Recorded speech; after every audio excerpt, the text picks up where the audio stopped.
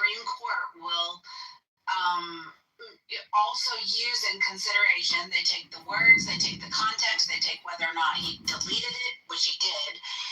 They take all of this subjective bullshit into account too. And so there is this whole subjective component of, is it reasonable to assume that Trump could have felt threatened in any way, shape, or form by his post? And if that is the case, then he's not protected under free speech, according to Supreme Court precedent with I think it was Victoria and Barnes case in 2003. So that was the point that I made earlier. All these comments were after the first assassination. Even if the poster's intent was the case, the 2003 case said, even if the poster's intent was not to actually perform the harm themselves. And so this is the whole reason that the indictment got passed down, is this subjective prong of what the Supreme Court considers. This is why he was indicted. This is the smidge of minimal chance that, this thing even makes it to court and isn't dismissed on motions based on the First Amendment right. But it is this whole subjective component, because that case said even he didn't have intent to commit the harm himself. If he could reasonably assume that the posting of the picture made his target feel threatened of bodily harm or death, then he is in violation. Hold that by 4 numbers? Hold on. I called after Deputy Green. I don't know how many remember, but I do. I think it was Chuck Schumer who was on one of the mainstream media interviews after Trump was severely critical of the alphabet agencies. Trump said he didn't believe that they worked effectively and that they had some corruption that needed to be addressed. And Chuck Schumer, I think it was Chuck Schumer's quote was, when you come up against the alphabet agencies, Chuck Schumer on MSNBC. Damn, he said, good, we do it. What was the quote, K-Chad? It was like saying, like, if they come after, like, this alphabet agency, they have like 101 ways to come after you. They have 6 ways to Sunday of getting back at you. They have 6 ways to Sunday. Popular American expression, it means that they will retaliate. And James Comey was part of the alphabet agency. You can make the argument that Trump felt threatened. Even though he's used to them. It would just be a lot easier to respect these perspectives if you guys would just say what you really want to say, which is like, fuck the Constitution, we want to get even. Wait, Stilgar, wait. I want to clarify. I do not support I do not support Comey being indicted, and I don't think that the majority. There's at least one. I think you've made that clear. I think it's fine now that you're dating. That was more for Sam's reference because he directed his comment straight at me or digit numbers. I do not support the indictment of Comey. I don't think he's indicted. I'm simply making the case the indictment in the first place. And I don't think that he should have been indicted. If you die on the hill of seashells, you're writing a blank check for the next Democratic administration to do this exact same thing. So look at the court case Virginia versus Black. This was over cross-burning. That's the case. That's the precedent case. Yeah, okay. So cross-burning can be considered a threat to intimidation or harm. Is it always the case? No.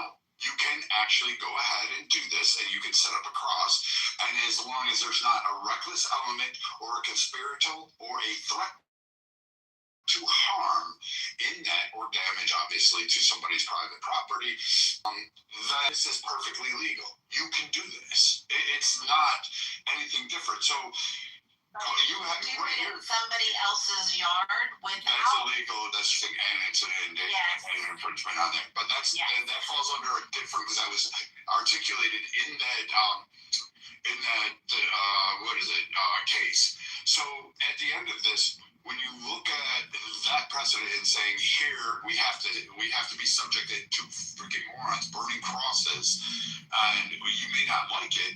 I may think it's really ridiculous and it's harmful and it's intimidating and it has those. It's still protected free speech as long as it's not infringement on somebody's personal space, harm, or property.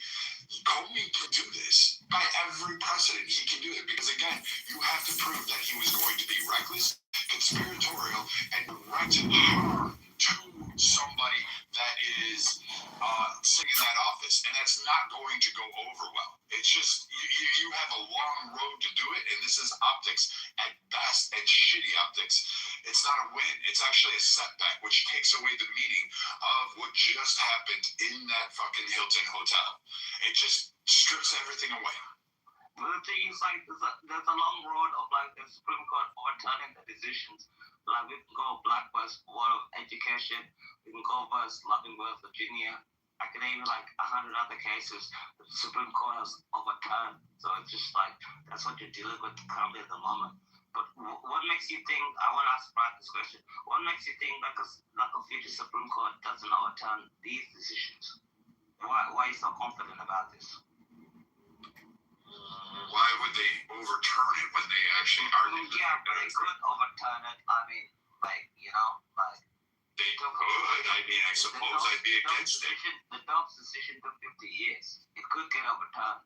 What makes you think you're right about it, though? The Dobbs decision has nothing to do with this case.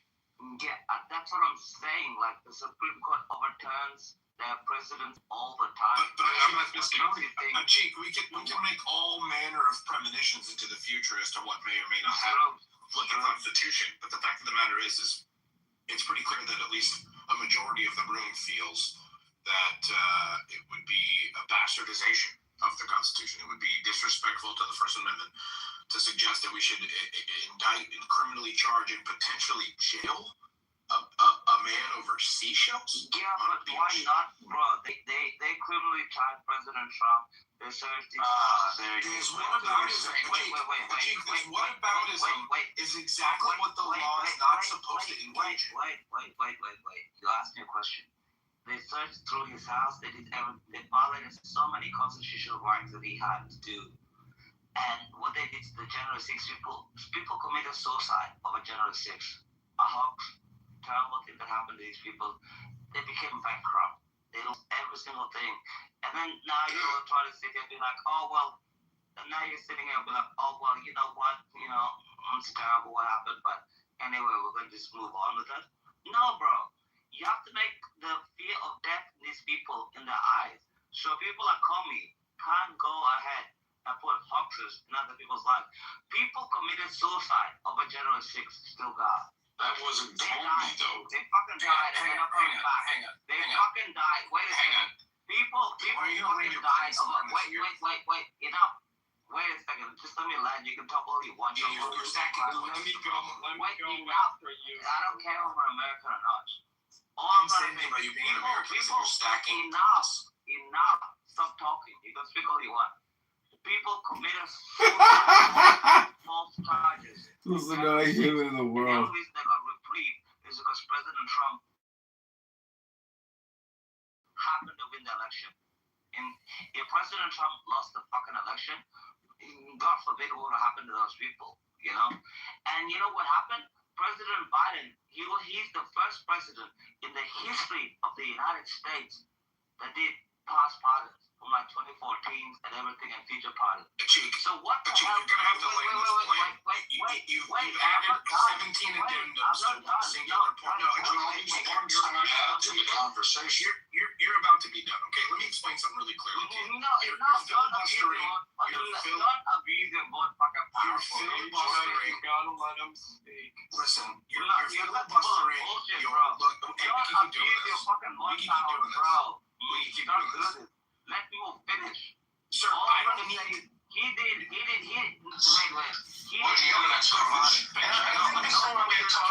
Before you finish, can you pause for a moment? Let me break out a legal pad and a pen so I can write down each and every one of the points you've made and have time to respond to them.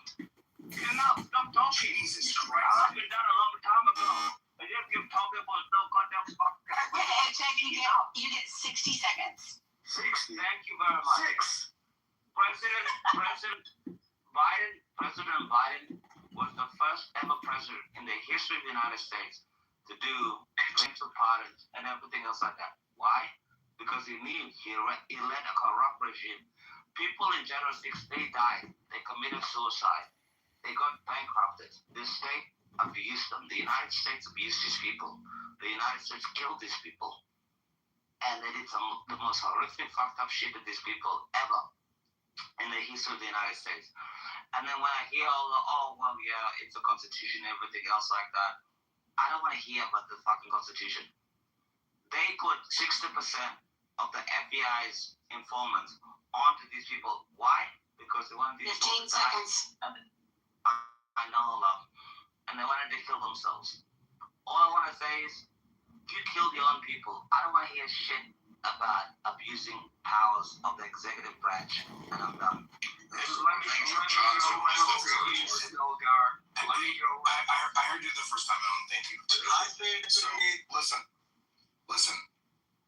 Cheek, I'm going to respond to the moment in which you careened off the highway of rationale and nothing else.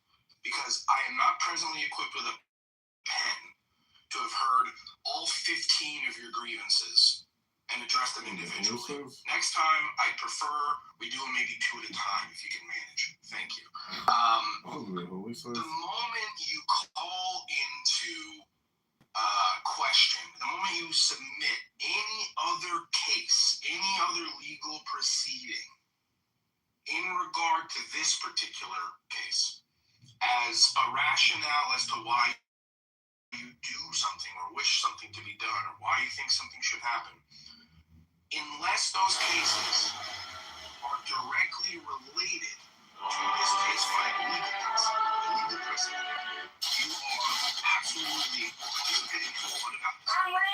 You're explaining to me why I think we should wipe our asses with the Constitution of the United States simply for the opportunity to get even over some fucking seashells. This is a lesson in how to be succinct. Thank you. Yeah, Also serious. You're gonna add me after this too, Stilgar. yeah, I feel like I'm in a courtroom. So people keep focusing on the fact that they were seashells. It doesn't matter. You could write someone. You have some level of that. On Saturday, I Could attended. have written it in crayon. It's not.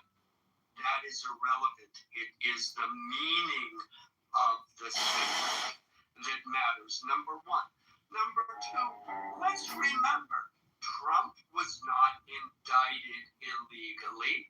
They followed court procedures. They got a judge. They got a mugshot. All of that was done through the legal system. But Stilgar, you said it. Why don't we just admit that we want to throw away the Constitution? No.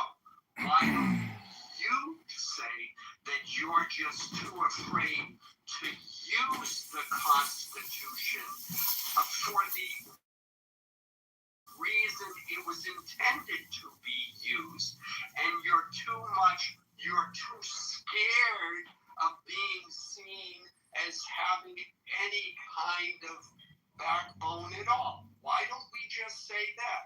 And to the other charge of, well, this isn't what conservatives are really about. Well, if the quote real conservatives are too much of a pussy to actually use the Constitution to their advantage, well, I think it's time for them to retire their badges and go sit in an old age home like everyone's always telling me I should do, and sit this one out and let the real men show them how to Hold on, I'm after this one, Marshall. I'm gonna pipe this up. I got it. No, I got it. We had a little bit of a queue going. I am going to give Alan's submission a response to this by not responding to it at all, and I'm going to hand it to Viking. Thanks. Okay, so this is the problem when you have liberals that cross over into the Conservative Party and haven't been around a long time. They absolutely want to utilize the same fucking style of governance. Just they want to call it under Team Red, and this is a massive problem with conservatives and Republicans. We would never agree to this. We don't agree to this. Like, I don't like what Comey said. I don't like his little fucking picture. I don't like the fucking man, period. I think he's a fucking tool. I think he's an idiot. I think he's incompetent, as evidenced by him handling the Steele dossier, by his investigation of Trump, by him orchestrating and going along with the Obama administration and being complicit without coming forth to Congress saying, hey, I know you're saying Obama here, but he's telling me to go do this, and this is against the constitutional norms. This needs to be checked. This power needs to be checked. So there's a lot of issues. But what you want to hang your hat on is none of that issues. None of those.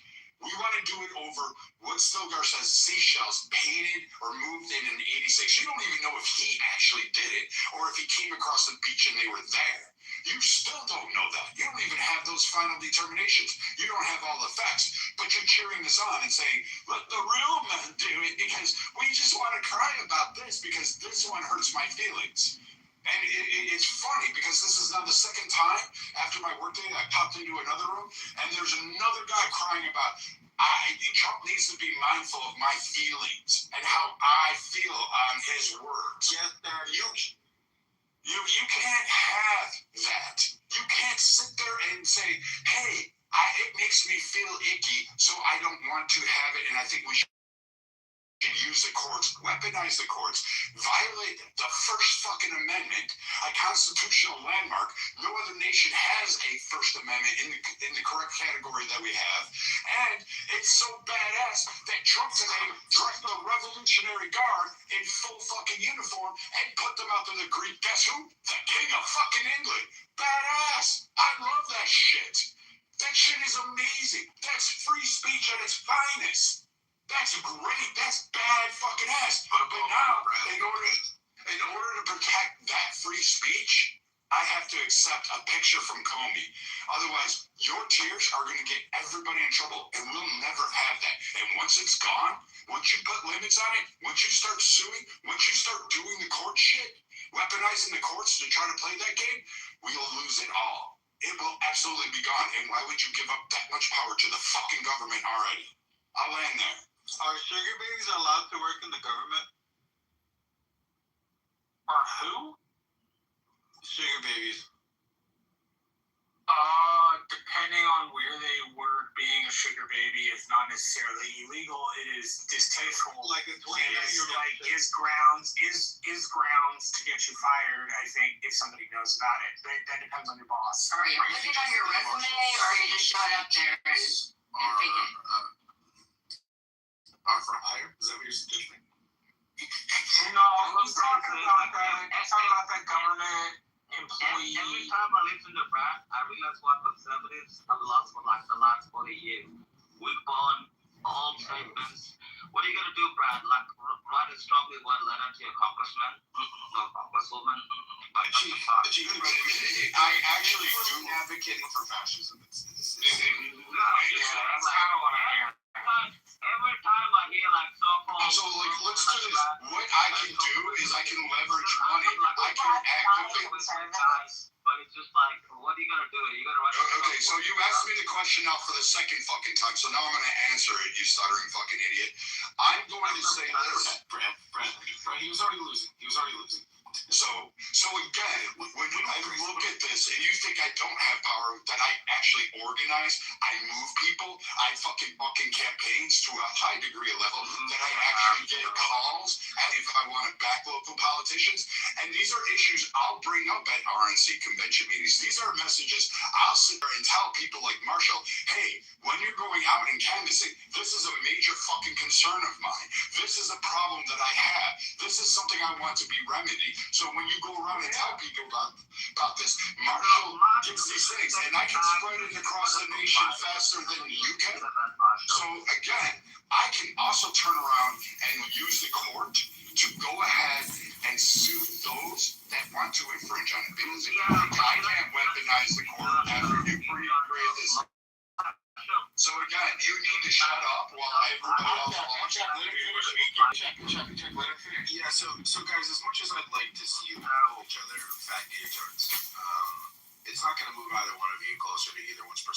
Viking, you and I largely agree on this one. I think the fact of the matter is, it's not a lack of information. It's not a lack of information. It's clearly a fundamental disagreement on the morals and principles surrounding this particular issue. If that's Cheek's position, I don't think either one of us are going to change it. I don't need to, but when he asks me a question, I go to answer it, and then he just gets his like fucking gurgling fucking gooseneck fucking going on. Then I like again, you can't expect me to. If you keep this up, you'll be basically banging examples together, and he'll be cranking the Yeah, but I'm not worried about some know-nothing from Australia. Hi, Monica. Yeah, Marshall, you're the big I love to have an opinion on politics. It doesn't deal with it. It's okay. You're just like, oh, Hey, check on everybody. It's all right. long memory, Marshall. You're the same. All right, we're giving the floor to Marshall. Yeah. Marshall, I think you're particularly adept at addressing these sorts of issues. Particularly with time. Things. I definitely want to hear your input on this. So what was the chief contention of the argument? Well, As I understand it, we're talking about Comey. Yes, and that's today. So from what I hear from talking to lawyer and judge friends of mine is that it's not going to hold up under review. That it's going nowhere. Right, that it's more political than it is actually lawful, which, I mean, says something about abusing the system in the first place. Right, if you're going to abuse the Justice Department to politically go after somebody, then it doesn't really matter. I'm also kind of with Brad on this. How do we know Jim Comey didn't just walk up on that image? Right, the tendency to punish over perceived political slights, or what look like perceived political slights from a national point of view, I don't think are very healthy to the government and the Constitution. It shows that the rules don't really apply when the elites and the participants of government stop believing that the rules apply. Then they do weird, strange shit that ends in some sort of dictatorial, fascistic kind of end. You can play the game, but you can't play the game so hard you break it. And it's definitely possible to break the Constitution. And selectively applying it is exactly one of the ways in history in which those things then become null and void. The Constitution is 250 years old this year, right? Yes.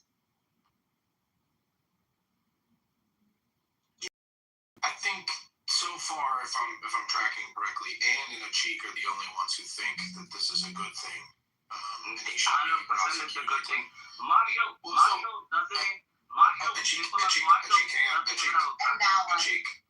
Cheek. Oh yeah, Alan left the room though. I have a question for you. If you believe this is deserving of adjudication, what do you suppose the punishment should be? I don't know what the punishment should be, but obviously a grand jury of the citizens in DC,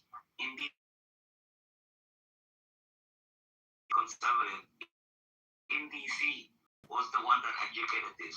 Why the hell did you not mention it the whole entire time?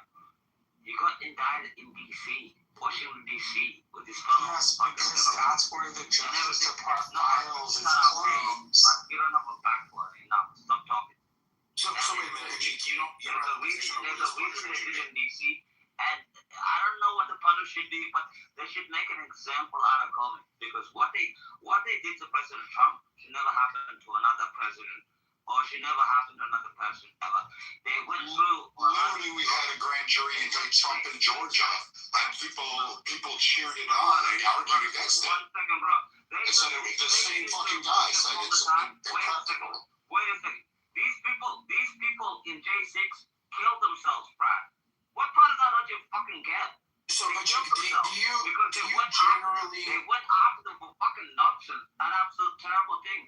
So the answer is to violate the Constitution further? And right now, you have Comey. He's not going to be movable on No, There's bro. no point in addressing it. Listen, Cheek, hold on. Slow down a It was little. a grand jury in fucking DC. Okay. It was a grand jury in fucking Alabama and be like, oh, maybe it's terrible. Like, it's not the best thing ever.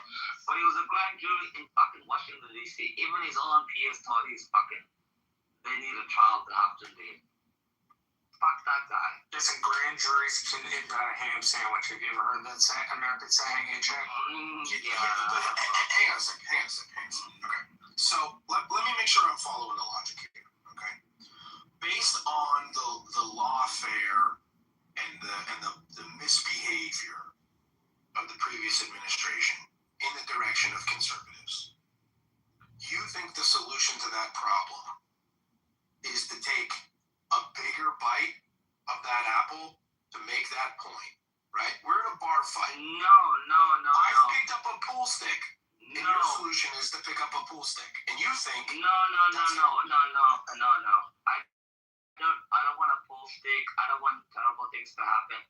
I just want certain people to be held accountable. One of them is Jim Comey. He's one of the worst of the worst. Okay, but Ajik, the question that I'm trying to ask you here is: you think this is what will stop this? This will eliminate all the madness if we make an example out of James Comey, and because they're gonna feel Ajik, you're gonna have a really hard time responding to my proposition in when it's not in its totality. Yeah. I just want to say, I want to make Jim Comey an example. Everybody else, I don't even fuck about. Well, right. Presumably, you want to make an example because you're under the impression that this is going to cease this behavior from the other side. Yes, it is going to cease behavior because they have to know there's fucking consequences for their actions. You know, when you're like a kid, I think that's, speaking like a kid, I think that's a tremendously naive position. You think that the left isn't going to turn around? You think the left isn't going to turn around? Every single person that is a Democrat there, you want them to do the exact same thing that they did to conservatives? Why the hell did you think President Biden pardoned people from What makes you think they won't do it to conservatives? I don't want that. This is all I want. Wait a second, back. No, you keep babbling on and saying fucking weird shit. January 6th had nothing to do with it. You argued on January 6th that Trump saying we gotta go fight like hell was free speech and incite the riot. And now you're going to say this has to do it. No, you don't stop talking. You're a fucking moron that comments on public fucking policies in the United States without understanding.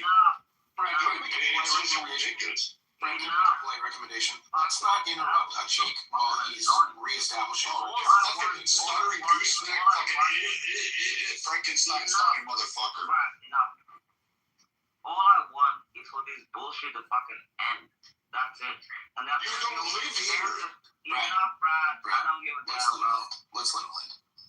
Fucking hey, go back to Somalia and fight for your own democracy. Let's not let him land. Enough, bro. Fucking hell. All I want is for this bullshit to fucking end. Finally, you know? Just let it. And one of the best to let it end, Jim Comey, the trial of fees. I don't think Jim Comey is going to go to jail. I don't think he's going to go to prison. I don't think he's going to spend any time with that. But they have to know that they can't do that in the future on everybody else. And that's it. Really. That's all I was trying to say for like the last 10 fucking seconds. But So, shut the fuck up. Ajik, help me understand how indicting Comey prevents this from happening all over again in the reverse when Democrats take power again. It doesn't. And that's the problem. So you want to make an example of somebody in hopes to prevent this sort of behavior from perpetuating, rather than just deciding, I know. hey, why don't we... Ajik, brother, look, okay.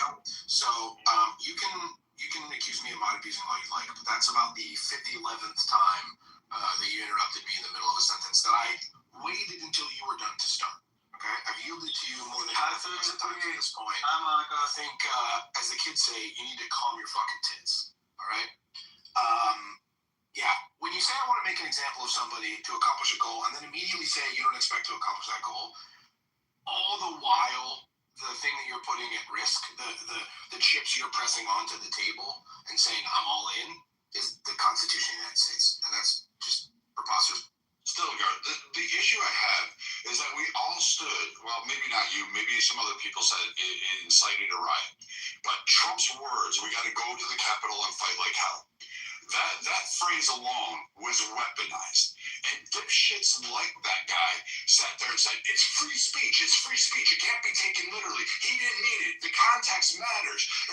You can't prove that he meant to incite an insurrection. It's not an insurrection. And I agree, it was protected free speech. It didn't mean to go up there and like hang the fucking members of the House. It didn't mean to go up there and do anything. It didn't mean to go break into the doors and invade the Capitol, destroy it, shit on fucking desks, take computers, take things that really shouldn't, even if you broke in, shouldn't have done it. It also didn't mean that, hey, we should violate constitutional rights. There's a multitude of issues that happened on January 6th. Fucking beating the shit out of a fucking Capitol police officer with the American flag pole is not fucking free speech. And I don't give a fuck if that retard killed himself. I don't give a fuck if he did it. He deserved it. Because again, he violated not only the sanctity of our Constitution, but decided that he was going to go attack the government and beat some poor schmuck who makes 35 fucking K a year, who was just sitting there trying to say, hey, you can't come in here and trash the fucking Capitol building. But he beat him with the American flag, which really pisses me off to begin with. But now I have to worry with some stupid weird argument from some fucking foreigner who doesn't understand how our government. Now you want me to sit there and say I gotta feel sorry for him and that we should forgive him. It's dumb. It's dumb. No. You talked enough. So this whole idea that now I have to codify that, oh yes, James Comey should go, then by same mention you would have to you'd have to prosecute Donald Trump. You'd have to put him in jail. Whatever the consequences were of fucking Comey out of this, if you manage to even get it there, would be the same for Donald Trump. It would be the same for fucking Mark Levin. Who is it? Ben Shapiro. Candace Owens. Fucking, what's his name? The guy who says frogs are gay all the time. Yeah, you would have to say Charlie Kirk. For an eye argument, and that's the problem. The civilized world doesn't handle their problems that way. So, no, I mean, it's either the rule of law or we don't have law. But Brad, the problem here is we've described our position ad nauseum. It's not going to move him. I think when he's saying things like, I want to make an example of him, but I also expect nothing to change and the Democrats to perpetuate the exact same behavior, I think he's invalidated his own argument without the need. I agree with you. But what pisses me off is when we have foreigners come in here and they don't live here, they don't fucking pay taxes to us, they don't contribute anything to the American society, and then sit there and tell us how we need to actually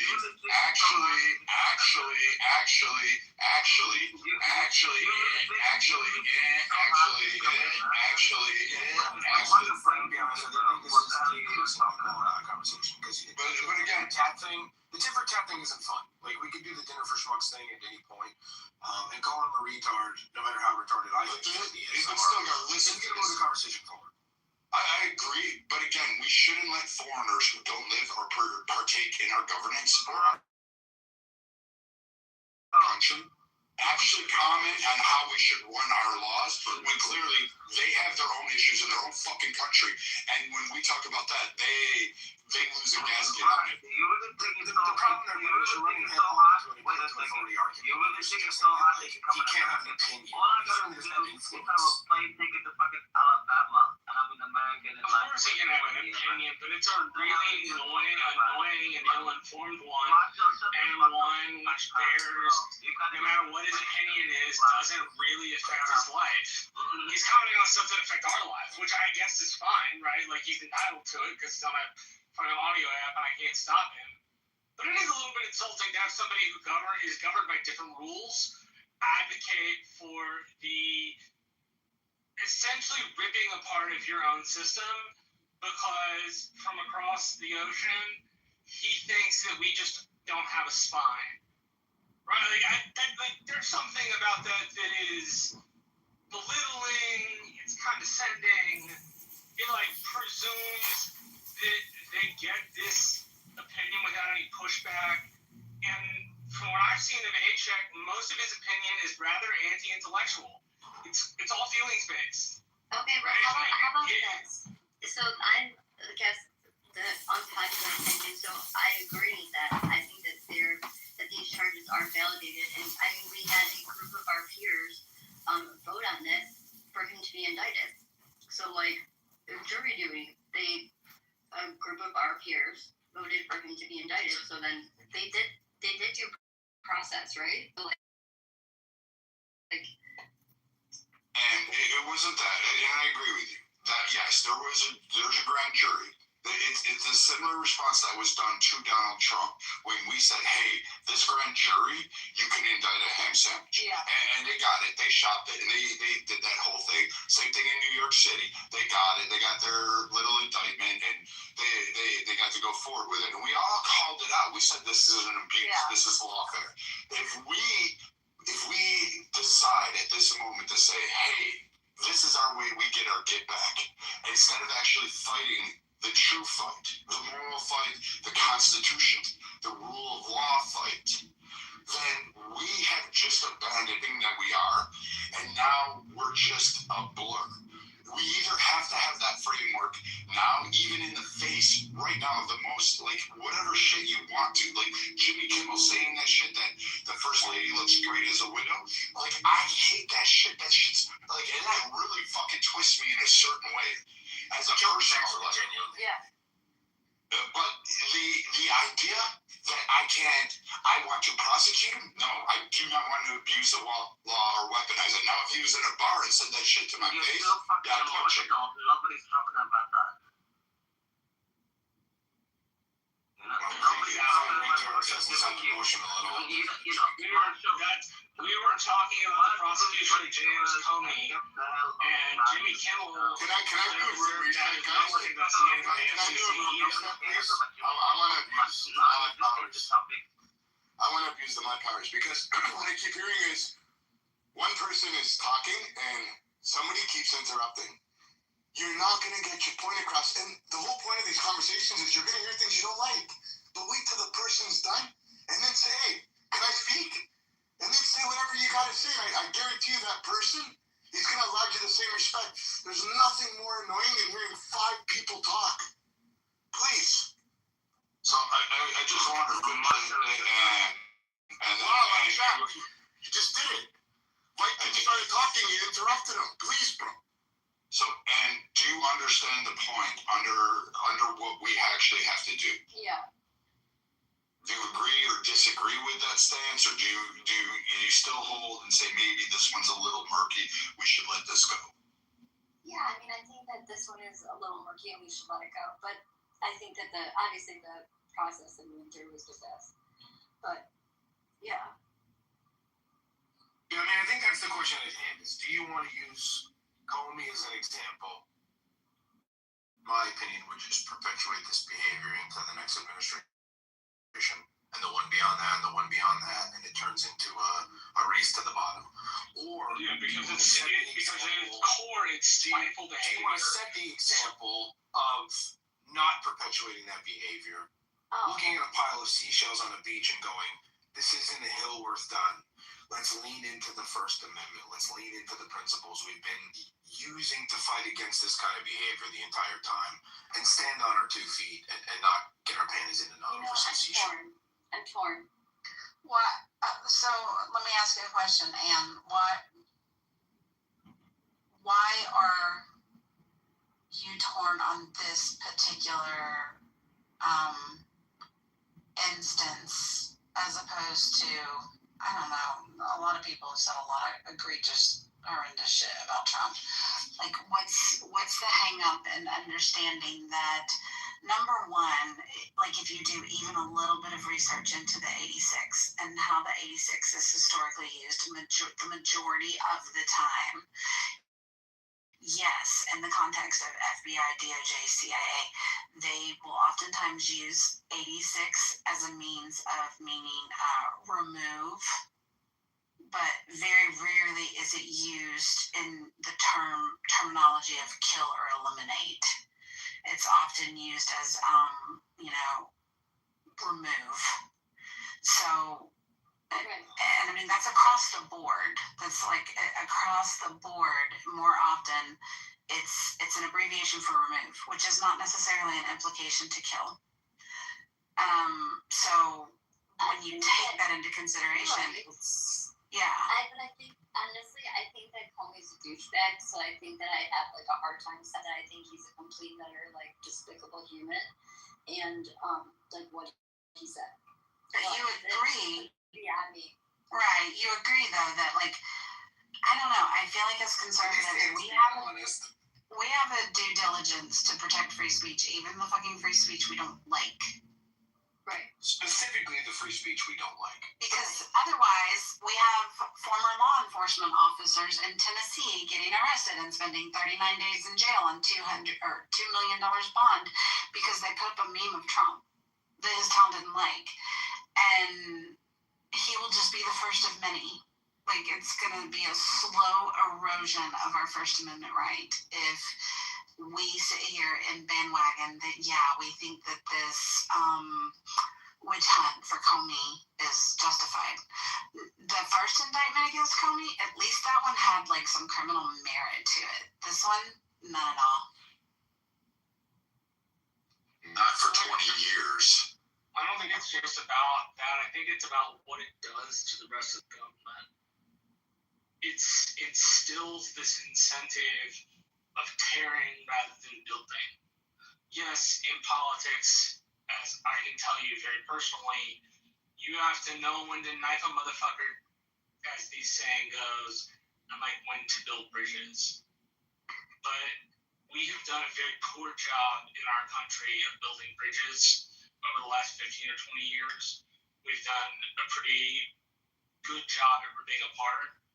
One of the things I've learned in life is if you want to instill good behavior in something, the way to do it is by leading with good behavior and instilling better norms or rules in the agencies, like demanding hire up the people that work for you. And that instills a much more professional, much more ethical workforce. But using the Justice Department to go after Comey for... It's retaliatory. It's retaliatory judicial abuse. and The same way that they abused him with the judicial system, he's striking back. I have a question. Exactly. And the retaliatoriness, the thing that degrades is us all being equal in front of the eyes of the law. Because if they can do it to them, they wouldn't think twice about doing it to us. They didn't think twice about doing it to us. Exactly. It's a vicious circle. So this is what we're gonna spend the next 10 years doing. Who took apples out of the basket and put oranges, and took bananas and threw grapes? Like, this shit is stupid. Like, our president that we're paying should not be wasting fucking time talking about who television networks should be employing for their talent. Like, I'm sorry, this shit is stupid. Like, this is the same fucking president that time and time again complains about Joe Biden taking away jobs. Joe Biden's taking away jobs, yet he is trying to get several hundred people in Los Angeles fired over a bad joke. Let that sink in for a second. Like, this shit is stupid. This is a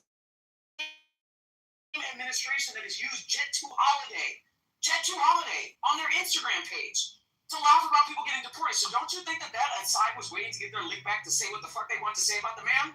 Come on. Like, this is stupid. We have bigger issues to worry about. I don't think anybody in this room really majorly disagrees with you. Ben, what were you going to ask? Well, so I'll just make this point. Like, I agree with the general sentiment that, obviously we have bigger fish to fry. I also think that there's a difference between kind of going back to what Marshall was saying of using lawfare versus kind of what Adam is saying, which is going after free speech. Like, I think that there's a huge difference there. Like, if you're talking about doing ticky-tack files and using rules that are never ever used before, I think that that's very different than using the office of the president to go after your political opponents with actual no legal. Like I think that there's a difference there, right? Like, I think the president going after Jimmy Kimmel, is it Fallon? Kimmel, going after Jimmy Kimmel, I think is like a I think it's stupid. Like, I think the guy has free speech. You're right, considering the solution is to put hundreds of people on government assistance when they lose their jobs. That is a stupid strategy for a president that wanted to put people back to work and criticize his predecessor for firing people, for getting people losing jobs. But with that being said, it's like, I'm struggling with what Marshall was saying, which is like, okay, because I'm looking at this and I'm going, okay, every single, I'm not going to say it's Democrats first or Republicans first. Every single fucking president, like, obviously there's a lot of shit that was done against Donald Trump. Like, there was a lot of lawfare, all of this kind of stuff. It's like, so what is the answer? Like, if you're a Republican in this country, what is the answer? Like, when it go low, you go high? Like, how does that work out for Republicans, right? Like, wasn't that the reason I'm elected in 2016? Was like, it doesn't mean you can't knife people privately. Sure, it's just that the knifing won't be seen by anybody. But the Democrats are not doing that. They're knifing people wide out in the open, and they're saying Democrats are daring you to break the rules. But then, Yes, do you just because somebody's gonna jump off a bridge. But they're saying, like, every single time the Democrats are doing this, they're like, hey, look, like, it was political malfeasance to call your political opponents racist, and then, like, the Democrats are like, yeah, we're just gonna go after fucking Mitt Romney and say, oh, dude, he wants to put you all back in chains.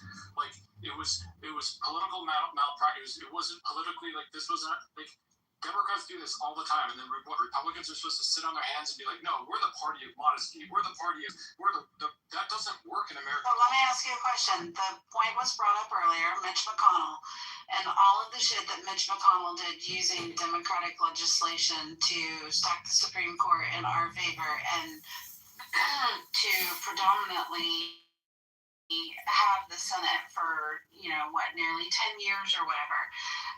Do you not believe that right is right no matter what? I mean, you either believe that right is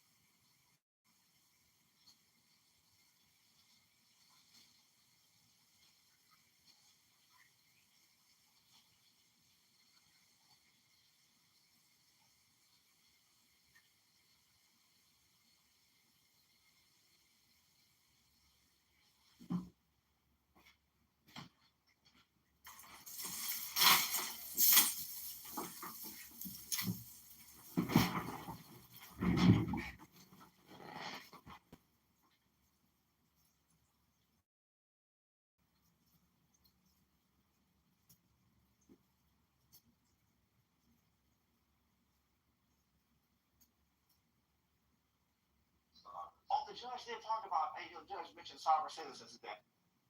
Christ, what I said earlier when you're not listening, I said, cite where Sean Carroll explains why these models are not arbitrarily finely tuned not to produce bullets in their brains.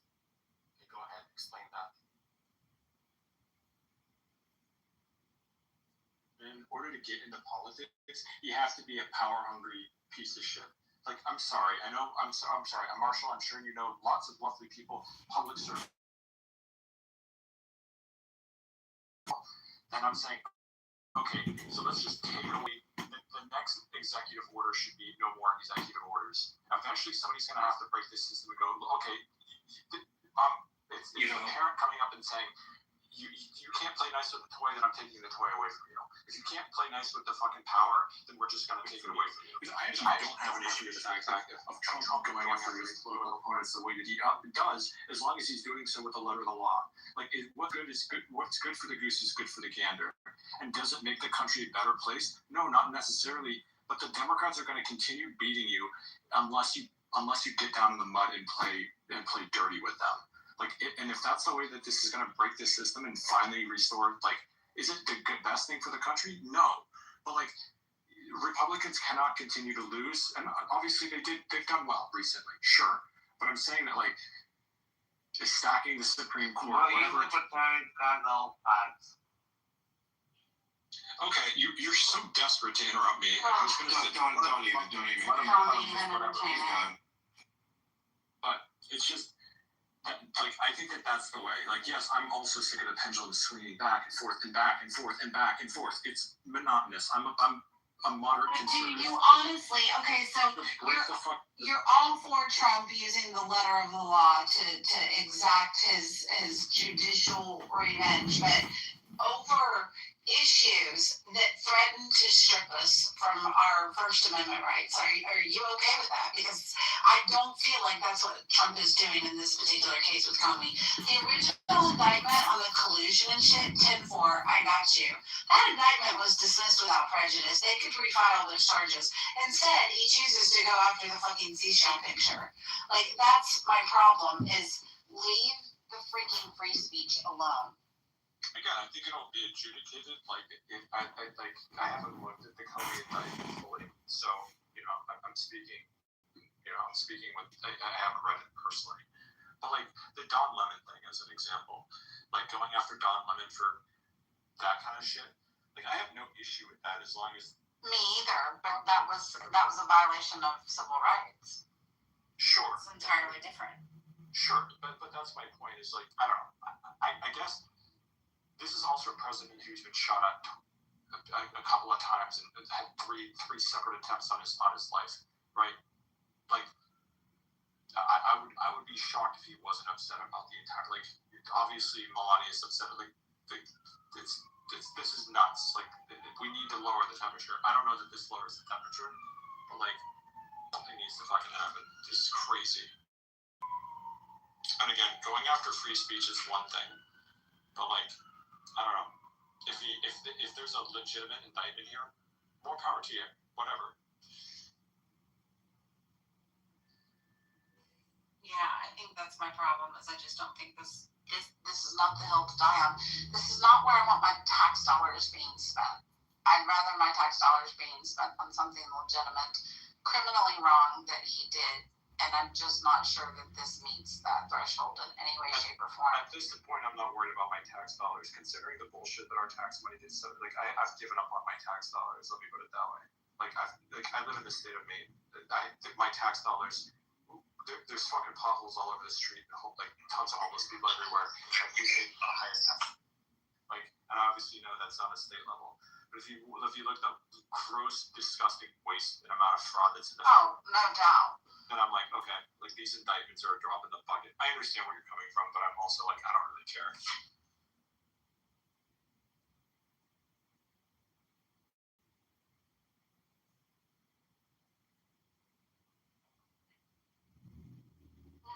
Alrighty then, yeah. I love that Alistair just said in the comments that the system is bankrupt, yet we employ 80,000 federal police officers. Yeah, that's what's breaking. That's what's bankrupting the system. Come on. I'm not saying that's what's bankrupting. I'm not saying that's what's bankrupting the system. I'm saying the system is bankrupt. And if we want to save money, we could fire maybe half of the FBI and just defer all those responsibilities to local police. We don't need all these federal agents. And in fact, the federal workforce is down 40% from when Trump took office. And that's because everybody just kicked rocks and said, fuck it, I'm going to retire. And they put their retirement paperwork in. We need competent people in these positions, and what we have is a bunch of left wokeists. In my opinion, we should purge the entire system, shut it all down, and put it all back up on one Palantir platform. You may not like that recommendation, but when $50 billion of your tax dollars are being defrauded in California through Medicaid, and the state only collects $50 billion in income, what's the fucking point? Shut it all down. It's completely corrupted. I rest my case, and I am complete. We should don't disagree with all of that, which is crazy.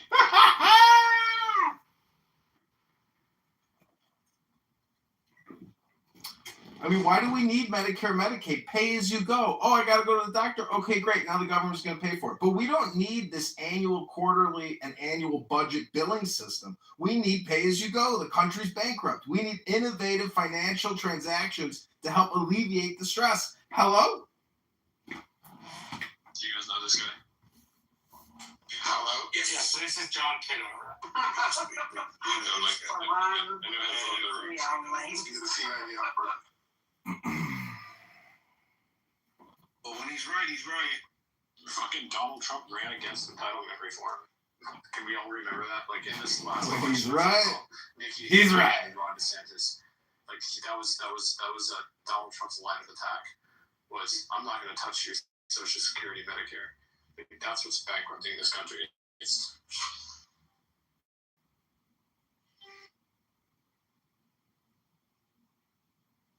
My wife called me lazy because I never do the things I say I'll do. I thought it was depression. This may be the single greatest summary of Islam. Some Muslims are not that extreme, that they are moderate, where the fun Goes into a cave. Everybody And got so there's a quiet. river sweeping through Egypt at this time called monasticism. Made too much If you really sense become a then. Christian, you should I give all guess your money and live discussion's in a over. cave as a right? Just withdraw. You know, it's sort of like our version of separation of church. I'm just going to withdraw from politics. I'm just going to enjoy my own relationship with God. And so they call them desert fathers. But Muhammad goes into a cave. Yeah, it's like Really good spirit magic. Yeah. Squeezes him and commands him to read. The second time, it's like, he's trying not to up in the He first is. and then finally he gets off the sight. Oh, And that's how the crown came to be given. He was on the side until he had right to teach him to speak. And there was a new version. It's very deep, very similar to rap music. Right? From Tom's Carlisle, Arab Seymour method, and it much of it was rhythmic, kind of wild cheese. I know the fact his wife Khadija, she's 40 years old, he's 25, he had worked for her, and then she marries him. And he tells her that he thinks he's demon possessed. And she decides to test this guy according to the shop. And so she has him sit on her left thigh, and says, "Take me from the spirit," and he says, "So be here." And she began to stage and form and take off some of the veils. Did you do a shooting? Is that terrible person. Yeah, one of the worst. The Ben is wonderful. I love Ben. What are you talking about? I like Ben as a person, but I love Ben. You're like talking about our traditions. because of my PTR. That's amazing. we're just dealing with the first person who was That's all we're dealing with. Most people think I'm a middle-aged white guy. Bro, I don't even give a shit what the fuck you are. Just change it from ethnic or that and let the man rest in peace. I don't give a shit if you're blind, if you're white, Mexican, if you're Muslim, if you're Jewish, if you're Irish. I don't want to I don't give a risk shit. The only thing I give a shit how the fuck you look like, just change your PTR because the second people look at you, Oh, God. Okay. ethnic or that, and you must be a good guy. But no, you're a scum in half of the things that you think about.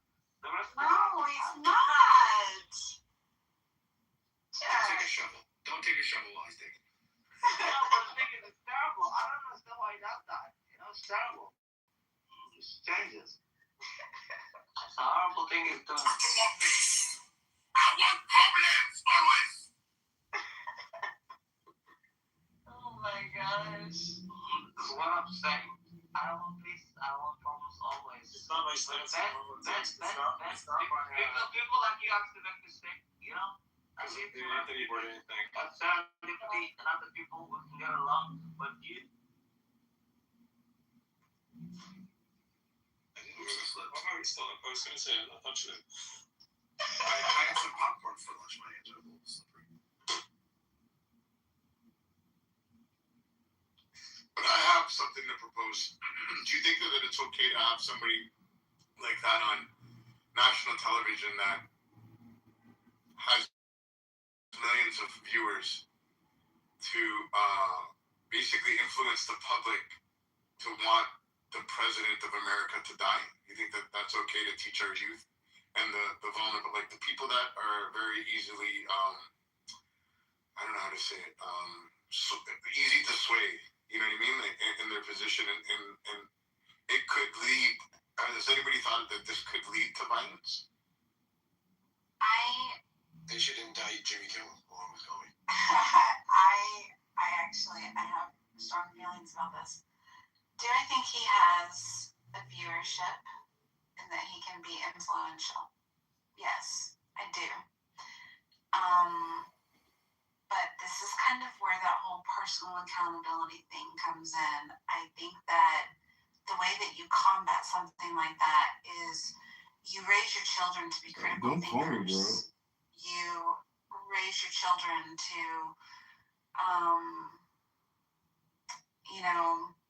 investigate, ask questions, research, and to understand, not falling prey. Because the thing of it is, social influencers can be a lot more dangerous than just in the political violence realm. I mean, social influencers can impact girls and their self-esteem and their body positivity. Like, you could go down a list of ways where social influencers can be detrimental to the public's health. But you know what? They exist. And they exist in a country because we guarantee the right for people to have free speech. And even when it's fucking abominable, even when it's fucking disgusting, we live in a country that guarantees us the right to be able to do it. So the onus kind of falls on us. Like, we have to be capable of using our... Yeah, well, that's what Donald Trump is doing when he's trying to prosecute Comey. He's using his freedom of speech. He's using the law to go against those who are lawbreakers. And if you don't like Donald Trump using the law, well, obviously you don't know what the fuck the law is. Hello? No, but I'm talking about Kim over here. Hello? But so I would agree with what you're saying, but I also agree that a lot of parents these days aren't raising their children. Social media is raising their children. You're right. And that And shame on the parents. Shame on the parents. Absolutely. Yeah. Like then there has to be some type of responsibility where we have to take as humans to say, oh fuck, okay, we're allowing our children to be raised on iPads and iPhones and whatever, on Androids, and television and Instagram and all that stuff. Should we have responsible speakers? No, we should restrict social media. That's the obvious answer. I mean, like we have laws on cigarettes in this country. You got to be 18 or 21 in most places. Why federally laws in place? Because kids are not smart enough to make their own decisions, right? Like I agree with what you're saying, BB. Like I really, really do. But I think it has to come down to restriction of the social media companies. Like social media has been. I mean, we're talking about Jonathan Haidt earlier, and Monica and I think Serendipity, I think they were in the room as well. We're talking about Jonathan Haidt earlier. He's on this huge campaign at the moment about social media usage in kids. Like that has to be where this comes from. Well, Ben, I think you touched on something that's so powerful, and I think it was so subtle that I don't think people really caught it. And then I would ask like people in the room, do people have a problem that there's an age restriction on smoking cigarettes? No. Yeah, of course I'm a fucking pro with age I just have to check. Stop. It's annoying at this point. You don't have the fucking question. No, I know, but it's like there's like alcohol involved with the answer. So hold on, because I think it's very important what Ben said, and I think it's question. And the problem is you don't give simple answers. Sorry, bro. Just hold on for a second, because there's something to be said about what Ben said. Yeah, I wanna answer this for you. Go ahead, dear. Yes, I don't have a problem with there being age restrictions on smoking cigarettes. The thing of it is, it's a tangible good that you have to go to the store, you have to interact with a person to purchase and verify your identity. I think the problem comes in the virtual reality, because there are too many ways to bypass verifying identity. You know, this kind of leads back to that Meta case that they just lost recently. Meta and was it Google? I think Google's the only other one that didn't settle. They just lost that case in California to that girl who essentially blamed her mental health issues on her social media addiction, because somebody handed her an iPad at the age of 6 and she became addicted to YouTube. And by 11, she was addicted to Instagram. And, you know, she sued these companies, and generally they're protected by legislation that protects them from being liable due to content posted on their platforms. But the problem was they said that they didn't take enough actions to make the platforms safe to protect against children, like make them difficult for children to access.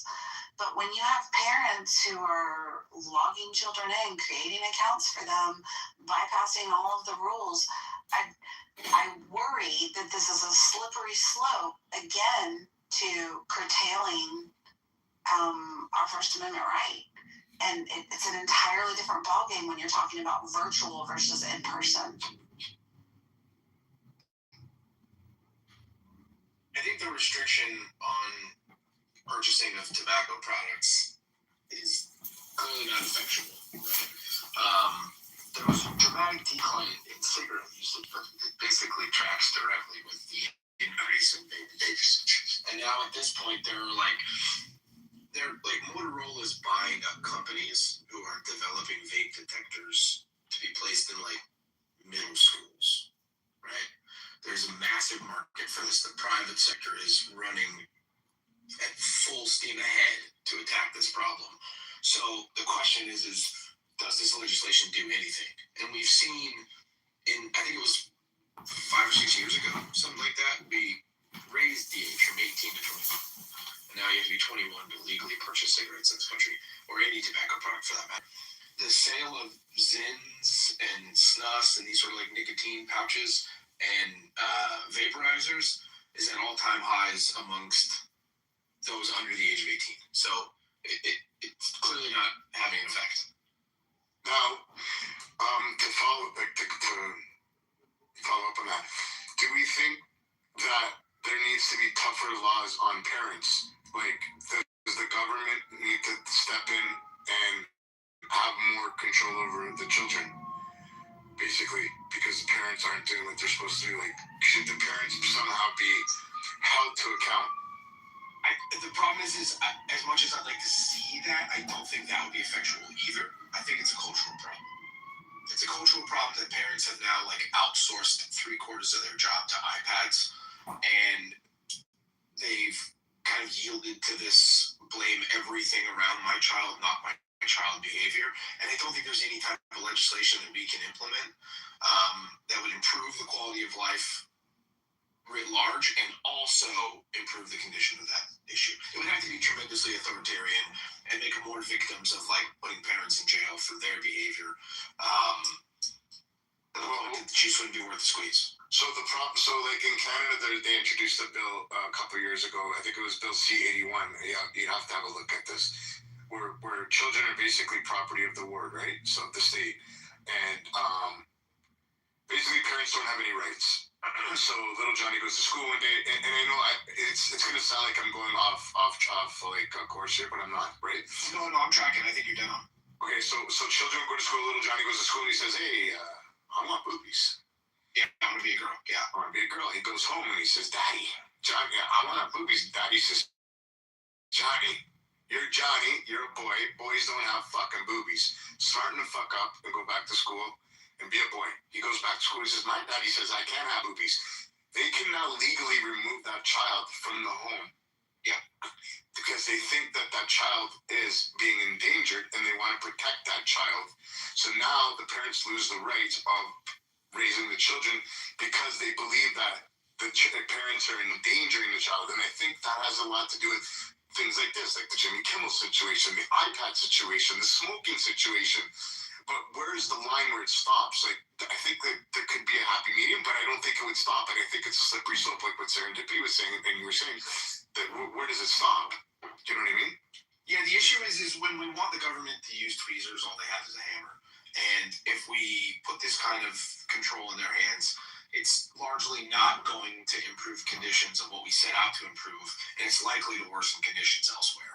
And I just think, yeah, it's a recipe for disaster. Unfortunately, it feels like a more tenable solution than hoping the culture will change. But like, unfortunately, kids are gonna have to die of popcorn lung, and we're going to have to allow them to suffer the consequences of sucking down vegetable glycerin by the gallon, and then something will change.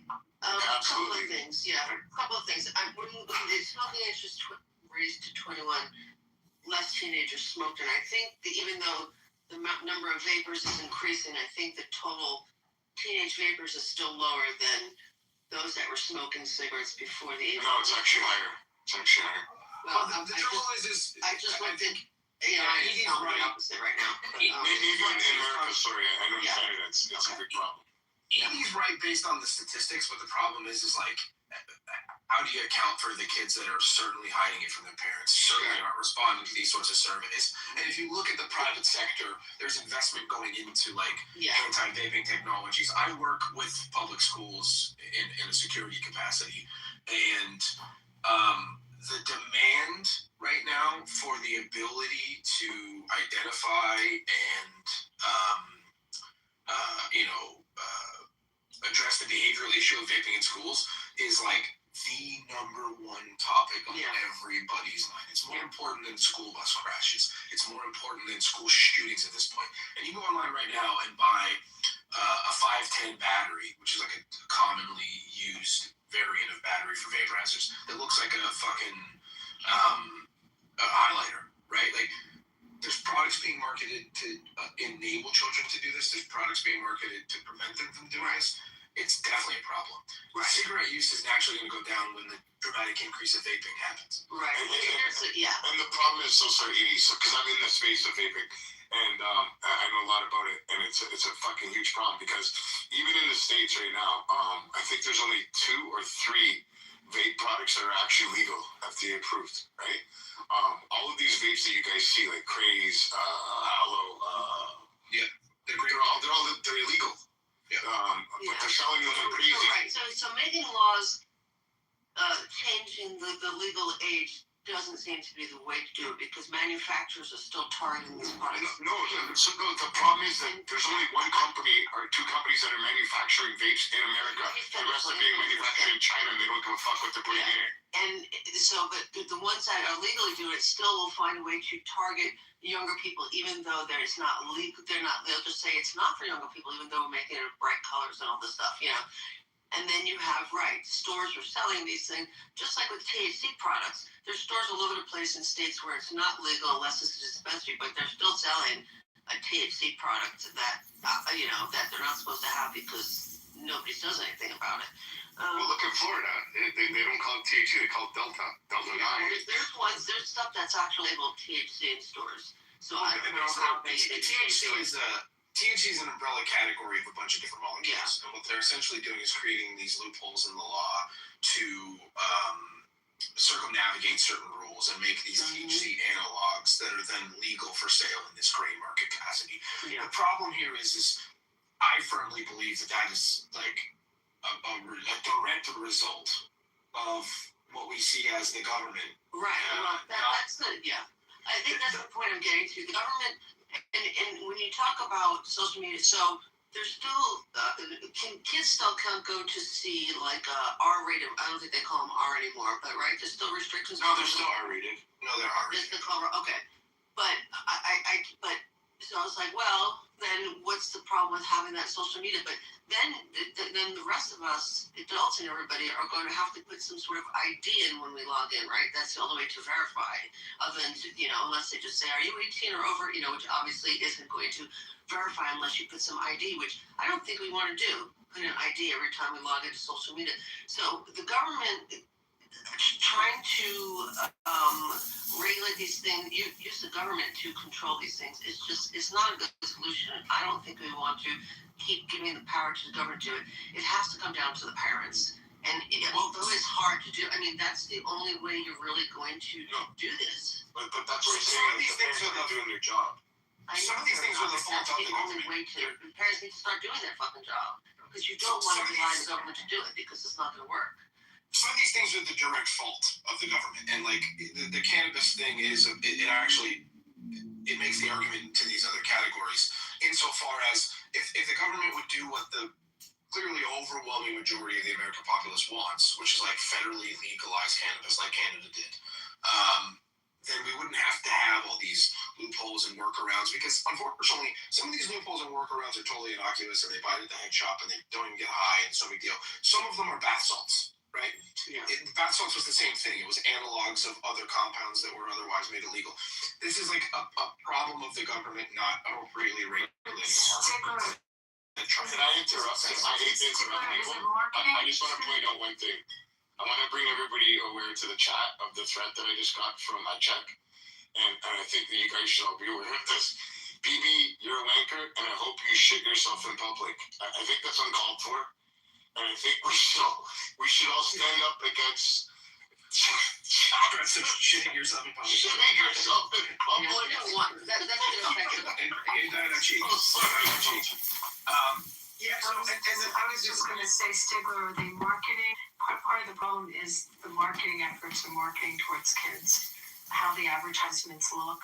I mean, we have that problem in my industry. It's a big problem, and there's mass torts actions and big lawsuits that have been settled because the marketing is appealing to kids. And, you know, there's...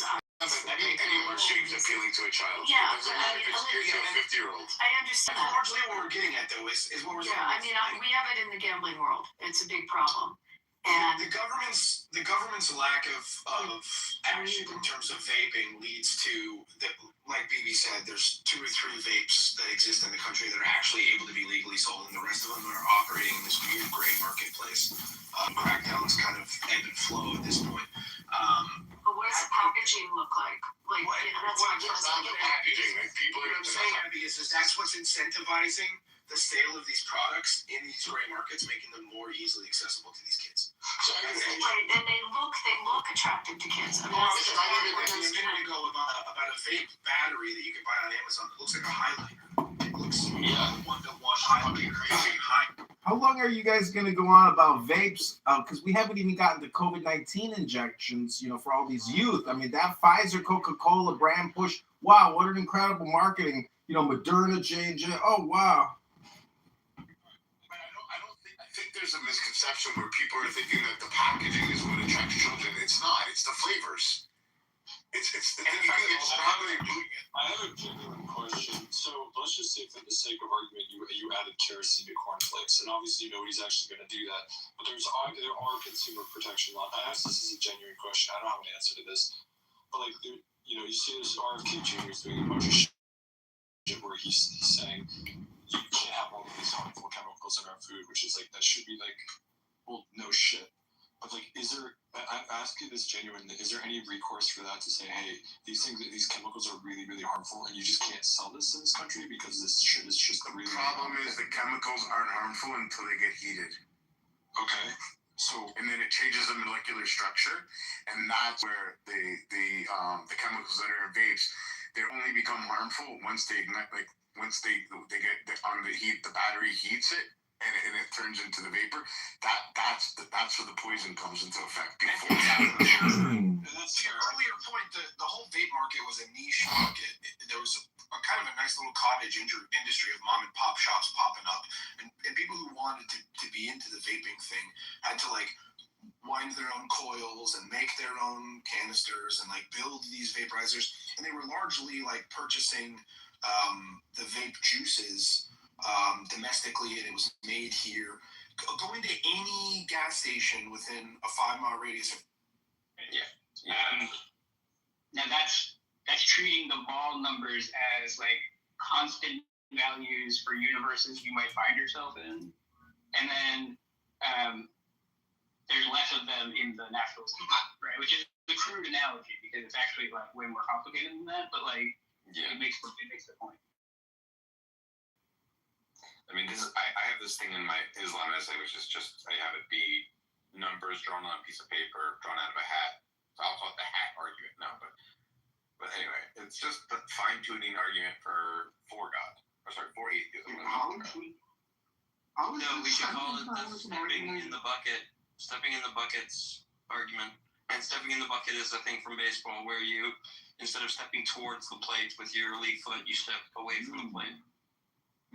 Thank you. Do you guys mind, if we just quickly Deepak, can you just cover, because I don't know how much time I have, can you just tell me what happened with your resolution with Zillion?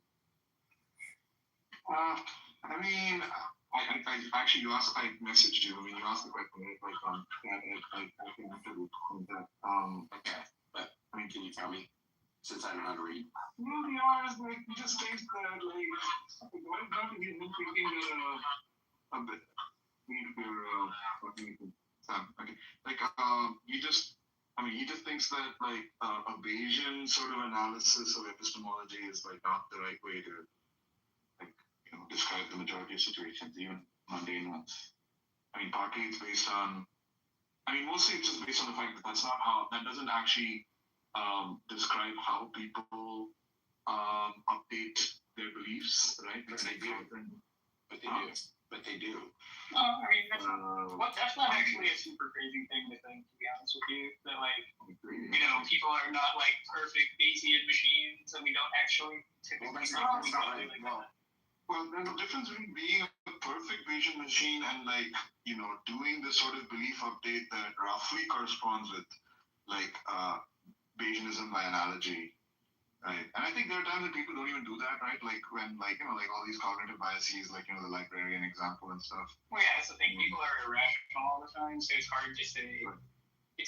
So, like, the thing is, like, typically you want to say it's a model of, like, ideal reasoning or something.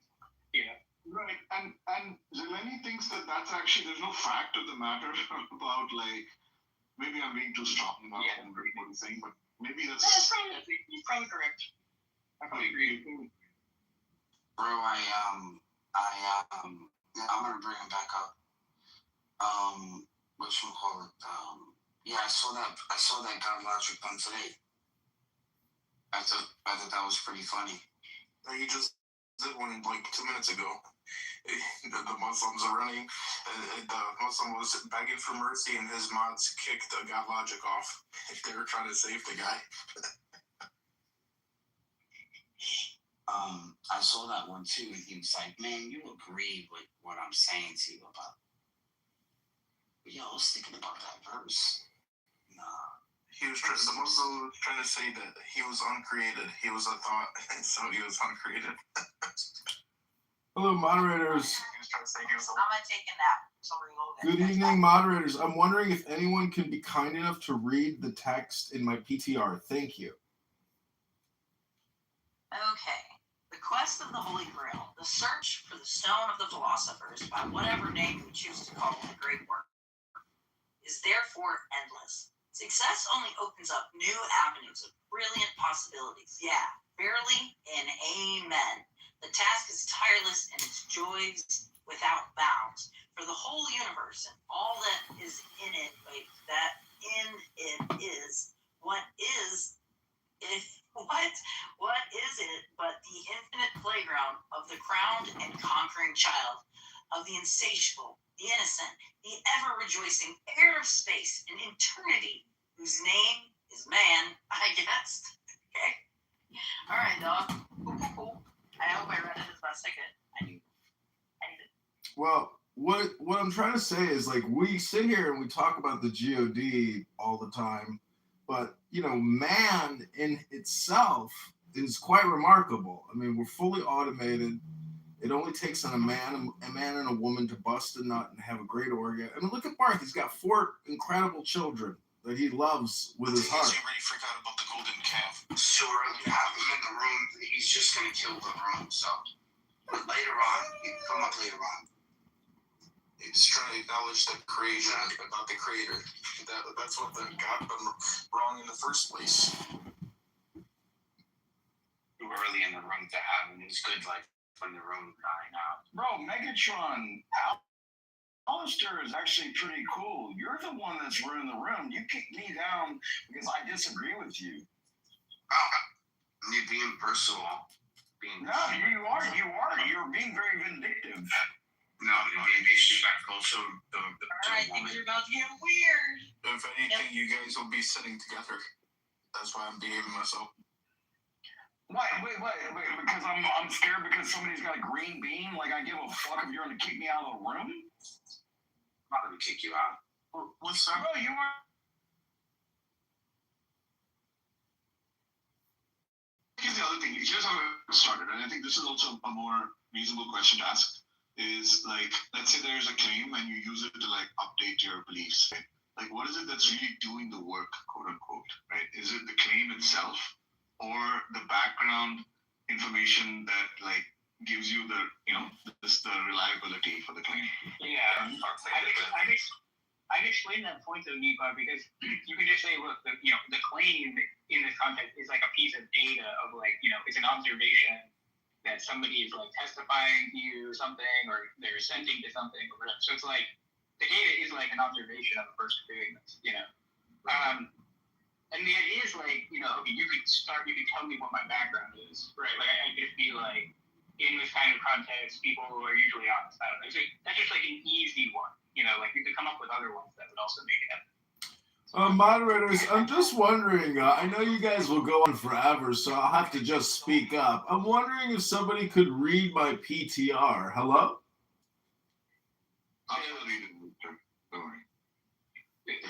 So, Jesus Christ. So you have that in your background, right? Before you get a claim, right? So you haven't made this observation yet of a person, testifying to something. Me, I never killed one Kurd. But you killed the Shias, right? More than I got fingers and toes. And they let you live and suffer life. Like they have a $50,000 fucking price tag on my head. They let you live because you suffer like a pig. I suffer like what kind of pig? Like the pig you want to throw your pearls at me? So you granted them a martyrdom, right? Heaven, but they granted you hell and fire and suffering. Dude, I was pathetic. That's why you sound like a fucking devil here. Yeah, I think that's like the best for you. I'm calling it. And as a result of that, right? I mean, dude, I'm a Georgia boy. You shoot at me, I'm gonna shoot at you. But like, I never was there to hurt anybody. I was there to be a medic. Like, it's not my fault you turned me into the old me. You're not shit, so don't talk to me. No, I mean, I'm not shit because God is great and I make myself small. No, what are you telling people? Because I had a gun and people were shooting me. What kind of gun did you have? An M4, a 249, 12 gauge, and an M9. What are you doing with 12 gauge? Got it? Dude, when I wore my full battle rattle, I was 130 pounds heavy. But I would do 12 miles in like, on a 6-hour dismount. Like we would just walk through the city. Yeah, I'm sitting indoors, hard knocking, running the shit out of shit. Right now, I'm skinny as fuck, and I weigh 195 pounds. I'm 155 pounds, and I don't really give a crap. Yeah, that's not big. You are that shit.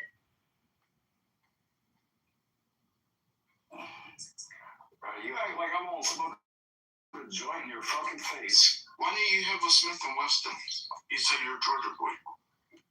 Because I prefer my Berettas. Like, dude, I am a Georgia boy. I have my own gun range in my own backyard. Like, dude, it's 8:30 right now, right? What if I go like 1, 2, 3? Should we just call it FBI? What the fuck is this? Yeah. I love Jesus. I love you, dude. Why don't you recite a surah and then shoot at the gun? I think it's when you kill Sunnis, you're allowed to have a gun in your ass in case they try to kill you back. That's gangsta. Yeah, I told you, my friends are. He's my friend. He's not your friend. He's been a friend for years on this app. You just met. Oh, yeah. Yes, wow. I've been on here for 5 years. Everybody knows your names. Oh yeah. Well, I can be drunk and retarded, or I can be really sober like I am now and tell you you're full of fucking shit. No, you're not. You're not gonna be shooting in front of my door. Dude, if I wanted to get rid of you, I wouldn't even like get anywhere near your door. Oh, Joe, Megatron is a friend. All right, you two should be friends. Well, I'm not trying to pee on his leg and tell him it's raining. I get that. But you guys are like the same, cut from the same cloth. You're just a southern version. Nothing more than. Well, that might be the inherent difference.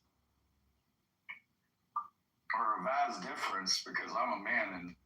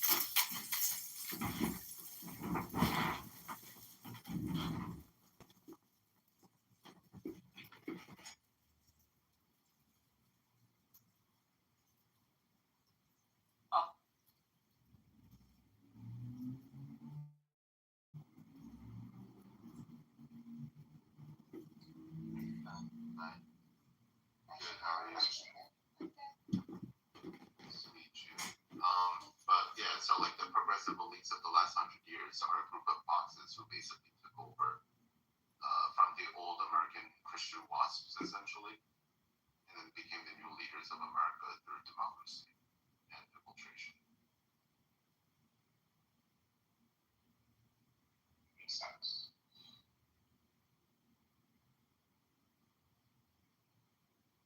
But I like how you compare current CEOs to like aristocrats and kings doing this with the architect. Right. Their corporate structure. Right. They're just a group of free market aristocrats, right? Where they have a lot of power and influence, but they have no obligation to their own country, their own people. They just have obligation to their own family capital, essentially, right? And to their corporation. Right. So now all the aristocrats, merchant class, the middle class, owe no loyalty to their own country. And we have globalist capitalists, globalist finance, but we also have globalist consumers who want to buy cheap goods from China, right? Hi, guy. Hello. Hello. Are you Christian, guys? Are you Christians? Yeah, I'm Christian. Yeah, why Jesus got crucified? Jesus got crucified because the Jewish people were waiting for a Messiah, and Jesus said in certain terms that he was the Messiah, and the Jews didn't like that, and they were given a choice by Pontius Pilate, who was a Roman governor, and they said, would you rather crucify a criminal named Barbarous, who was a murderer, a rapist, and a thief, or would you rather crucify a person claiming to be God, who was trying to create social change in the Near East? He got crucified. It shows. All right, I'm dead. I'll see you. Wait, can I ask? Losers. No, he's on. You can wave him. You can add him and wave him if you want, but I don't really talk to retards. So. Nice answer. I mean, you were getting there.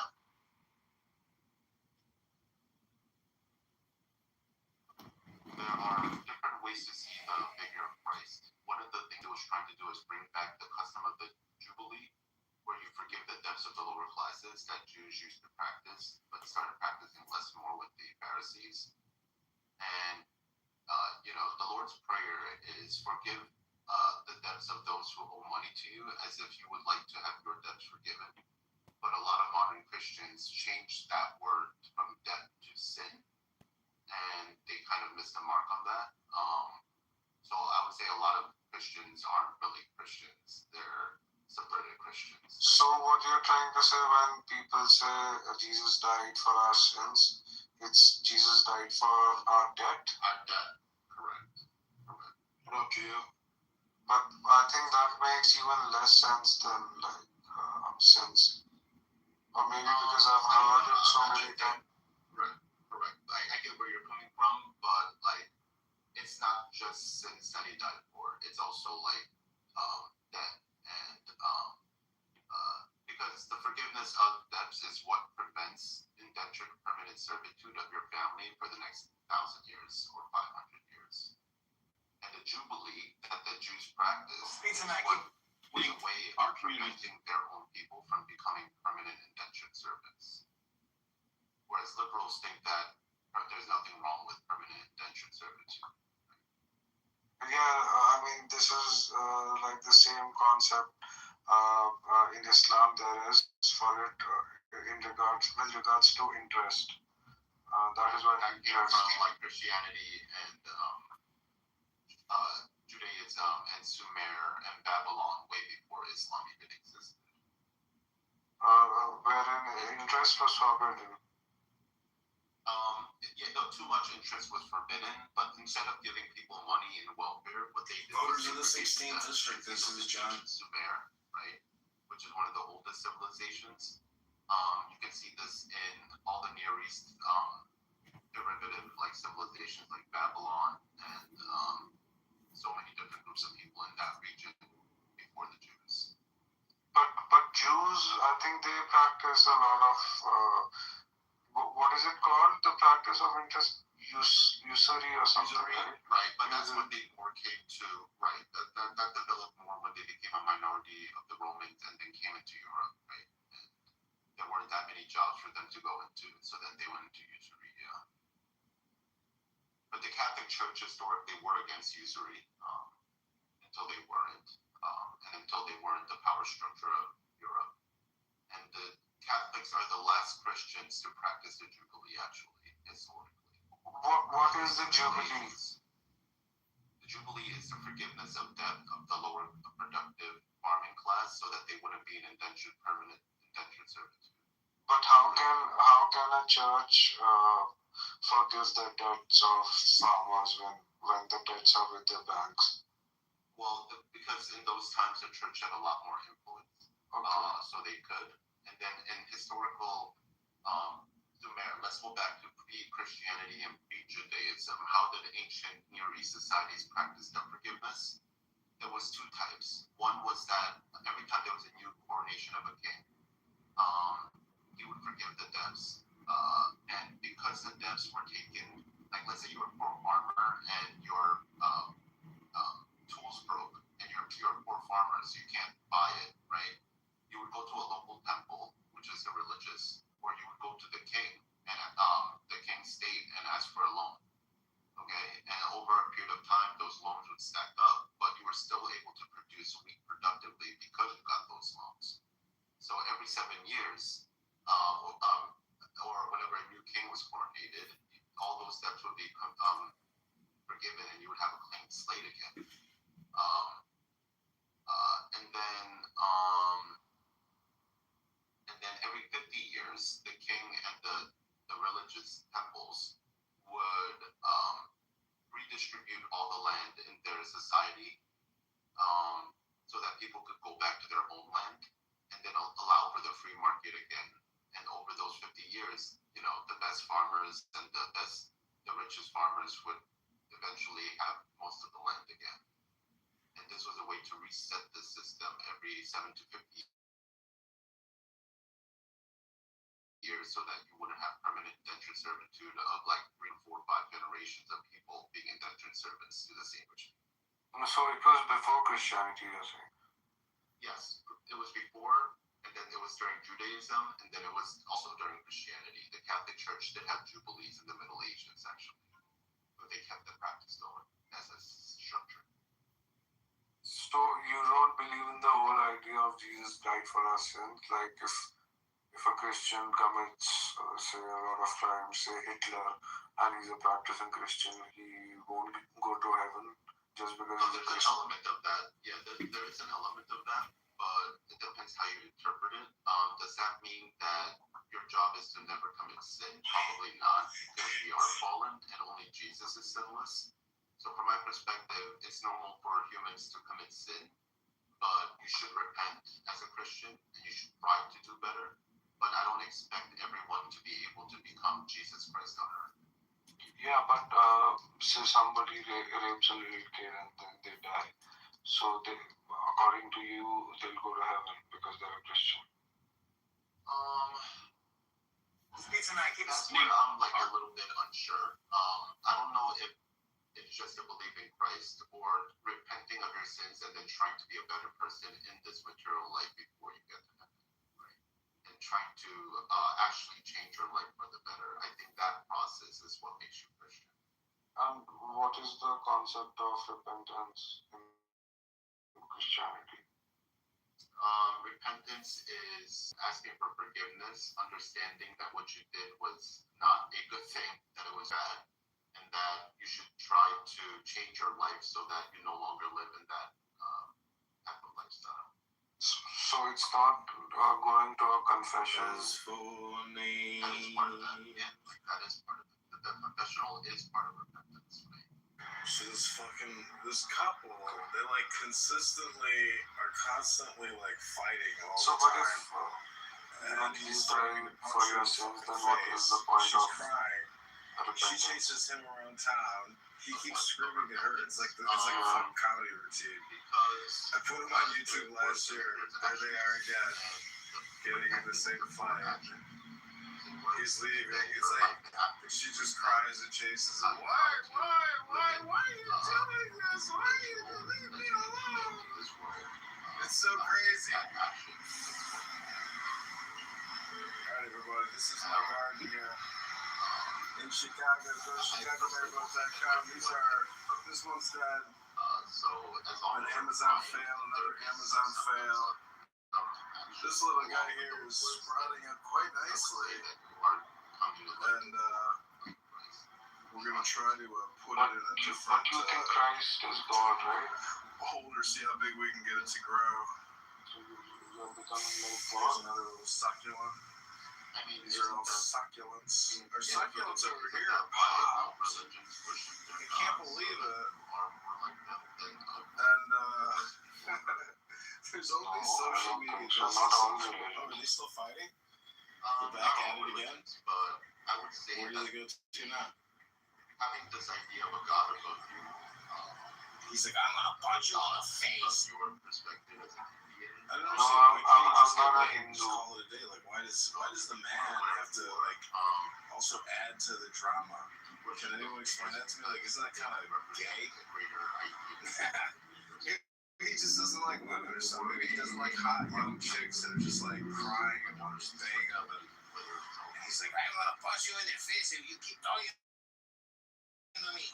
Stop talking to me. You could have Indian gods. Alright, everybody, we're gonna go to the front of the house, see if we can capture it from another angle. I think he may I told you I'm not a Hindu. I have no idea. I'm a Muslim.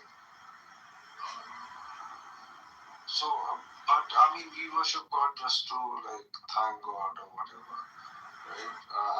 And just to worship Him, to let Him know that we are His servants and whatnot.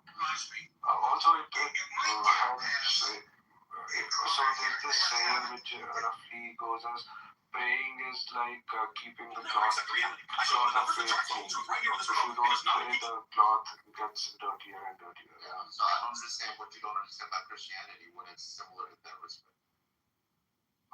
No, I mean we can't be godlike. I mean that's like the more absolute the biggest sin that you could ever do is try to be godlike or something.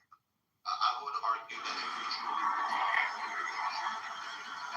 as much as humanly possible, you should be as dirty as humanly possible. You should be as disrespectful as humanly possible. But I don't think you would argue that, which means you more agree with me than you don't. Ironically. No, but following the commandment possible, you should murder as humanly possible. But I don't see Muslims advocating for that either, right? Except in certain. But following the commandments doesn't make you Wait, godly. can you just agree with me like on that, or can you disagree with me on that point? Like, is the point of life to be as sinful, to be as horrible of a human being as humanly possible? I had to figure out whether her vitals, We can't, whether she was really going through something. a greater, I gave her a little bit of aspirin. Actually, I gave her an Excedrin, which is aspirin. Okay. Can you repeat what you're saying? I'm sorry, your accent. Just. So, do you think the point of life is to be as murderous and rapist as humanly possible? To lie as No, of course not. No. Okay, then you are trying to be better as a fallen creature, actually. So you do agree with me, actually, that even though you say you disagree with me, actually you agree with me more than you think. But what do you mean by a fallen creature? People who can't be perfect. Okay. Yeah. Yeah, I'm really not interested in having a debate about Islam and Christianity, to be honest with you. No, I'm not. I'm just trying to understand what you are saying. The guy, whoever. Read about it. Go read. There's like thousands of books on Christianity and analysis and all this stuff. You can go read those books. Okay, fair enough. Yeah. Don't get hyper. It's all. Yeah, it's all right. Exactly. So go read. Yeah. Alright, Gio. How's everyone? Hey, how are you? How are you? What's up, Gio? Yeah, long time no see. Hi, Marsha. Hi, everyone. Hey, Samia. What's the topic here? We're talking about Christianity, Gio? Yeah, PPL wanted to interrogate Christianity. No, I was just trying to understand what he was saying. The last guy that was here, he asked a question and then Gio was answering, so I just went off of that.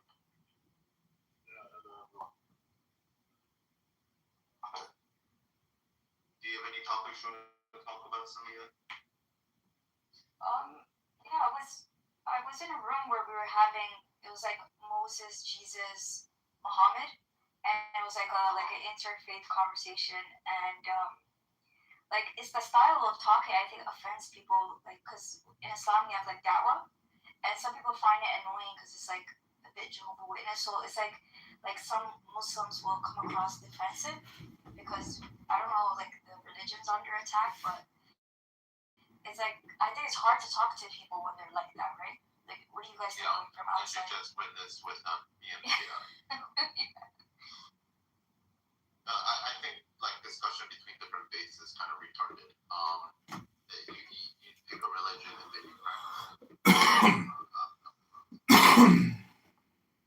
and then you show the fruits of your religion, right? Yeah, it's tricky. I think with Islamophobia or you get what I mean, where it turns into but a Christian civilization should be Islamophobic, just like Islamic society should be Christianophobic, right? Oh, they are. Exactly. That's normal, right?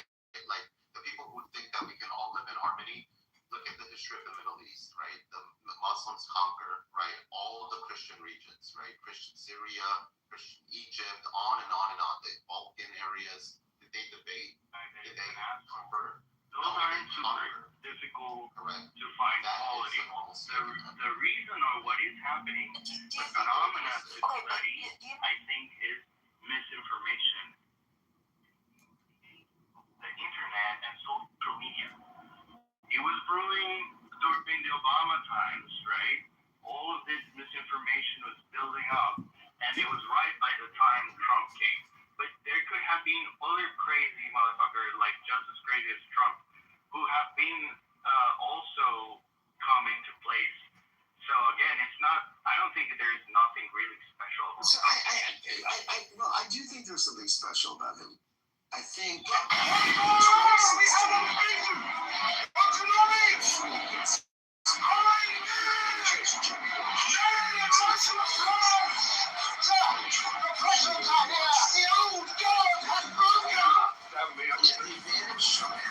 never thought that it does men run a restaurant.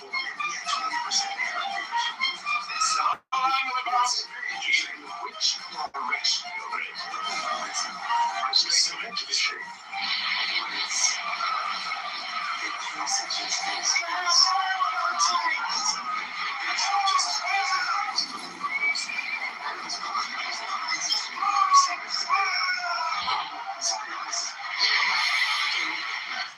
This is why I drank in the middle of the stage in case it is done at 2%. I like 20. This is about to. Those are only dollars to explain to people that your place May I have a word is of private? related to where you are. I would speak honestly with And I you. think he would have been better less. I was faithful to you. It's a 3-week race. I pledge my banners to Ramirez. I will never serve the usurpers or the workers of our town. But there are battles to be fought. And in times like this, so basically, I mean, the reason This place will have you barking a balloon. You have mustered an army Ramirez has fought, turning aside from our judgment and taking a course I myself deem reckless. Ramirez will chart her own course. For good or ill, you are a leader of men. If you declare yourself, your lords will follow you. They never took you for a town clerk. Ramirez's intentions are good, but what we need in this moment is a king. May I have a word in private?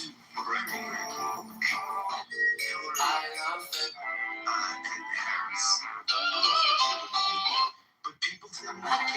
They wanted disruption. That's why he's, that's why he's the subcontinent. Well, you're kind of making my point for me in terms of the time makes the man, and where Trump has an undeniable genius is he understands the attention economy. And Chris Hayes. No. And like, most of the time, like, people trying to rationalize, like, Trump winning and say that he would have destroyed Jeb Bush and Ted Cruz easily. The reason he won is because he won on lies and rage, right? And he would have won with 3, 2, or 10 Republicans. And that is why he's willing to be that's why he's able to win versus other ones. People are not willing to say the crazy shit that he says. And he is. That's the advantage that he has. But rationalizing, there is a really good reason why people voted for him. Carlos, isn't that kind of what I'm saying, though, is the attention economy. He understood the old paradigm of how you run to be president could be ripped up, to Scott's point. I'm in the middle of the stage. I've got 20%. In effect, you're an idiot. You're a nobody. You're on 2%. You're at the end. Like, no person running for president would have ever said such a thing. He understood how you run to get. He could say that, and it would garner him more press. And also to Scott's point, I'm a traditional reader of that primary, and I think Scott's right. There were 10 potential Republican nominees running in that primary, and as I remember it, when he was winning in a crowded field, he was only getting about 30% of the vote. He's only winning that primary with 20%. But the field was so big that's all he needed, and his media attention and all the media kissed his ass, and it was so interesting. I mean, I remember Joe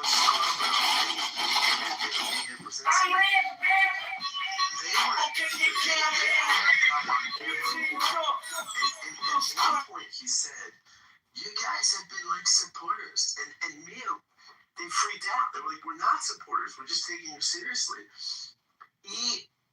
You're absolutely right.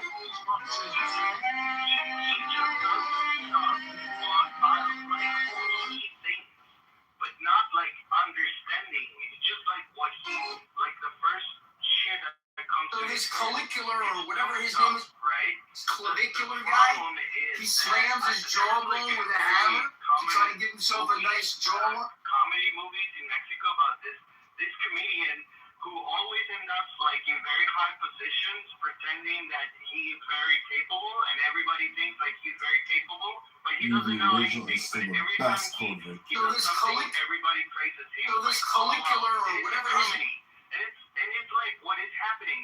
Are you that Trump actually understood that and he made the isolation around it? If I say this on this thing, it's just gonna get people. It's not what happened. It's just an outrageous person that happened to be on a society that lacks critical thinking, right? And lacks like understanding of what is reality and what isn't.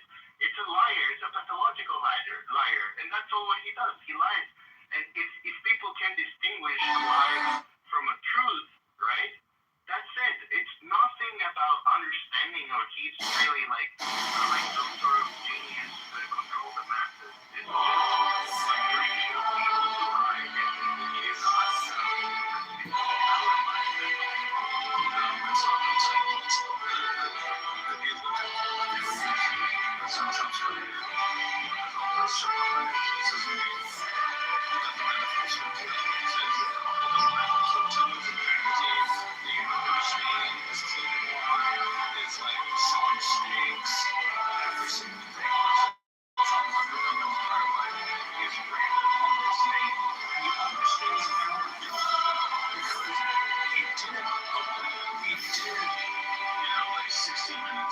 He did all the old talk shows back in the day. He kept his name in the media. Went to Playboy parties and stood at the forefront all the time. How much television mattered. And then the reality television, his name was as big as the brand. So like he was just playing reality television to that degree. And so when he went into a presidential election cycle, voicing his opinion, he might when Howard Stern was at this, and Howard Stern used to be one of his friends, and strike a masterpiece. he told Stern this was good.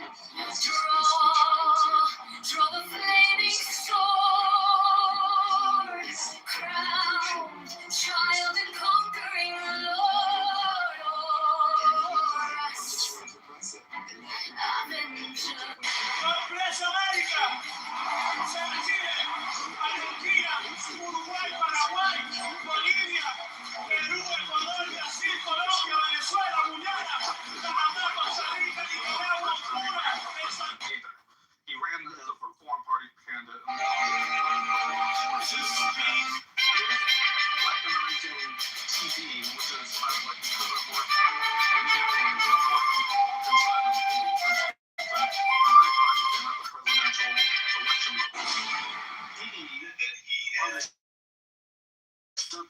and they own all the big media companies that control just about all of the news and information you get here. They got you by the balls. But I'll tell you what they got. 16 years in the prosecution. To Scott's point, the field was too big, so the donors are all split up. So Ted Cruz was competing for donors against Kasich. Everyone was competing, like splitting it up. The problem is that they couldn't outspend the amount of TV time that President Trump got on anyway. So yeah, he was smart. He wasn't just lying 100%. So his name recognition was so much better than everyone else because he stayed to the forefront his entire career. So to label him as an idiot ignores what he survives and the survival skills.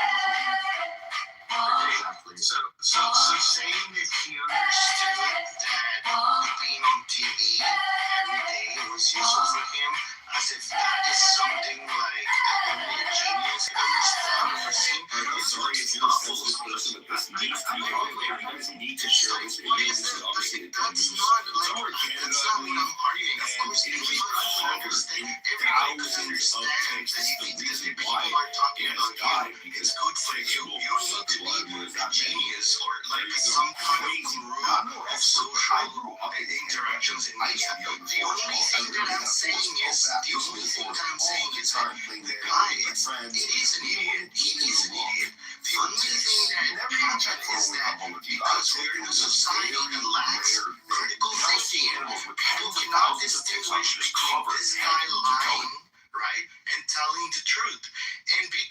that, he maintained the support through the whole thing. He came out of that stare, and the first things that he said were very like stupid stuff. And from that point, I think he was like 2% or something on the polls, and it went to 14%. Like within a week. Actually, this is where you're missing it. The truth is probably somewhere in the middle. He was at 20% from the whole time. No. Before he came out of the stairs, he was not in 20%. That's not true. The truth is probably somewhere in the middle. Like, he's uncouth and crass, but I don't think he's like some Otto von Bismarck level brilliant strategist. But there is like a brilliance to some of the stuff he does, just as an emergent phenomenon. He always has been this way, never surrender or whatever. He lies to a degree and frequency that would make any traditional politician blush, but he also, in a similar way, like tells the truth about some important things, and that's really why his star began to rise. At the same time that there was just such feckless leadership on both sides, and there was, the professional political class had failed us, the neocons had failed us, and so people were willing to take kind of an experimental treatment for what they thought was an incurable disease. And coming in the stairs, he was fucking dead on about immigration. The wall, as retarded as I thought it was, probably would have been a good idea. Like, some of his instincts are actually spot on, and then he does lie about insane other things that, like, what's crazy? credulity. So immigrants, right? And this is from the Cato Institute, right? Undocumented immigrants are revenue positive for the country because they pay taxes and they don't consume services.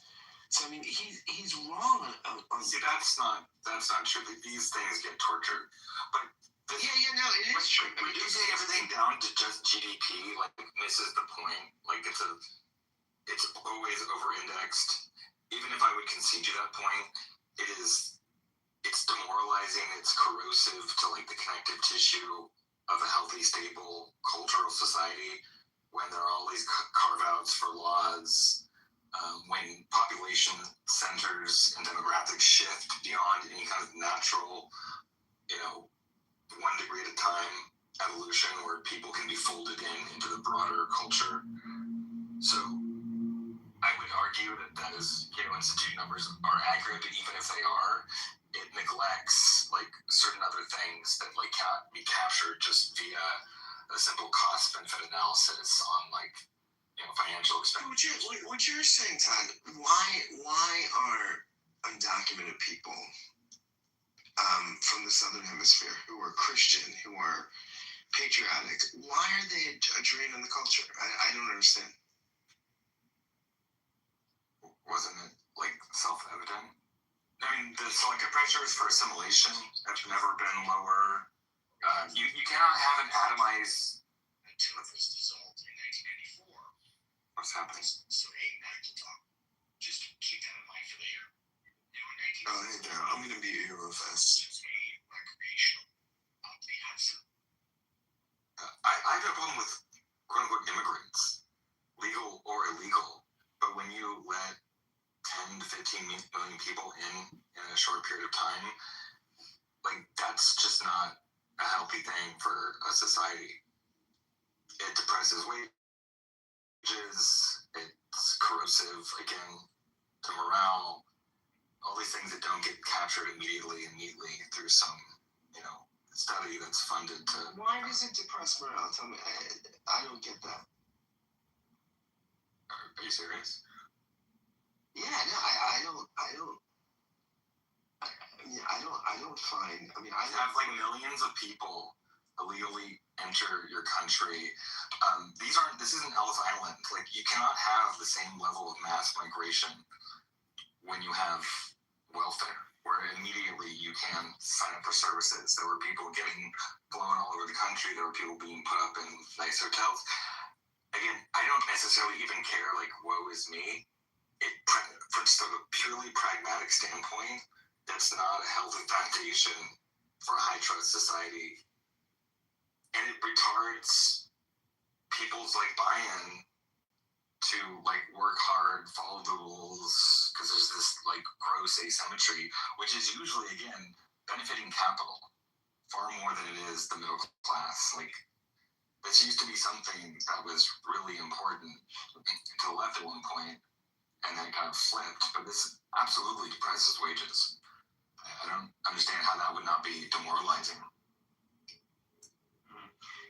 So if I can ask him a question, demoralizing, I'm genuinely curious. Like when you say demoralize, like if you don't mind if I ask you where are you located, and when you say it's demoralizing, can you just more specifically say for who? Yeah, I'm with you, Jack. I don't feel demoralized. Okay, but I'm not arguing on Todd's side here, but there is a large precedent for what he said. If you to look at the 1840s, there was mass German migration to the United States and Irish, and you read the newspapers at the time, and people were worried that the specific Anglo culture of the United States was going to be lost. Ditto, you move another 50 years on from that, in the late 19th century, it was Italian migration. People were worried. The chattering classes were worried.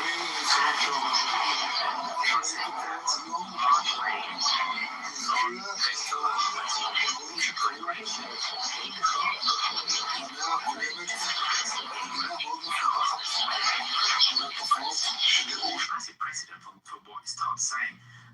Where I would disagree is about people being demoralised, and I would rephrase it to say that what people have done in countries all over the world when there's mass migration of people that don't look like them and or don't worship like them, don't talk like them, they worry about the culture of the country changing.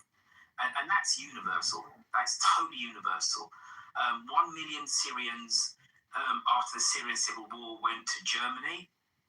There was a spike in far-right voting in eastern Germany because people, rightly or wrongly, I'm not putting a value on it, were worried about so many people coming so quickly that didn't look like them, didn't have the same religion, didn't have the same cultural mores.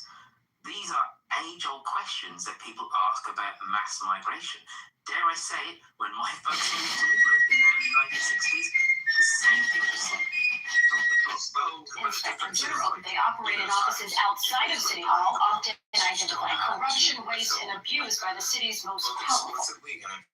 Implicitly, there were much more intense selective This is not a religious group. Fold yourself in. You cannot build a company with software engineers where you can measure for firing. There were Because first of all, I don't think actually the job is $5 a pound here. They laugh at you. They're like, you're an idiot. You fired me. I have a job. I have 5 jobs. I'm going to tell you when you're just in fact, there's some consciousness exist in the country that you came from. Todd, shut your lame up. Boy, shut your lame up. Boy, shut your lame up. Boy, shut your lame up. This is really exciting. What a dork. Anyways, satellite television, free.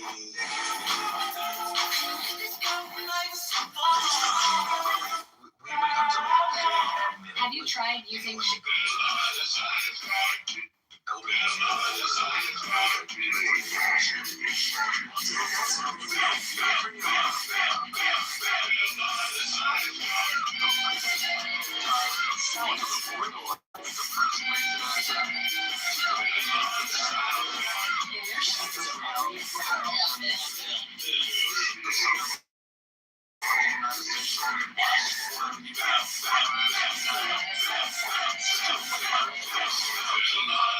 prices that are being presented by corporations and by contractors that are subcontracting to migrant labor. And you have this problem to where in the United States, like the age of skilled labor is getting older and older and older, and people aren't taking up the jobs because why would you go into a field when you're constantly being undercut by migrant labor who's here doing jobs poorly, or sometimes doing it great, but often poorly, and they're charging less, and people are just going to choose to pay less.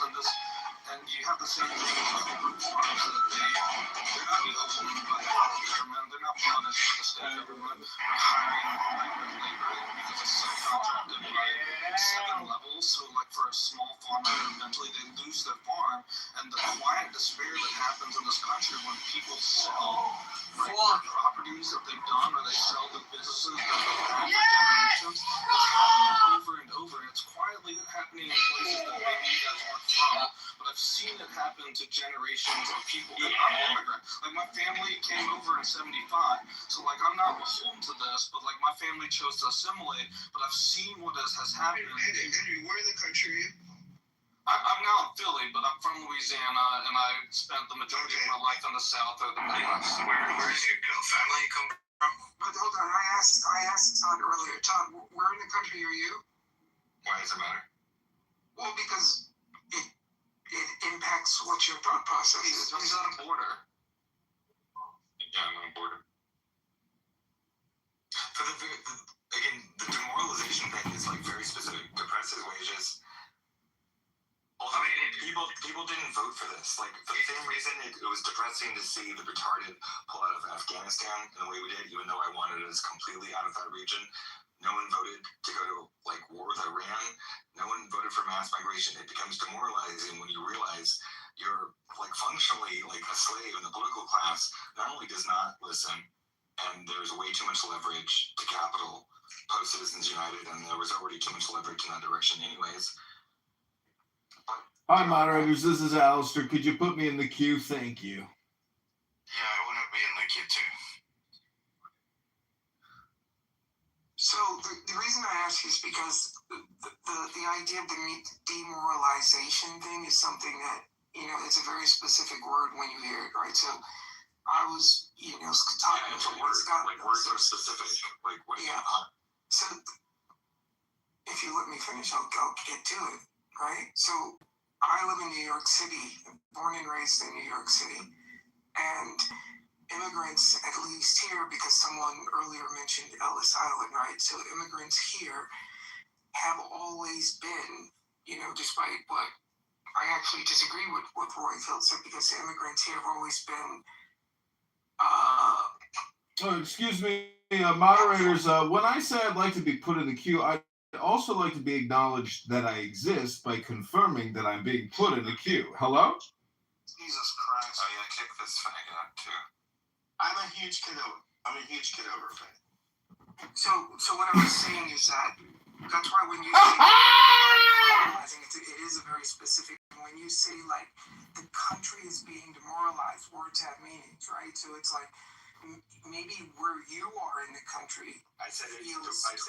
Oh, I'm sorry, Todd. Did you just say kick this F word? Did I hear you correctly, Todd? No, you didn't hear anything. I said it's demoralizing. Did I say it's like?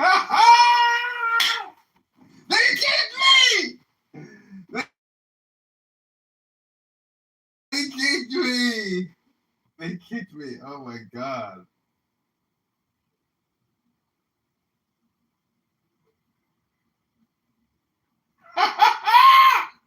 This isn't some racist thing, or just because some We're back. Like speak directionally. I can't go back there, as you know. I think it's a great folly to brace against it. Why is it that like we're doing the dog and pony dance with Tony, where if I would have been on North Carolina and I would have found seashells and said 8647, New York City. I'm almost positive, you know, I would probably be looking at 8 throughout the whole country. There's been so much conflict. Why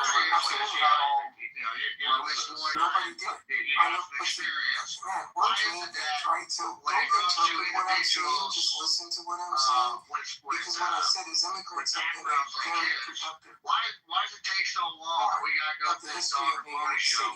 But and if you look at, you know, so when there's a hook, line, and sinker pretty everywhere, right? Like this perspective that we're in one country. I didn't even say one word. 50 there's a lot of countries with legal muscle also. No, I'm proud of it. You have including last names. time, motions and there are 100 languages spoken in New York City, right? But what happens is we all get on the subway.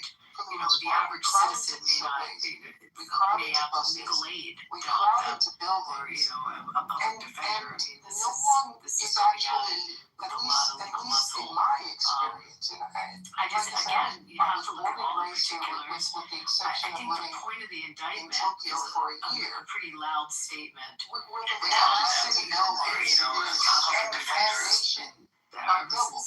The second closest, we're close to 9 million. Is The just second with closest political is violence and Los intolerance, Angeles, and we have 4 laws in million. place about Then threatening you jump down to Chicago, our it's 2 president million. and about And we threatening don't, public officials, at and least for the most part, what we've we learned to should do. clamp down on those laws. This is like nothing to do with You know, that, like, right? sometimes we have people that will threaten public officials and say things that are in violation of federal law.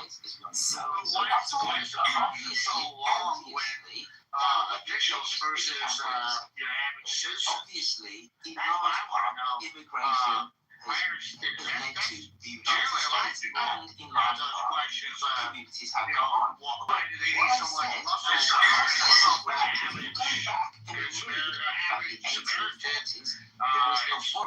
At one point, that those Soviet German immigrants in English would requesting stop certain being the discovery, first they're language in the requesting United States. certain, you know, You go back to information be the disclosed, 1880s, and they're filing motions with the court. I mean, they're stalling it, because and that would be my gut reaction. In this case, I've not paid too much attention to it, and I apologize, but just generally on the topic, I think it's right because people coming we're from really nations looking which were down historically that Western European gun barrel of Anglo-Saxon. political That's violence the reason why it that's stopped. threatening our country. To say that, And it's I all think being that the covered by administration's law trying to is just make a statement naive in that it's its not going to be own. tolerated. Threats are serious. And again, they don't have to make law. The law's on the books. It just hasn't been, The wife comes into the kitchen and says, "Hey, I want to take this to Disney." And the thought you bubble can't have pops these up.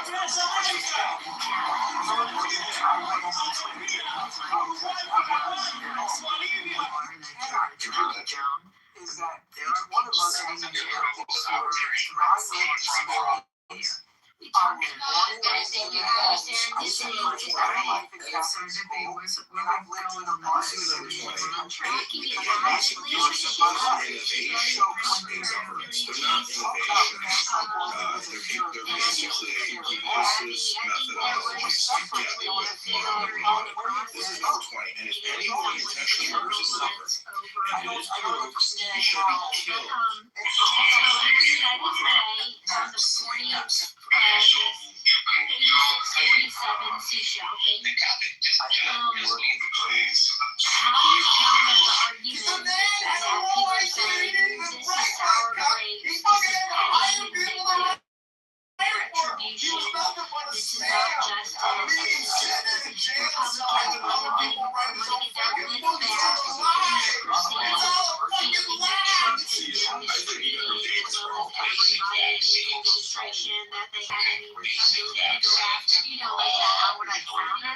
I would tell them we could go back to Obama going after the Republicans and the 501c3s by conservative entities Obama targeting them through the IRS. I mean, we could talk, there's been targeting, there's been political targeting. I mean, clearly it happened in the Russian administration going after Trump. How many jurisdictions did they go after him? How many different ways? Let's talk about New York. What's his name? Republicans and conservatives are supposed to uphold the Constitution and our laws just because they did this. What that is, that doesn't mean that we should do it now because they did it then. I would argue, first of all, it seems to be the nature of the beast. But do I think it's a good thing? No. On the one hand. On the other hand, the point I was making about political violence is really important. And it is important to investigate, and when there is enough probable cause to indict, about is threats against public officials. Like, if we don't start doing that, again, the law is there. We don't have to pass legislation. It's there. So what was that lady saying, Kathy Griffith, when Trump was first right? I mean, like that's not decapitation. I mean, you have to hear what samples. If you don't, people are, if you don't, you're gonna hear the shit back here in the classrooms. They call violence, it's just,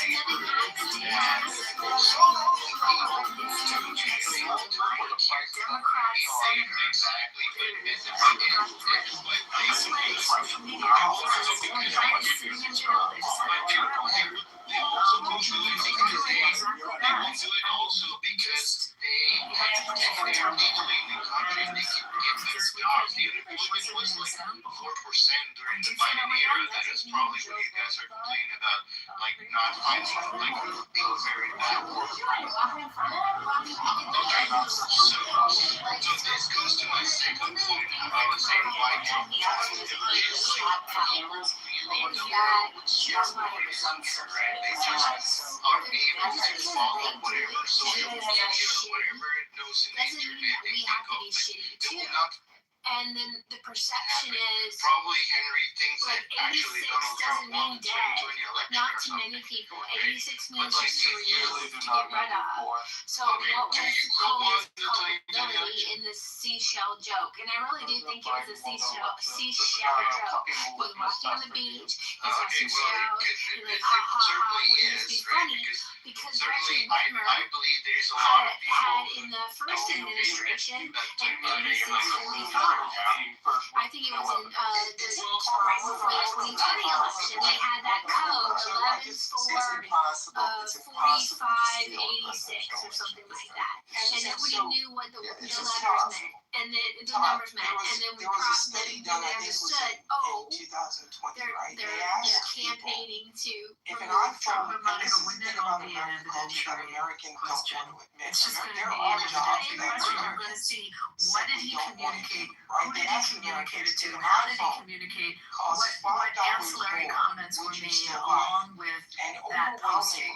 Like that within a vacuum may seem one way to you, but within the whole picture, it may have a completely different intent. And the point of the prosecutor on this is to try to show the mens rea, to bring out what the criminal intent was. If in fact there was criminal intent, who knows? But that's going to be a question of evidence. Yeah, no, I can't argue with that at all. I do think it's super funny that the White House posted a picture of the King of England and Trump with the tagline "Two Kings." And like, so Comey's joke was seashells calling for the federal removal of Donald Trump. That's the left type of humor. And then our type of humor is troll the left with pretending Trump's a king. And so, like, our sense is that we're very different in mind. We're all revolutionary guards, people dressed up like revolutionary guards with the King of England there. I mean, to me, that was the ultimate troll. He's one of a kind. Like, you can say a lot about Trump, but what you cannot say is there's two of them. You can't. But why would I make that up? Who would make something like that up? I believe that people I've been listening long enough to have it, but no. So very uncompelling, given the relative. I'm just going to make an operation like I understand what Coleman's saying about the jump plays. 86-47, they did. That's a to me that's a message. You start off as a joke, but someone can take that and get the misconception of a projection of something bad. And that's what I would be worried about with Comey, and I hope the prosecutors would really focus on it. There's a lot of people that will do horrible things for motivation for getting enticed by someone. And with Comey's decision that he held, by having that, the reality is, if you would have seen something like that, being the fact that as FBI, former FBI director, you would be like, Okay, so what, like, again, if we look at the numbers, like 4% unemployment, which you would share amongst colleagues, right? He doesn't dispute the attempt to election, but he disputes the 4% unemployment during the Biden era, which is my point. Like, you just don't want to follow what is actually facts, right? But you're just going numbers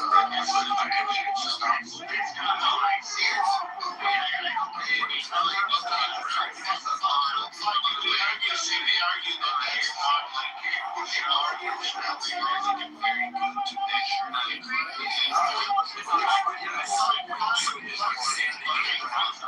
But you cannot deny is that the data was actually was, right? You may say, I am a better economist than I do. If you're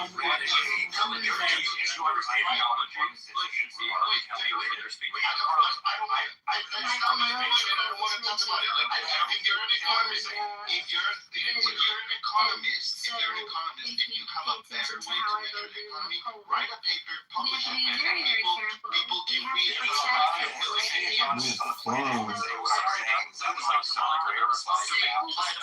true. Like economists publish like the numbers that we get, the official numbers that we get are those, right?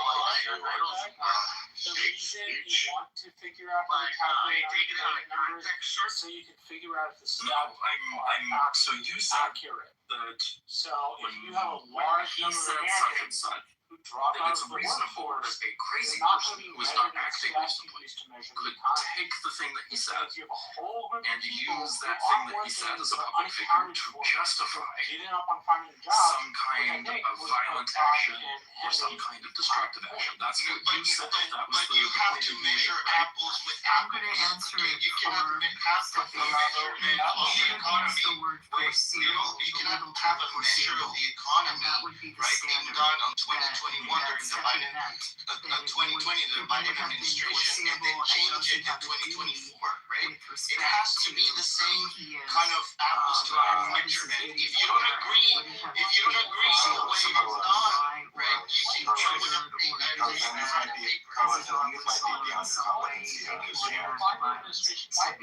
what you were saying. Exact stuff. You beat me to it, just you're not supposed to bend people's exactly. I know exactly what you were saying. It's just This has been done. So you have to do it back as quickly as we can, just simply far into the. I didn't hear what you said because just you give them were the word talking. foreseeable. I think that's what he meant. that stat does not capture as neatly as you think. I was genuinely Taryn did make that point too, like the gravity of Comey's job in office, his public profile, his knowledge of the insanity that is the left, or some parts of the left. What was his culpability and responsibility? Knowing that he was sending that message out to never Trumpers and What Trump derangement syndrome what statistic do you use? Just a simple question. Do you think what he said was You're not smart enough to even engage in this. Oh, really, dude? Right. Okay. So but like that's like the fact that you say that in conversation shows that you are unable to engage in a conversation. How do you think? Do you think Coming to you don't It is protected. You have 4% unemployment. That shows, like, historically, when we measure unemployment, that shows that we have very low unemployment.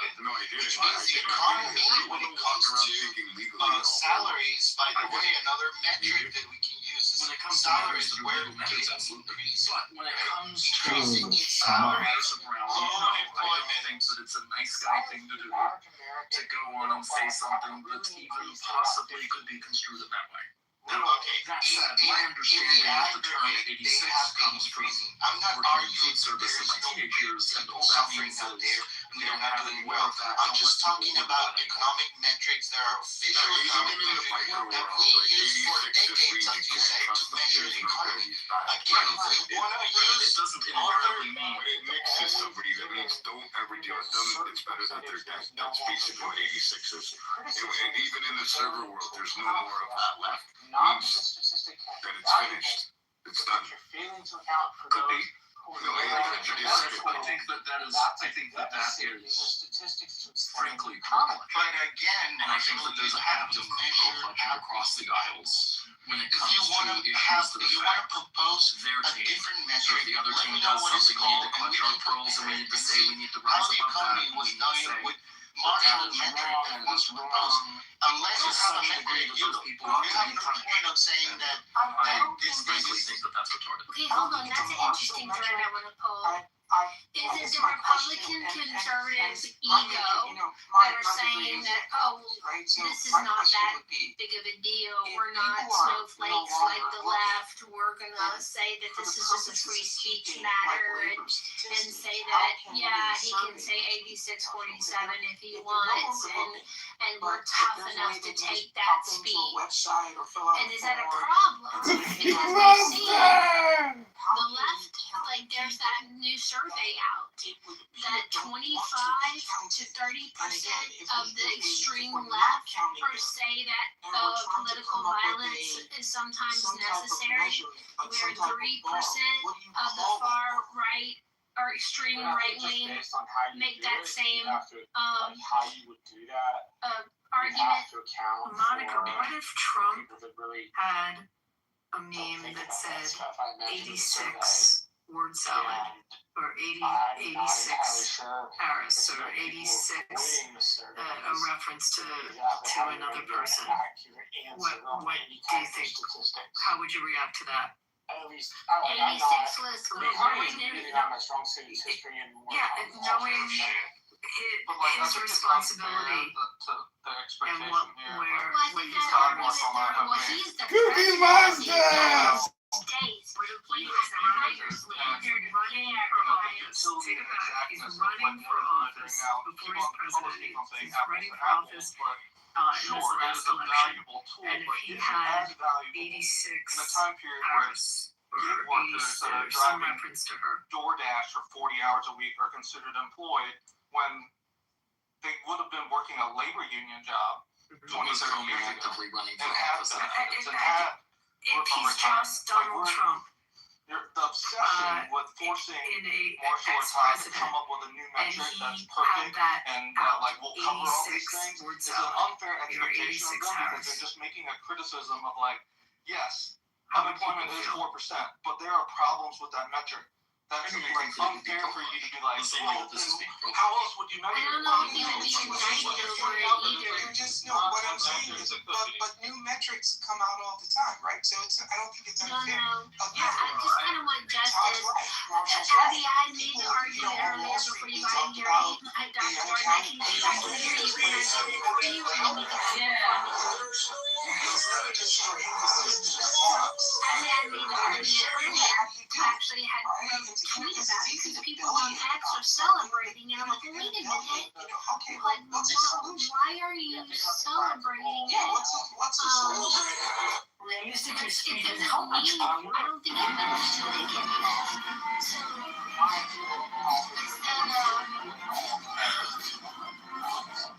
I said the frustration of Comey doing sedition in the banks, the FBI, Russian collusion, having a seashell job being considered prosecutable by the Justice Department is tangible. I don't want vengeance or revenge. I'm just hoping for justice.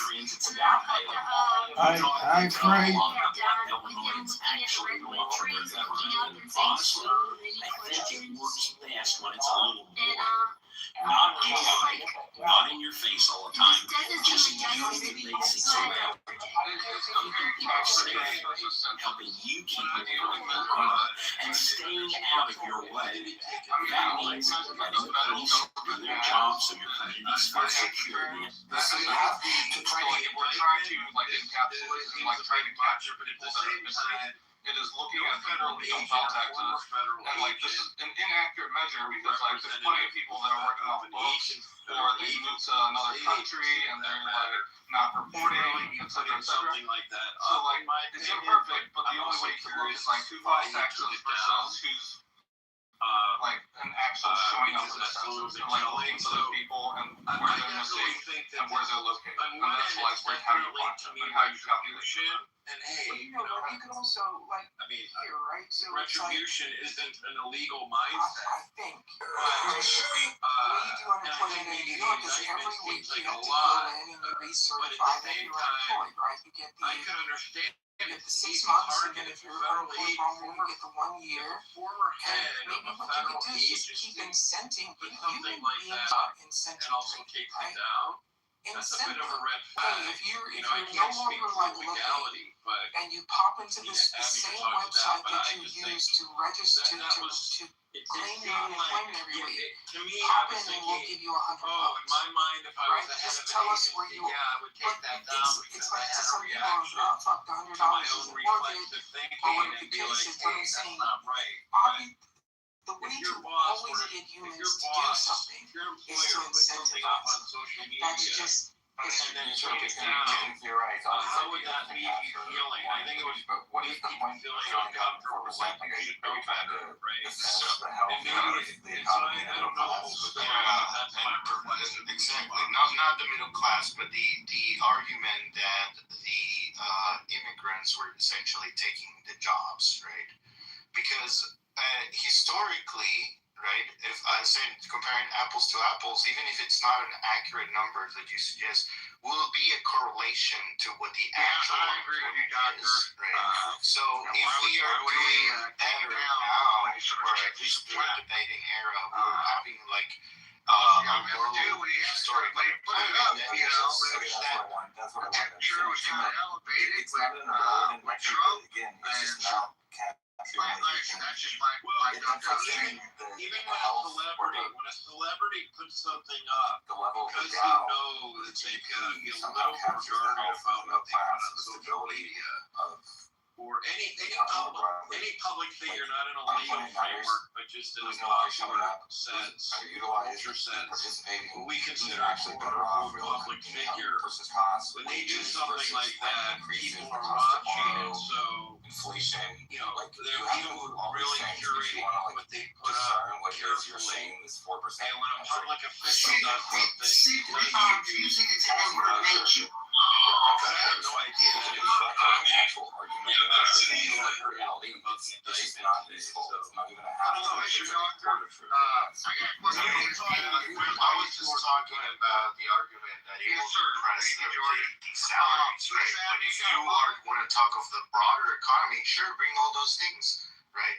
Bring what is consumer sentiment? What was the expense? How much people were spending historically with respect to other years? What was the GDP? By most metrics except inflation, the economy was doing great. Right? Well, what I was going to ask was if on Biden's way out the door, and when he was partying, was it Comey pardon as well? I think you're making this like far too simplistically. On the other hand, I misunderstood that. Doubled. I know there's a lot of people being pardoned. You know, John Riggs and a whole bunch of bells and whistles. I thought Comey was pardoned as well. Savings. Did anybody agree with me on that? I think Comey was pardoned for sure, not by Donald It Trump. was stave off the recession. There's a man. Or that's what I'm going to he ask. took You know, he put $1 trillion. Should you, don't you have to commit a crime, be accused of a crime, to be pardoned? Staved off the I'm recession. just curious of that. Daryl, what would you advise him to do? You're an economist. Well, it's weird, right? Because I've always made this argument that last go round we have a population that grows faster than economic output, right? If we go back to like when Bill Clinton was president, I think it was 254 million people. People remember his presidency. Now, he was going through the yellow pages when he was partying. 340. I just don't know. You know, since the Great Depression, we've added 10 million people to the population every 10 years, but but we don't increase economic output for every human being. Have any of you guys heard the term economic stressor? If you have, if you have, every human being is an economic stressor, right? So every human being needs a doctor, needs a police department, needs a fire department, needs someone to respond. So every You get me on this whole subject of pardon because it's the one thing. If I were to change our constitution, that would be the first thing I would change. Increased Is take away the increasing power our of pardon. population, Because it's and we are it's not so matching economic sweeping, output for and the increase it really in comes from population. a time in We have England 11 states in this where there country. was a reason that the king needed We have to 11 pardon, or states that the Lord that needed, the Lord basically of the matter, or whatever, carry the fight the them other had to 39. pardon because they weren't Well, in we control need of to- what was happening. They started talking about this on Wall Street in It was 2004. just a different time in America's history, and insolvent. why we brought that We're not over raising enough into, money you through know, our individual system and income tax, so we have to sell admitted debt. embedded in the The more Constitution. debt I'm we not sell, sure, the more interest but we're paying this out so much in concept interest. of, What we need to figure out how to do. I'm looking now on what he called it, but if I recall, Some of these states it was like a blanket that pardon take for more any from the federal potential system and put into the charges federal system. that could arise out We of need to their get some role of these states in earning more money. Yeah, see, I I don't know take if he did it seriously people specific, that like work someone with like Kitover Adam Schiff, in if he did it Louisiana, specific to their and the role GDP in of the state of investigating Louisiana something is in roughly particular, between or 44 just to 46 generally in the rankings, the and role the of government. wages, And that I don't know the answer. and the median wages Unless are someone else on 48 stage to knows. 49. I think it has something to do with So statutes of the limitations. problem Jay. Yeah, Louisiana well, I is mean, that it's the statutes majority from all of different crimes. the But liquefied natural gas, the majority of the country's it was liquefied like a natural blanket gas goes pardon. through there. A huge Specific chunk of climate. the petroleum processing, like refineries, happen in Louisiana, and tons of the economy goes through the Mississippi, but that money never goes into the hands of people in Louisiana because all the ownerships and the corporations have moved Perhaps in that's the the last term he used, 40, but 50 he years did to it larger with states. many different Often their officials headquarters have moved to Texas before and Biden their left headquarters office. have moved to New But York. someone correct So me you if I'm see wrong that on this. Louisiana I mean, is shit like came a into my free head. ride. I didn't say anything about Louisiana. But my point is, like, people will put states into this bucket It's where a sweeping power that is not they're justified. dragging down the country and they're taking more than Did his they can family give. too. But the Right? reality Did his is family that also? often Yeah, he did his these brothers. states Didn't he do Frankie and don't Jimmy? control their resources anymore, and their well ownership as lives in Hunter. other places. They move to somewhere like Todd, where they're in Newport Beach, and their headquarters are in Silicon Valley or wherever on the coast. But like all the work and all the natural resources that are extracted are happening in a place where people are poor. And it drives me crazy. So then what you're saying is, so what you're saying, this is me asking, That would be right? the So what you're saying but it's a is, preemptive pardon. Louisiana's economy is natural gas. Is that what you're saying? Because I'm really asking you a question. It's petroleum, it is tourism, it is the trade down the Mississippi, the ports. Even if Like, there's tons of money that goes through Louisiana. So, And it's in the rankings, I mean, the most famous one they but bring we're up 49 is Nixon. typically in wages, Right. and it's So, because I mean, that was a the money preemptive pardon. outflows out of that you and I state. are on the same page. And so like people are like, I just, Louisiana's a again, drag on the I've economy, argued this but before. really I it's just think not. it's Just that the one people of the there worst aren't being things paid in our because the Constitution. corporations are taking the money. And I think our founders were brilliant, but I don't really think they thought that one out. Yes, I grew up in a refinery And town. it's been abused Are you by unaware sides. of like the refineries in Louisiana and the liquefied natural gas and like the things that happen offshore there? Like it is one of the biggest energy producers in our entire country. Because So then there was a what's point the in time problem? that it probably was Like being I've used. already told you, the ownership, like the oil companies and the energy companies Well, are now first of all, like, I'll be give an clear example, that Freeport it's a McMoran. federal It used to be pardon, based so in it's not for any state Louisiana, crimes. now it's based in So Austin, that's Texas. really Like important that to happened make in that our distinction. lifetime. A lot of like And it's Chevron, not for all the future all the acts, oil it's for companies past that used like acts. Amoco and all these companies that used to be doing business in Louisiana, they got bought out But by if, companies based in Texas. So then you look at Texas, or yes, That's bought up by exactly the why. also like Trump was crazy at the end of his term, and he pardoned like 50,000 But the people. reality is, those companies Can were he be sold challenged by on that? baby boomers and Generation On our Constitution, it's a sweeping power pardon. I'm telling you, if I were to do a new amendment to the Constitution, that would be my amendment. Well, it seems that the caveat is that both Biden and Trump have burdened people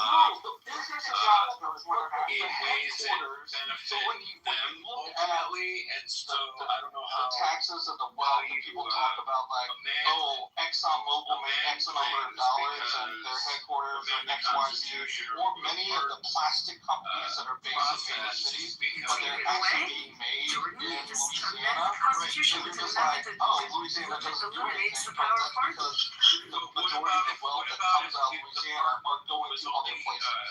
Dedicated to where's the labor is what I'm trying. Maybe I not wasn't asking it relatives, right. not Where's the labor? Labor has people who are incarcerated talked about this ad nauseum for the last or hour. Labor liberating has people from wages have incarceration stagnated for the last federal 40 crime. years since Is that Reagan.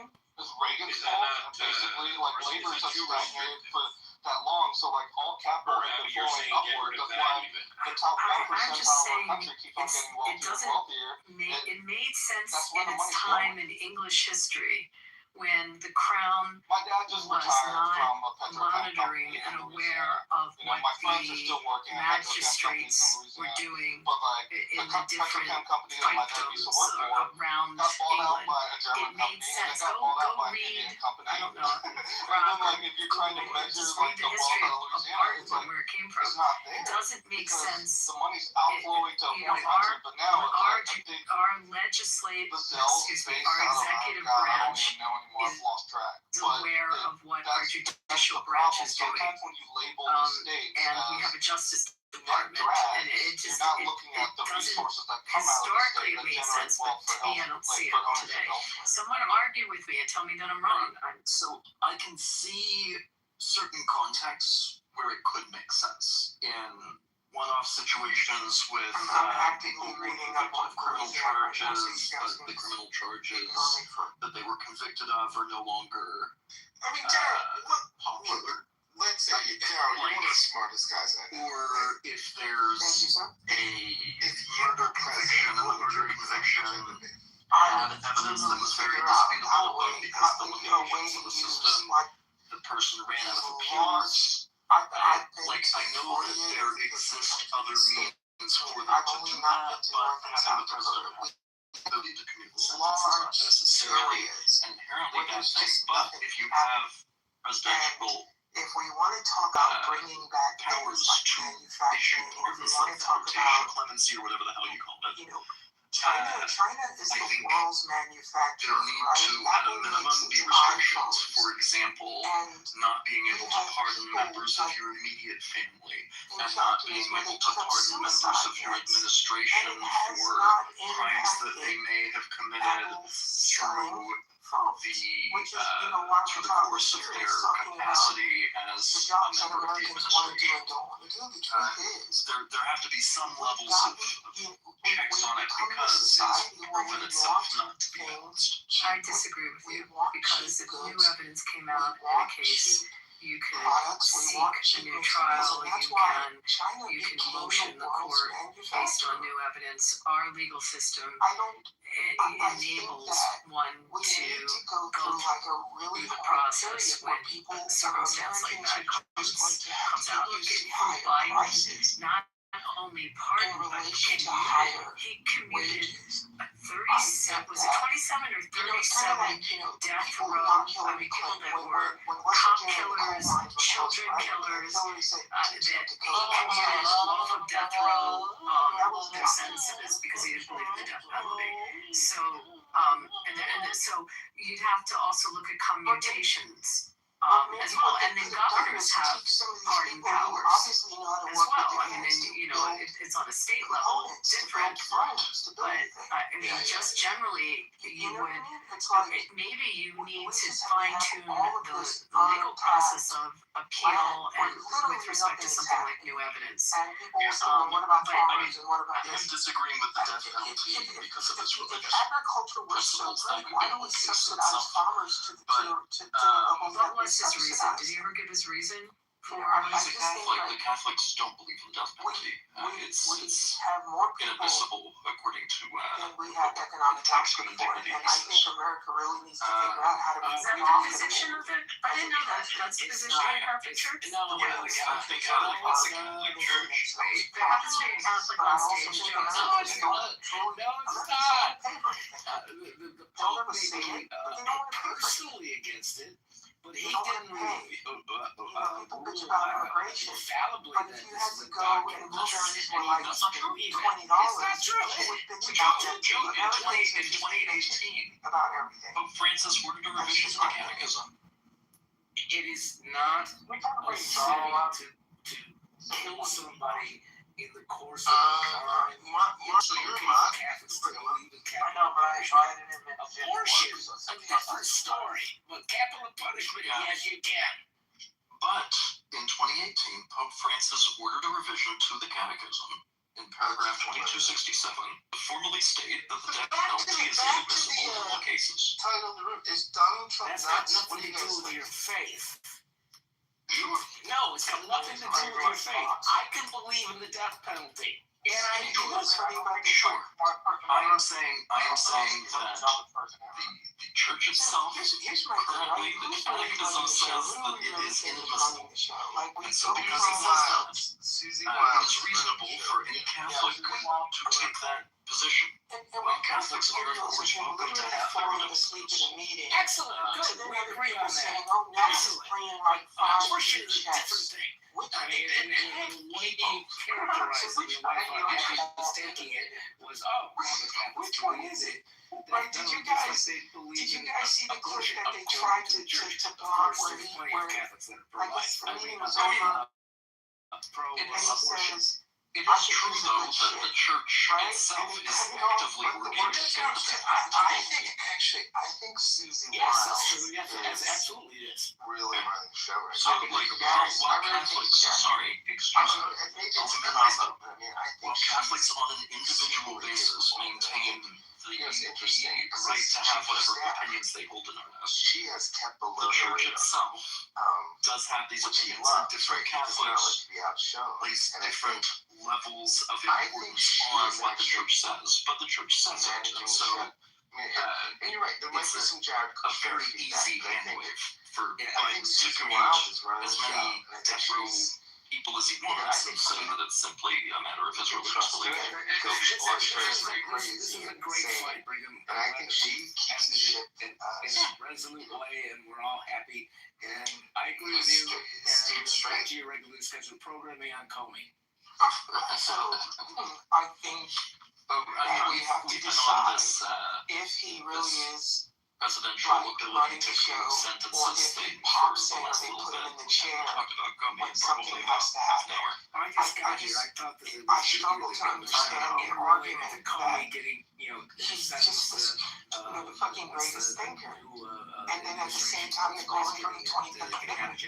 Anyway, I'll go back to listings. I just it's like in my brain, like, which one is it? Is he crazy? Or is he crazy as a fox? No, I don't know. Which one is it? Yeah, I think he was and I should have spoken more precisely, not said Catholics or the Catholics, and specified specifically I'm referring to the RCC as an institution. I don't know if you play poker, right? Like, sometimes you win hands, and I think that's how Trump is. We still love you, my guy. He wins by far. No harm, no foul. But he wins some big hands. I'm a big fan of Catholics. And I don't think it's as individuals and as an institution, I think it's skill. So am I. I just think once in a while, Doesn't the Catholic Church accept the Old Testament? Am I missing something there? You know, it's like for me, right? It's like, so I've got a former CIA buddy who lives in New York. I don't know. I'm not a Catholic, so I don't know how CIA they're not just like I can speak running clandestine things. The CIA Sometimes you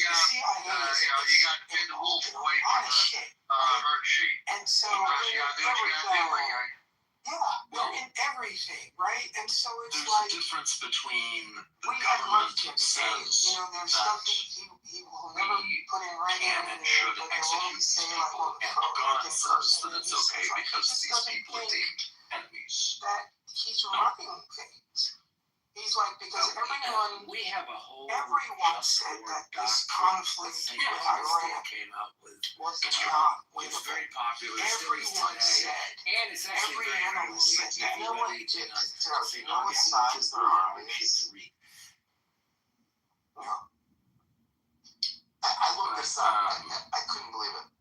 They have a it is my understanding. Yeah, army. I thought you said armor. Yeah. It's perspective of Christians with regard to the Old Testament is that those are events of the past and that Christ as their interpretation of the Word of the Bible. No, I'm sure they're keeping has a lot of them, but they have made it so that Mosaic law no longer necessarily applies. It's yeah, but he's also fulfilled the promise of the Old Korea Testament. and China, That's Russia the was New Testament. settled on the That's a very good explanation. Better than mine. It's kind of like Sorry, I'm also trying to cross thread the different branches of the about ring. the Strait of Hormuz, right? Every analyst said, hey, if we do this, they're going to shut down the strait. So going back to pardons. We do it, he does the press You follow conference, and now he said, I never thought they would shut down the strait. That Still give me a reason where because every it would be analyst, necessary to have that power. they've been saying that not only military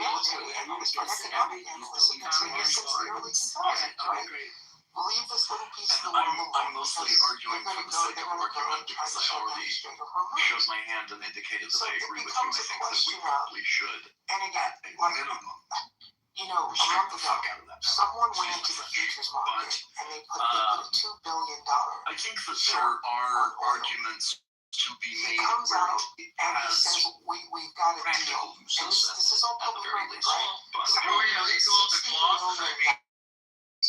Sorry for interrupting. I mean, I And it's happened 3 times in Russia. I think Lincoln Party and other right? So it's like, party in general has been someone abused on is both making sides of the aisle. Like, and I they think have, there's I been wouldn't put it past him that on he's the a civilian side, like scheme. war fighters that If you look at were what just criminally happened, right? charged. So And they China were is pardoned back and oil, and so it really future beneficial. payments to It's really Iran, hard right? to So really put a good clause in there was it Ferguson? Someone made, to they were like, justify how long, not the being idea was that abused. we're Sorry going for to solve interrupting you, Iran. Bridget. How long can Iran do And this, you right? could have But China legislation, has been, assuming you don't have that power, you could have legislation that could come into play that so right now the idea is that Iran is probably sitting on $30 billion certain people that were convicted or of people convicted under what was deemed a crime at that time, and now it's not a crime. So that those sentences are vacated or, what's the words that come into my head when hold on for another 18 months. I'm sorry, what? Commuted, not commuted, but when they go away completely, when they're yes, thank you. And you can have circumstances like that where you'd have legislation that would cover it. And I understand if something was considered criminal and then over time has become, accepted. And that might make sense, but you could cover it with legislation. I don't know. I just think we're really limited pardon power in those circumstances. Another one if this goes on for another 3 weeks, like the fertilizer supply in this country just the very it's going to hurt simple us for 3 fact that years. law is general and justice I think is that Donald particular. Trump is the guy who is taking in all of this I think that still holds true. Congress writes broad statutes and prosecutors charge under perfect incentives, and then judges sentence within a framework that may later look excessive, outdated, or unjust. I would argue a broad statute is, if it's overbroad, it's unconstitutional, it's going to get challenged. So you can't write too broadly. You've heard me rail against, but some of them still are. Authority. I don't like it if it's Republican. I don't like it if it's Democrat. It's not criminal, but in the civil realm, you've got Chevron, and Chevron is exactly why that happened. What genocide It was overly broad and gave the EPA too much leverage. I'm serious. Yeah. I feel like a commutation allows the constitutional system to acknowledge that the conviction may stand, but the punishment has become too harsh, which I think is important in areas with mandatory minimum sentences or like a pot. Some people are charged with pot crimes, and now pot's legal. yes, You can do that by statute. true. You could, but statute is also notoriously more difficult to do, and sometimes you've got a situation that's a little bit more urgent than that. I broke this down the other day.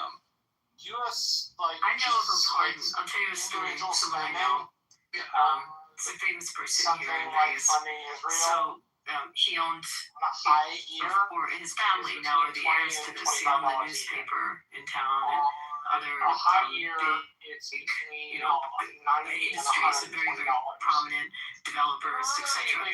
So in the 40s, after World War II, he was involved in getting arms over to Israel for the War of Independence. And there was a lot of people involved with smuggling parts of airplanes through Czechoslovakia, through Panama, through certain countries, and getting, the fuselage along with the actual airplane parts to build out airplanes to form an Air Force, and also getting guns over there to help them fight the War of Independence. Because he was here in this particular geographic area, has some ties, had ties to organized crime, he was able to access and mobilize weapons and get literally boatloads of weapons through various crazy routes around the world in different countries. I think they even went through Africa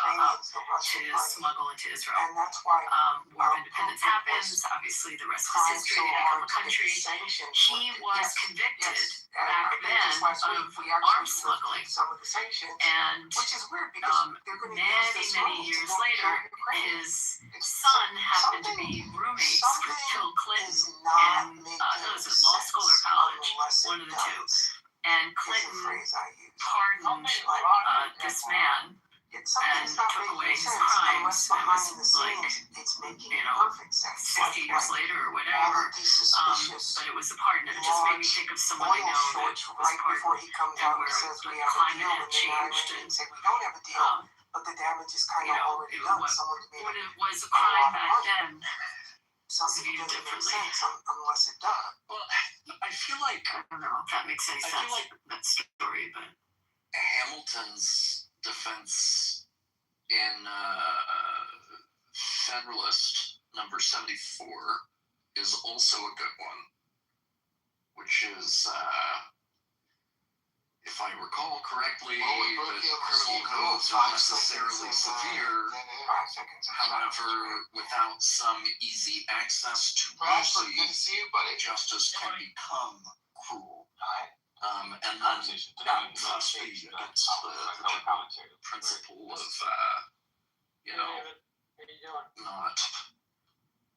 not invoking cruel and unusual punishments. So, it boils down to the idea that the legal system needs to have a deliberately non-judicial mechanism for mercy because courts are bound by law as written. Cousin to King Charles. If you go ask an AI how likely you are to be cousin with anybody on Earth, that likelihood is about 100%. There are convictions that can occur that so maybe congratulations. people disagree with, maybe the president personally disagrees with. And it can be or something. Yeah, at some point. I've always wanted to live in Buckingham Palace. He said, hypothetical that I think I probably could be cousin with him as well. The post, I have another post in my PCR, the one that he posted like 2 days ago, is him comparing, some statue, I guess, that's important to Americans under Obama and under him. If you look very closely in his own post that he shared, do a little bit of vigilantism after their child perfectly identical. assaulted. It's a lie. It's AI generated. So just 2 days and 2 stupid posts, and then if you go back 3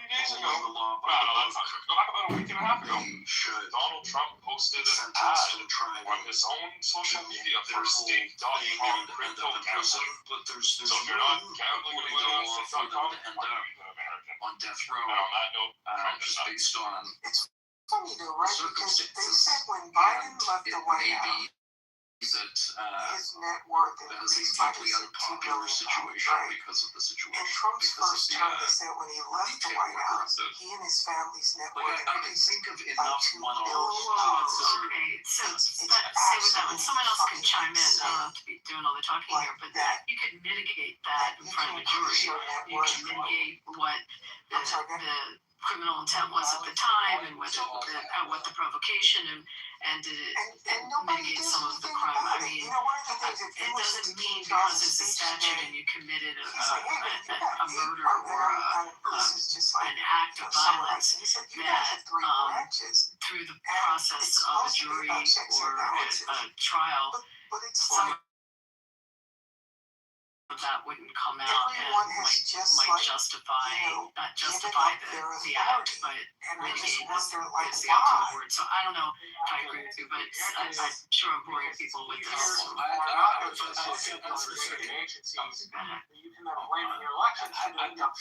I would say that in your example, there is an alternative to pardon. Right? The judge has the power, even if the jury is the one who convicts, the directed verdict, this is a jury showing up, I'm making a decision that is not the same issue, and I'm the hard questions on. So there are ways for them to not have to pay the price for the crime that they actually did, but there are circumstances that the law can't so the deal with, courts were but the always judge kind of, can. we are independent. I know. So What historically, Abby, yeah, maybe you'd have conservative justices and liberal justices, other but attorneys to it provide was intended effective to be counsel? about the law and the Constitution, Are you right? serious with that And so question? Right, Yeah, of course. right. And have you ever just to get things wrong? Who's gotten things wrong? Judges things wrong. Every minute. Right. And do juries occasionally get things wrong? Yes. Right. But that doesn't change our system, and that the system is a system that works and functions. It's gonna have inaccuracies.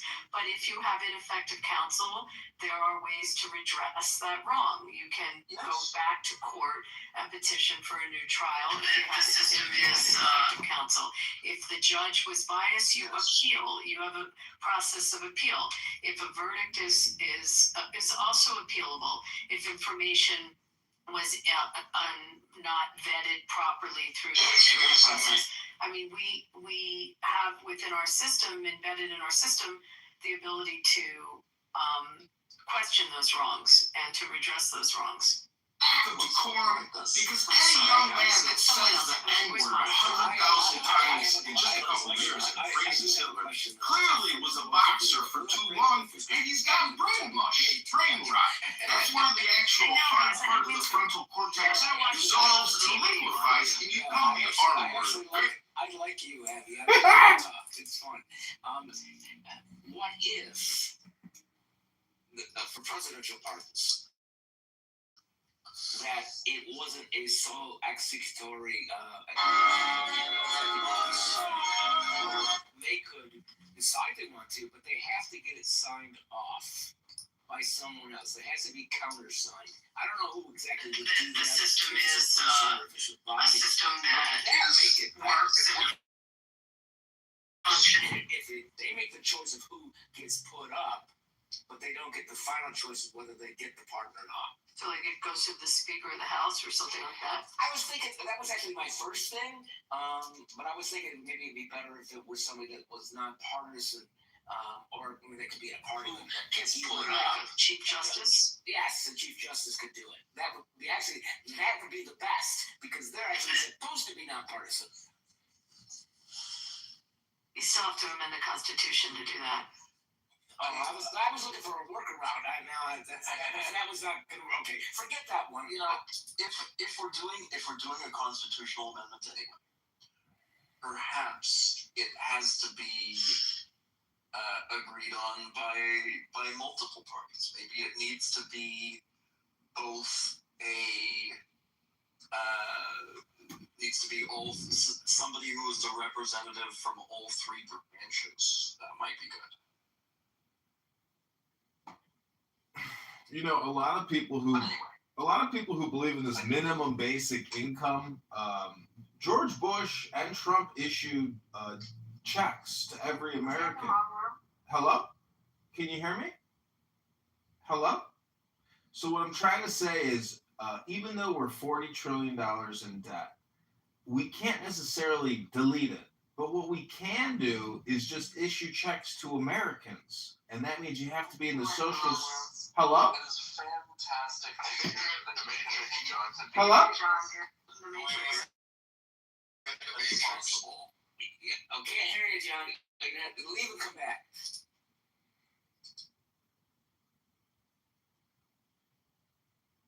Representative. Fucking sad, because he's usually got some good shit to say, but I couldn't hear him. Please don't do that.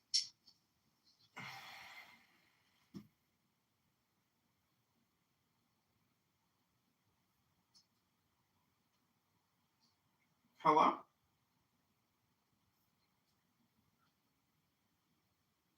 Hello?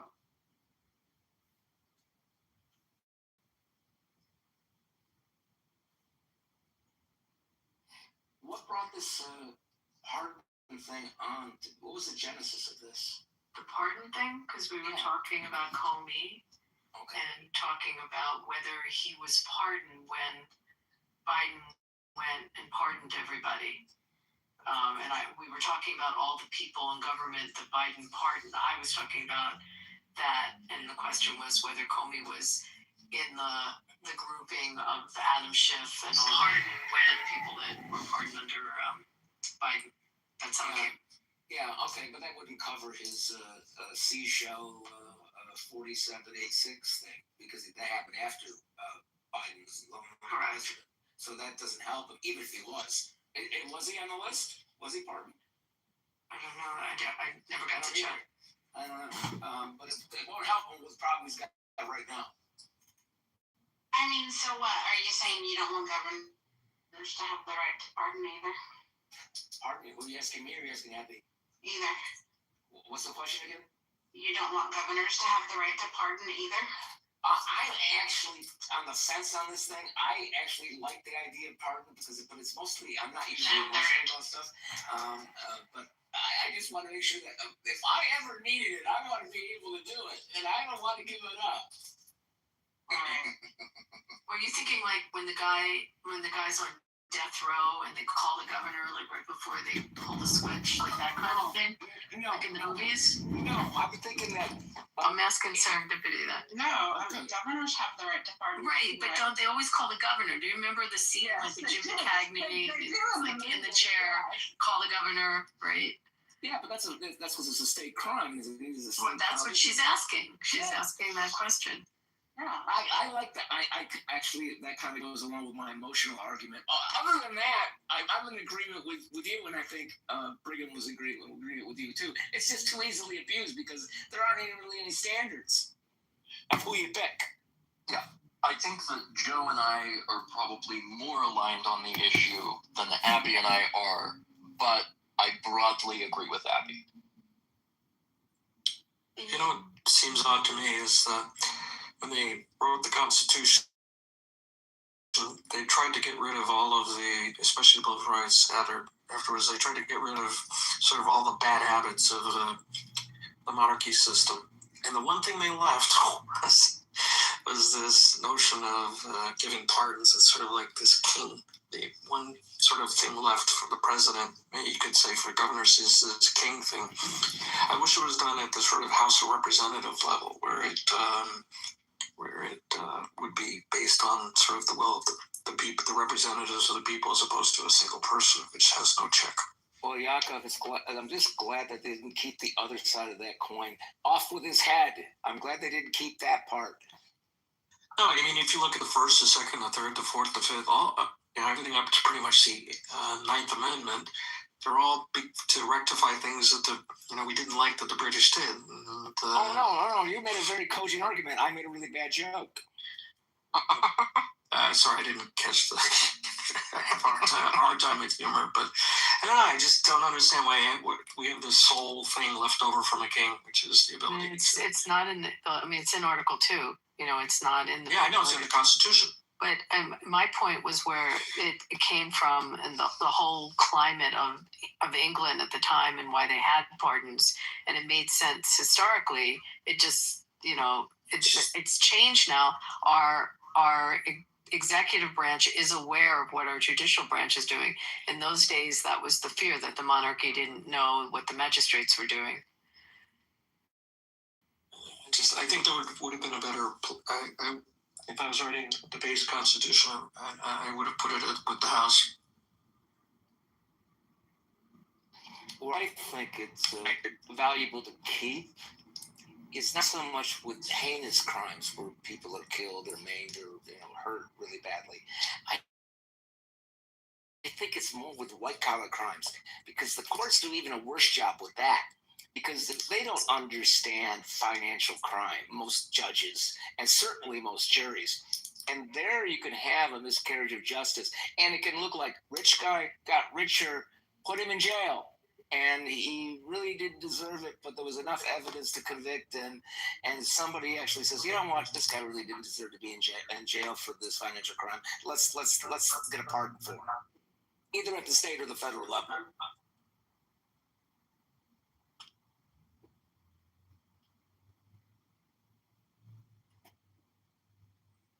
I agree with that too. Hey, I got a question for Abby. Can you hear me, Abby? I say in the Matrix. No, you're in the Matrix again. Hello? Hello? It says Representative Ro Khanna says that Benjamin Netanyahu in the Situation Room is a betrayal of the American people. Do you agree or disagree? It was the gal in the app that was in the Situation Room. What's her name? Victoria. Were they in the Situation Room together? I'm not sure. I think Victoria's Situation Room could be on the 23rd floor of a psychiatric holding facility. I don't like Ro Khanna. I don't follow him. Sorry. So Ro Khanna was hanging around with girls from Victoria's Secret? Is that what you're saying? Yeah, yes, with Victoria Ro Khanna in the Situation Room. Yeah, I'm voting for Ro Khanna and Thomas Massie in 2028. Boy, do you see there's a really good guy running against Massie. He's a war hero, veteran, like wonderful, smart guy. Abby, he won't even show up to debate Massie. Massie is destroying him, but, obviously this guy has billionaires backing him, but come on, Abby. I mean, one guy's... He's got a lot of people behind him. He's all the statistics that Massie puts out shows that Massie's going to win. I very much doubt that this guy's going to beat Massie, and it's going to make Massie so much more powerful than he already is. I mean, you got to realize that Massie and Ro Khanna have made over 50 people. Has anyone looked at the polling in that district? Massie and Ro Khanna have been very successful. They have brought down over 50 people. 50 people have had to retire because of Massie and Ro Khanna's Epstein file release. Hello? Who has polling in that district? I don't know. You know, Necro? Can you pull it up? I haven't looked at it all. It's just that Thomas Massie has always been his own man, so I don't see it. He's got a very apt opponent. Let me see if I can pull up some recent polls. Yeah, I will be stunned if there's any person in this district that will like Massie more. Or that likes them more than Massie. I'm 182 points away from being 1% karma. Let me ask you, Joe, do you think karma is reciprocal, or do you think karma is just action and doing in itself, that there is no cause and effect from karma? Do you think people misidentify, don't translate karma correctly? Karma comes from the gods through the app. So what you're saying is Reid Hoffman's plantation, we're all just plantation workers serving Reid Hoffman. Okay. I actually looked up Aleister Crowley. I like who he was. I didn't really like you prior to that. Oh, you hated me? His name is Ed Gallerin, and the primary is, this is in the primary, and it's May 19th. So wait, let's go back to the fact that Albert hates me, but now he likes the poetry. Yeah, no, I like who you're putting up. I don't necessarily hate you. I just think, I see why you do what you do, but I don't actually enjoy how you do it. Oh, I see. You mean you don't like my mockery of people on this app who are worthy of mockery? But I think you mock everybody. I don't think you mock specific people. It's not true. I don't mock everybody. Some people I actually appreciate and listen, and they provide incredible analysis and thoughtful insight that I had never heard elsewhere. I'm an information addict. Hello? Well, I'll talk more for you than John. I'll say more things going forward so that you can enjoy it. Thanks, Joe. Just stop wearing makeup and everything will work out. Am I gonna get kicked? I like how you don't choose to reveal your age, Joe, because you said you don't want people to think you're too young. It's true. I don't want people to judge me for my age. It's not a good thing. I mean, they're going to wait for me to grow up or think when I've gotten to a certain age that they can listen to me, and I don't think I need to do that. It's unnecessary. I was sure he was talking about me. Can we get back on topic and talk about this corrupt police officer, Goomba James Comey, one of the most corrupt law enforcement officials in American history? Hello? He's not a Goomba. The mafia would not take him. He's not even Italian. I mean, listen, his daughter, she didn't even have to file with the National Merit Board. She's going straight to trial. And I have personally also filed an EEOC complaint against federal employees for violence at the workplace, sexual harassment, etc. But what I'm trying to say is that James Comey is so corrupt that thank God Trump fired AG Bondi, and now we got a real man who's going to take down a corrupt cop, because James Comey deserves to go to jail, and I can't wait for him to go to jail. I will have a party, and we will celebrate here on Clubhouse when James Comey reports to jail. Hello? He ain't going to jail because of the shells. I'm sorry. I'm sorry. There's a hell of a lot more than shells. Apparently, you people forgot about Russiagate. And, I live in Chicago, Illinois. That's not what the indictment is about. Oh, really? Well, the indictment expands as soon as we get him in some cuffs and his disgusting daughter. These people are traitors, they're criminals, and I can't wait for him to go to jail. You're not wrong, but they got to get an indictment on that shit. Like, that's what the original indictment was about. Oh, the original indictment! The shells are actually a better case than you might think, but I still think it's about 50-50. And 50-50 works really good for the defendant. Okay, just because you think it's shells, and I'm going to now run a query, and we're going to get an extract of the key points from the indictment. Please hold. Yes, you do that real quick. No, take I'll your wait. time. Take I'll your wait. time and get it right. I'll wait. It has absolutely zero to do with Russiagate. Deputy, I've spoken more today in this room than I spoke in the last. I know you have. You came in as a hot Catholic.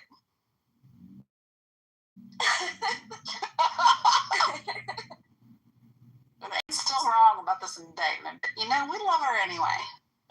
I just looked at the polling on Massey.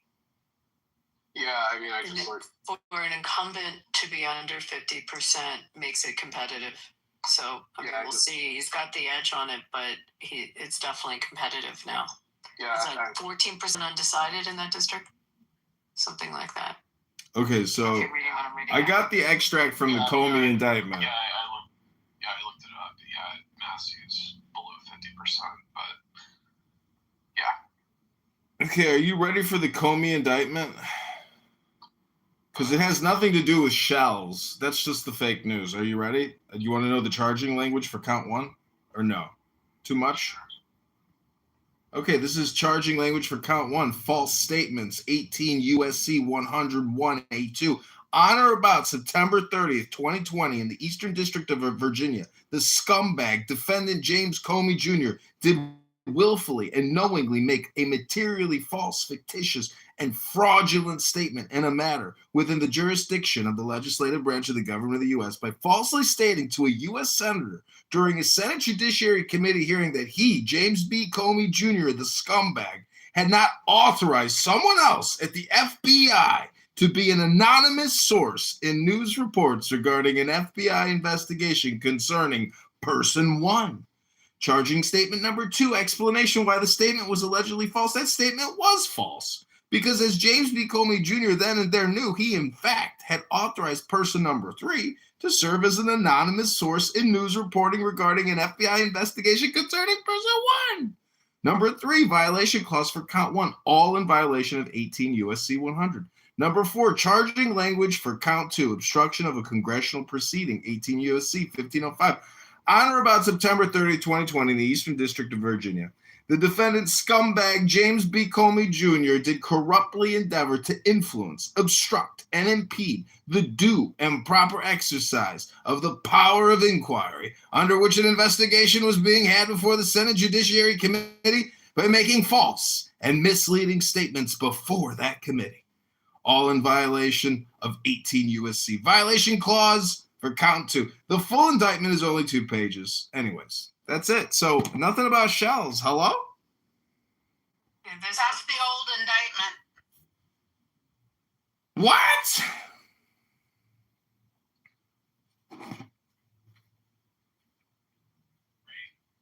Doesn't 86 have multiple definitions?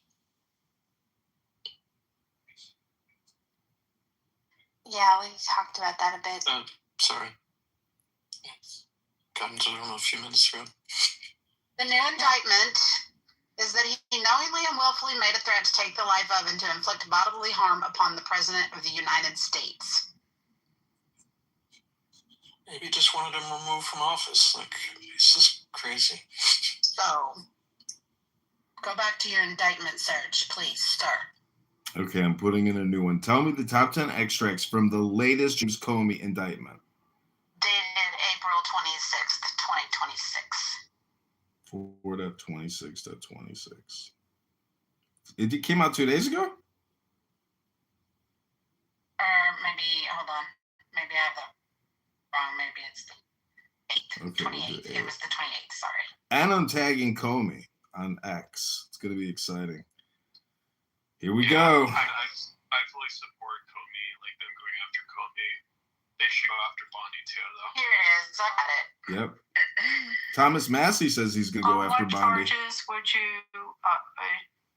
bring against her? Count 1, on May 15th, 2025, in the Eastern District of North Carolina, James Brian Comey knowingly and willfully made a threat to take the life of and to inflict bodily harm upon the President of the United States, and that he publicly posted a photograph on the internet social media site Instagram, which depicted seashells. Oh, look, seashells is in the fucking indictment. Just like I said, arranged in a pattern making out 8647, which a reasonable recipient who is familiar with the circumstances would interpret as a serious expression of an intent to do harm to the President.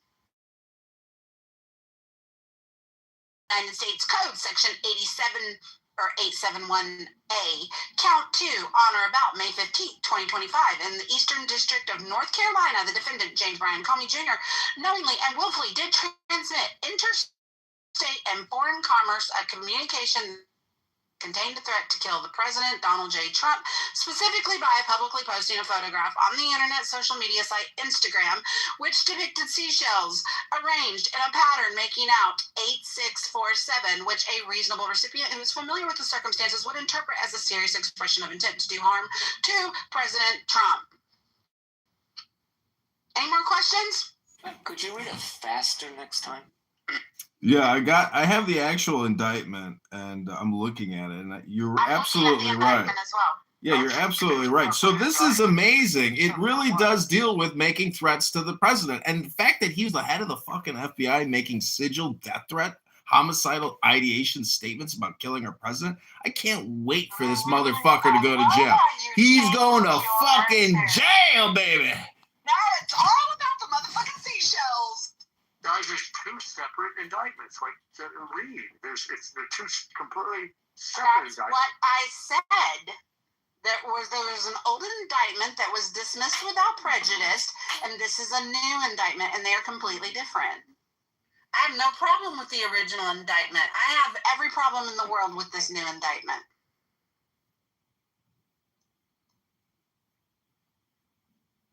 You think people should be allowed to threaten the president?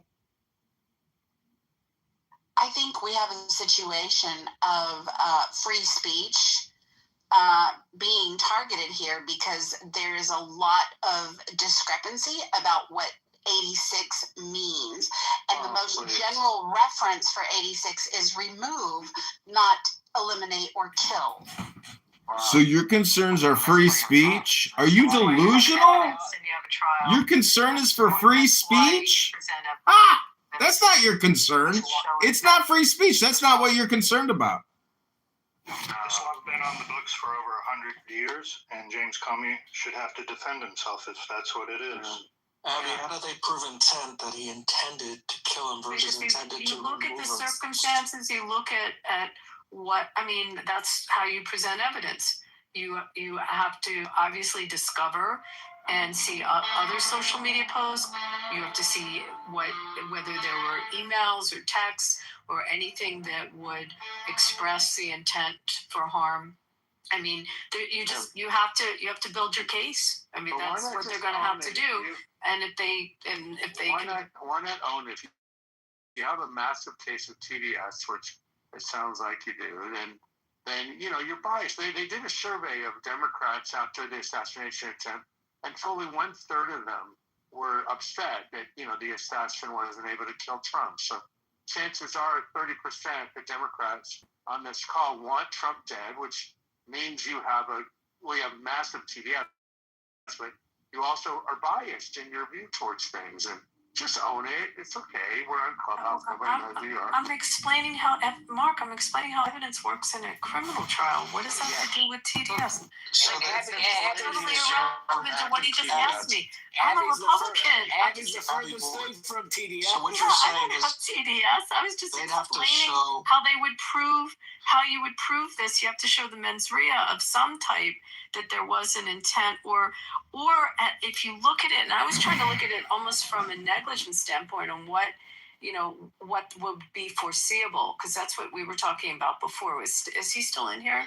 No, I wasn't talking about you, of course. I'm saying that, like in general, so many Democrats are so crazy right now with their brain not fully functioning that they have TDS so badly that they're so biased it's hard to even have a conversation with them. And of course not you, Abby, but I'm talking about some of the others. There's a couple I heard on here who just sound like, like no matter what, it's Trump's fault, Trump's a criminal, Trump's a bad guy. So Comey, of course, is innocent because, he's on their team. And it's just such a boring.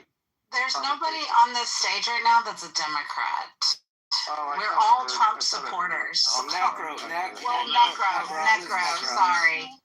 And Necro wants to indict Bondi, so I'm reading what you would be indicting her for, Necro. So can you be specific on what criminal act? Because indictment would mean criminal. Sorry, can you say that again? So explain to me how you would put together your indictment that you're suggesting on Bondi. I think there's a legitimate case that he violated the Epstein Transparency Act by not releasing by the deadline. And, of course, also her leaking the names of the victims against orders. Okay, but let's talk about what the Transparency Act, and what was her reason at the time that what was released was there national security reasons? What was the reason that was given? Well, that was the thing. We, never got it right. Is there criminal statutes behind the Epstein Act? Yeah, that's where I'm trying to understand. I don't think there's criminal statutes applied, bro. No, there is. It's law. It's actually law that was passed, and by not forming according to the statutes and the laws, they actually violated the law. AG Pam Bondi, who Trump fired because she's a failure. Maybe That'd be a violation. It wouldn't be put her in jail, correct? I didn't try to say put her in jail. It takes a future AG to bring those charges. You'd have to look at is there an abusive process? Or I'm trying to understand what criminal act. Yeah, that's a good point. So I'm struggling with that. You have to look at the actual Epstein Transparency Act and then determine. Again, it's a future AG that will have to bring these charges. Again, this is all just. This is Abby. It's just prosecutorial, objective. It's the future government if they want to do something. Is there abusive process? It's not abusive process. It's the fact that it's going to be, it's political. If somebody wants to bring charges against her in the future, that's what it's going to be. If she gets a pardon, she gets a pardon. Under what criminal? Again, it'll have to be political. I'm missing what I'm asking. What criminal? What would they charge her? So do you want to try this? They wouldn't charge her.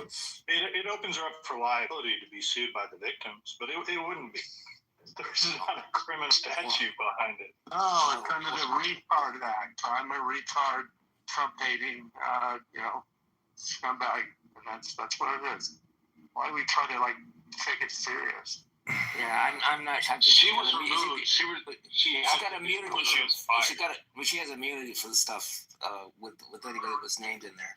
But Mark, the Epstein Transparency Act. The DOJ, not her personally. There were serious repercussions from this act. Over 50 people resigned their positions, and one of them was a Pritzker. So there were a lot of people that got fucked up by this release, and they had to resign their positions and resign in disgrace, completely separated, no pensions, all kinds of consequences from being in these files. And those people have suffered.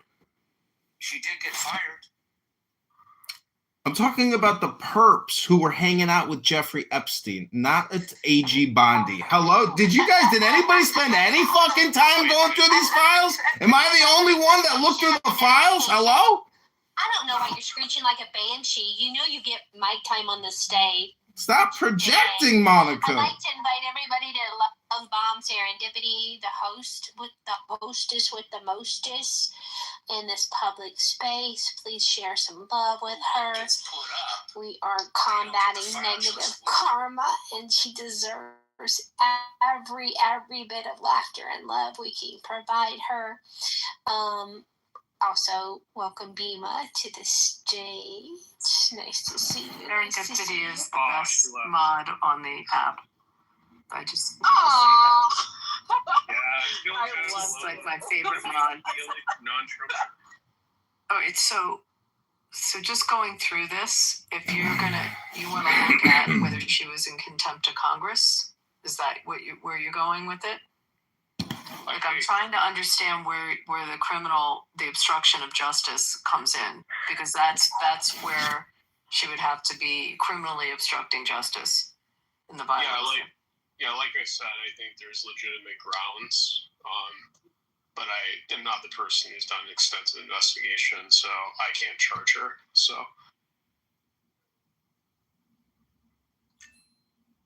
Can't charge anybody. Well, I don't know. Yeah, because I'm not a prosecutor, I'm not a DA, so I can't charge her. Well, they're bringing charges against Dr. Fauci's laboratory assistant, who was helpful in bringing the COVID-19 vax disaster to America and the rest of the world.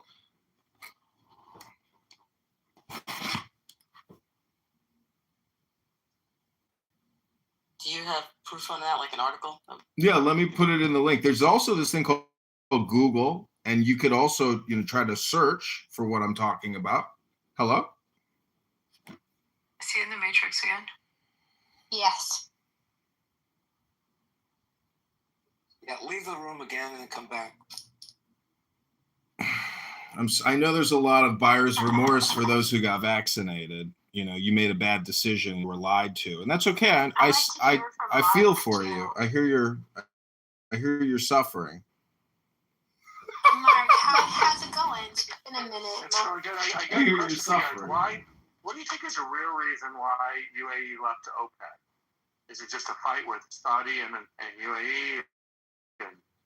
I think they're going to open up those lines, Mark. I think that the whole shipping line, they're going to the intent originally before October 7th that the Saudis had to try to build a line almost going all the way through to the port of Haifa, like in that direction, and everything got screwed up after the 7th. But I think the UAE may be looking at that transportation route.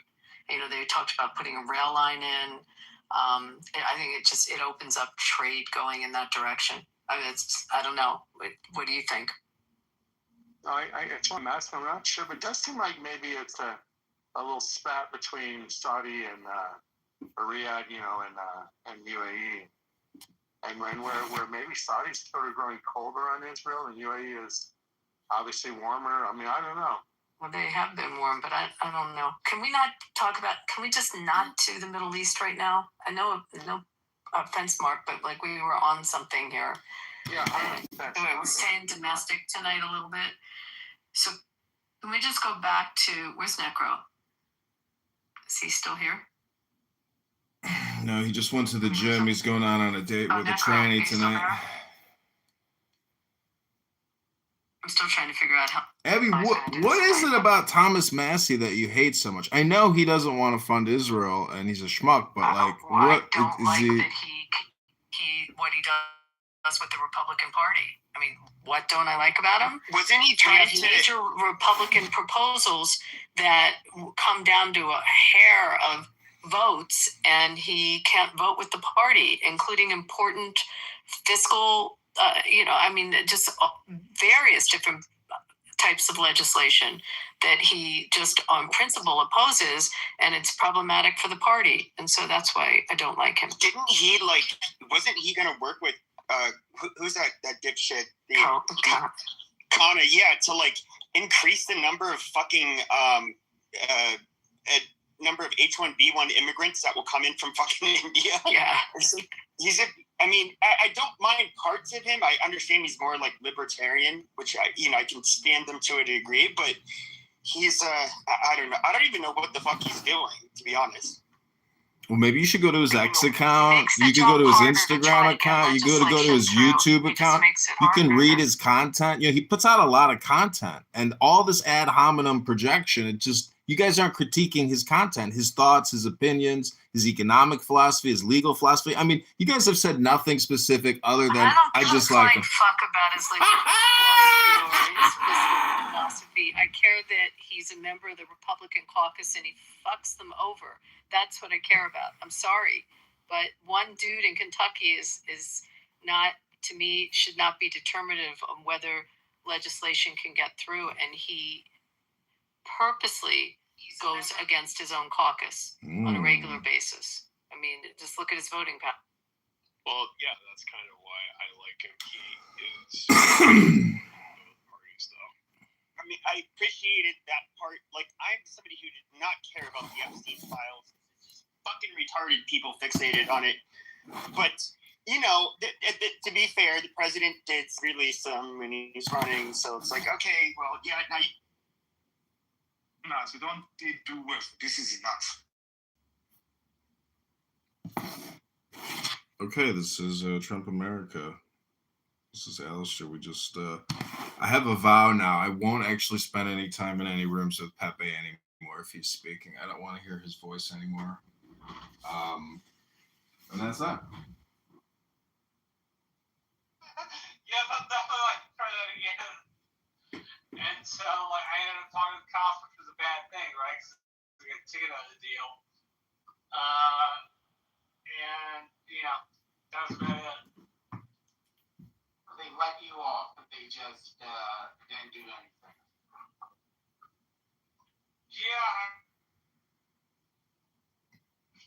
A pipe and a grinder in my car, and I had not been smoking, but it smelled like weed. And the cop pulled me over and confiscated my pipe and grinder. It was you're lucky that you didn't have any weed. And the thing I thought about to this day was that there was weed loaded in Accountability and accountability is number 2. And the cop took a look. And so I got away with it. But those incidents are few and far between, 7 and 10 years ago. Don't do that stuff, man. One time when I was in undergrad, we were smoking in my friend's car, like on campus, because we had like gone out to out for the day, and we had come back before we head back to our dorms. Let's smoke up, right? And so we were smoking in his car. This is before weed was legalized in California. So this is in 2015. And so they were smoking in the car, and for some reason, LAP gang unit posted. Yep. Yeah, they whooped them, bro. Yeah. Woo-hoo. Yeah, Celtics dropped the game today, but they're still leading 3-2.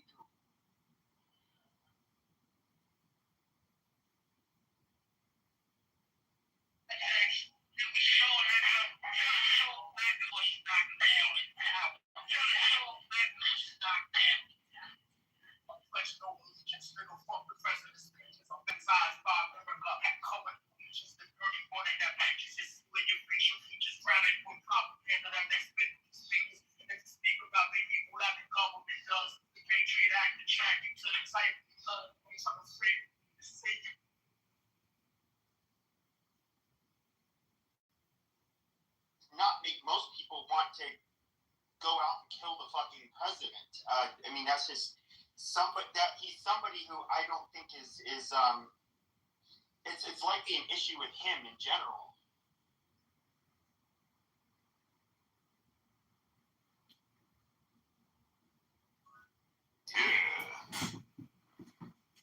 My baby Mariam is here. My baby. Oh, my beautiful baby is here. So random. Well, I mean, I have views that are like not popular, and like I don't like I've never planned to go out and like start like beating up people or alone doing a terrorist attack. I mean, it's fucking crazy. But people that do that, and I think they have throughout time. And I think like when people try to this is kind of, I don't like seeing the right use this whole, what they call stochastic terrorism argument, where even saying not so nice things about will lead people to kill people, and it's dehumanizing. I mean, it can be at times, but for the most part, like, no, we don't. I don't think we should be like a bunch of leftists and information disclosed and affirm motion. So I don't know. What do you do?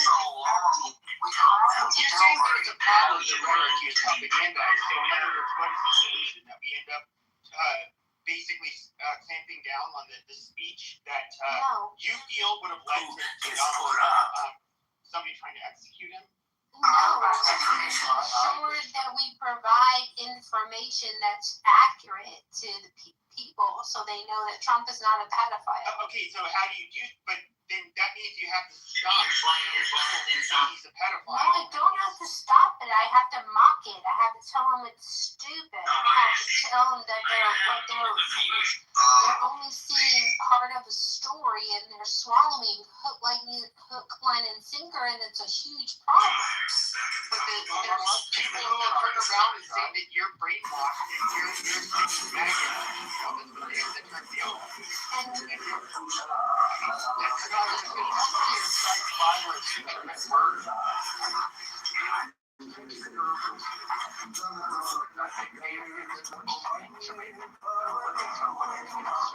Careful where you go with it, because again, Trump said, let's go to the Capitol and fight like hell, and you were vociferous. It's not whataboutism. It would be a prime case in point in which you would give leverage and power to the other side to be them. Okay, so I didn't finish my point because you interrupted me because you're sensitive and you don't understand Jesus Christ. Like, I just to your point, Mark, I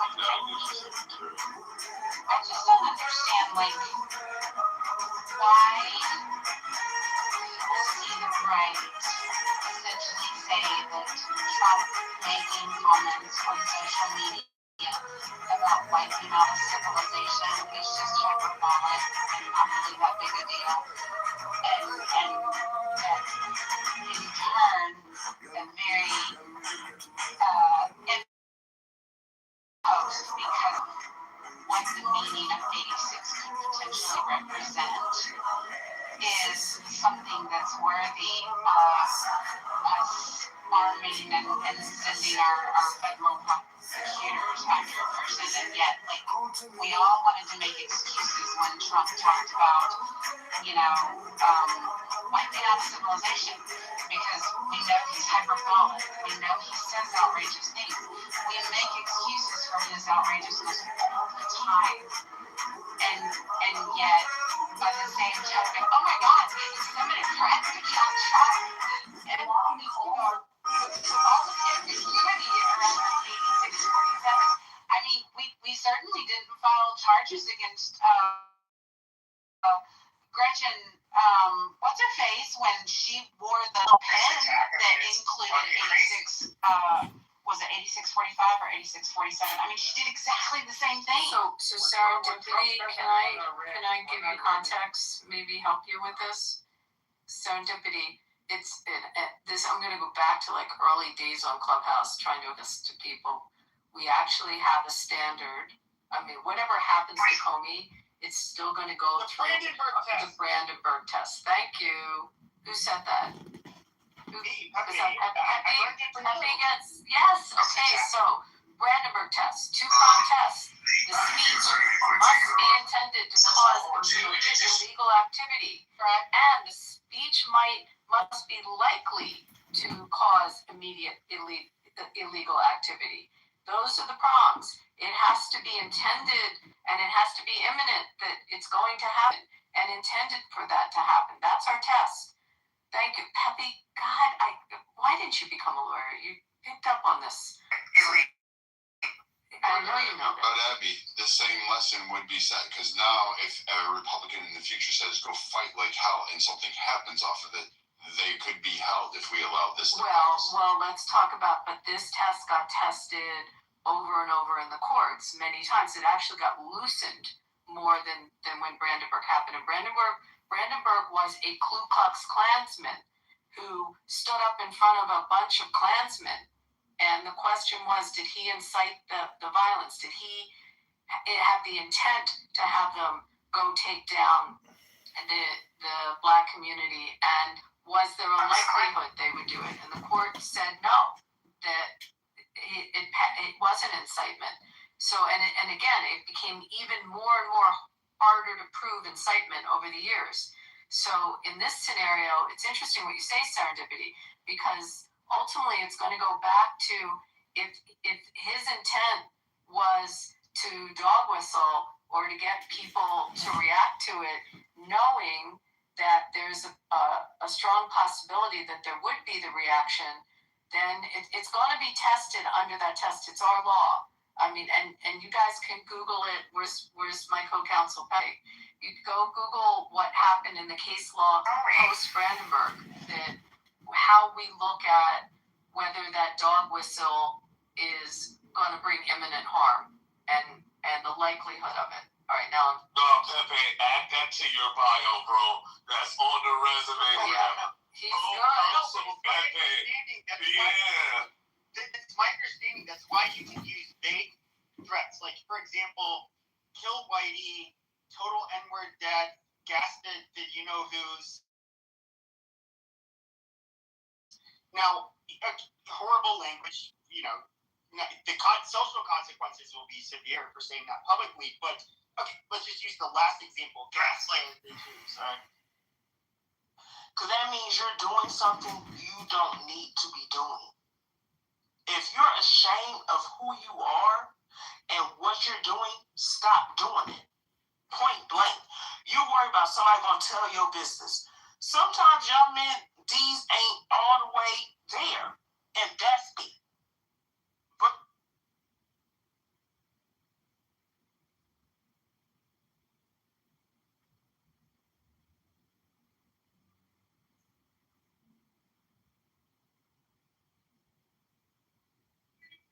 do you Hello, my baby Maria, my darling. She has no background in DC. So where are you talking about? What, Henry? I was just going to say, I appreciate the explanation, Walter, because I was also worried that moving her out of her current position where she is being so successful, would that create a gap that couldn't be filled? It sounds like that's probably true. So I appreciate the clarity. Maybe we could talk about Vivek, man. That was the only other thing I wanted to talk about, but I'm taking up too much time. Vivek, listen to me. I've been following his campaign. I don't know what he's doing. He came through town. You know where I live. Don't mention it. But he came through town a week or so ago, and I went and saw him. I didn't get a chance to talk to him or get a picture or anything, but I was standing there with one of the local mayors, and we were having it was a nice little time. He came to a local Italian restaurant that's like 80 years old, and it was nice. But we didn't have much time to like talk to him or anything like that. But yeah, I just was curious. I didn't know if you have a sense of the campaign. The problem I have with Vivek's campaign is that Vivek's campaign is being run by consultants instead of him. And what he should be doing to win in Ohio is running the exact same race that he ran for president, and he would win. So Yes, I don't know why are we doing that? I have no idea. They gotta hire you and Chris and whoever the hell else. Listen, I'm not allowed to be hired as a political consultant because to be hired as a political consultant, you can only lose by a small margin. That's the only way that it works. Political consultants only get hired if you lose all the time. You can't have any good ideas.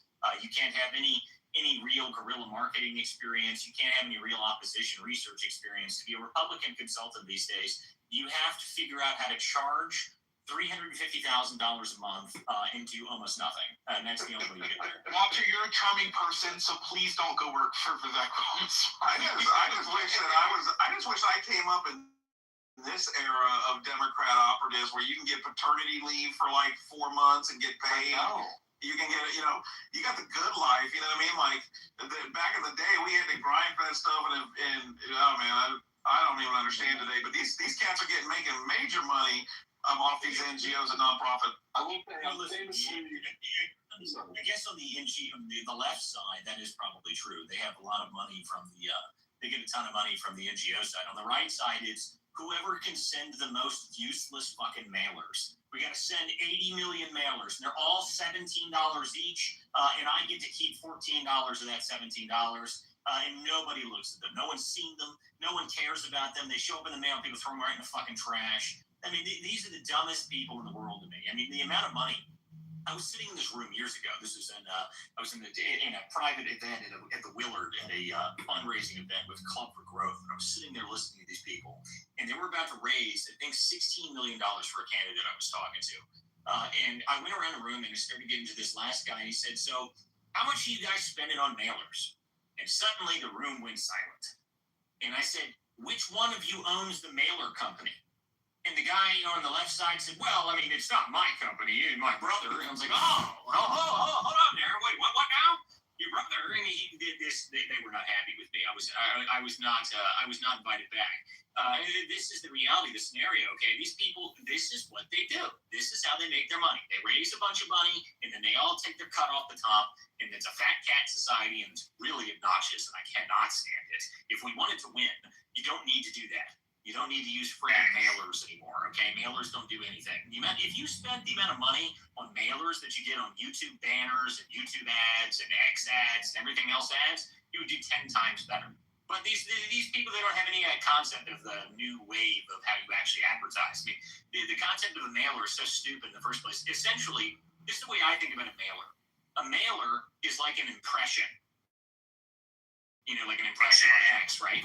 You see it for 2 seconds, and then you throw it in the garbage. What's the difference between a mailer and something you see on X? Something you see on X that advertises to you, you can pull it up and you can see it 6, 10, 15, 20 times a day.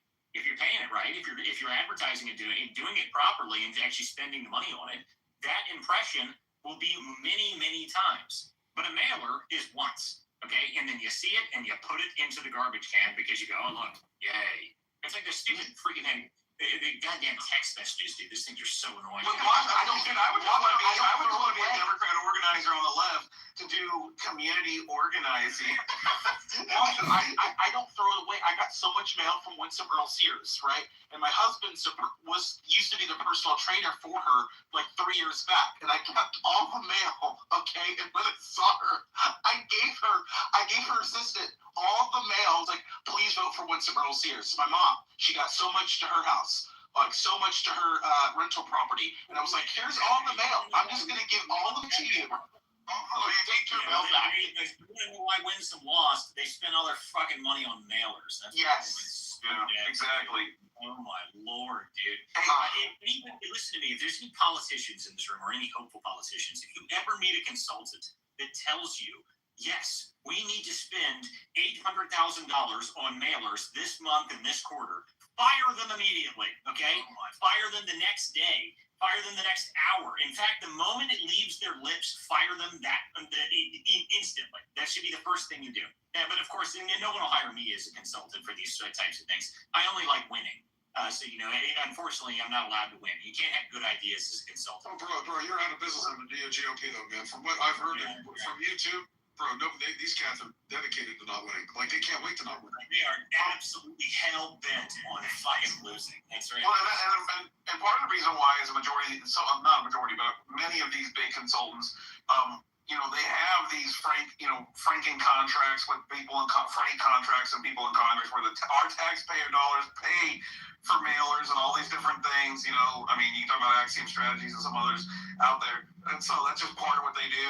And it's crazy. I don't know, man. If you're not doing IP targeting and other types of geo-targeting and micro-targeting down and getting in front of people, having those all kinds of other creative ways, in today's world, you're not doing right. Guerrilla marketing is the only way to win now. And the reason for that is because the attention economy has gotten so competitive that why the hell would I pay any attention to you? Like, really? Seriously, if you're trying to get someone's attention, if you're really trying to get somebody to actually pay attention to what you're doing, what you're saying, you have 7 seconds to get that person's attention. And if you don't get that 7 seconds, they will never care about you ever again. That's just how it is. That's just how it is. It's that much effort. Yes, sir. Yeah, I just got one more point I forgot to mention. I added the YouTube link to O'Keefe Media Group, which reveals hidden camera video with Glenn Prager from the DOJ, who handled the first round of Epstein victims on hidden camera video, saying that Jeffrey Epstein was an informant and an asset for the CIA. So that is confirmed. Yeah, listen to me. If people think this is just like some hunky-dory random thing that it's just some random dude, guys, you get out from underneath the rock, okay? It's obviously an intelligence operation. Otherwise, we would have found out a lot more about it. Okay, but I got to go, guys. This was a great show this evening. Thank you, guys. Everybody who came to the show tonight. This is the Political Theater on Walter Kerr. Make sure you guys follow all my speakers up here on stage. Chris, Jared, AB was up here this evening. Henry, Zen, Sunlight, 10th Mountain. Make sure you guys follow all these people. These are good people. They got good content. Make sure you guys come back. We will be back on tomorrow night. Well, wait a minute here. I got to go to Michigan tomorrow. Maybe. If I get into the hotel early enough tomorrow, I will be on tomorrow night at 9. So we will be back as soon as we can. There's a press conference, by the way, Thursday morning. There was a press conference up in Michigan, and we're going to be going over the fraud. That is with the state senator Nesbitt. So that'll be at 9:15 on Thursday morning. So there's a press conference talking about the fraud and stuff. That's the most recent articles. If you guys have been following the work that I've been doing, that's what that's going to be covering. So we're going to be covering that on that. And I think we should be on for the rest of the week. I don't know. I got to double check some travel stuff because I may be going down to DC Friday. Someone invited me to an event. They want me to go, and I'm going to try and make it. So we'll see. But anyway, guys, we'll be back. Hopefully we'll be back on tomorrow night. I don't know why I wouldn't be able to be back on tomorrow night. So we'll see you guys tomorrow night for more of the Political Theater. 9 p.m. weeknights, guys. We will see you guys as soon as we can, and we will see you guys next time.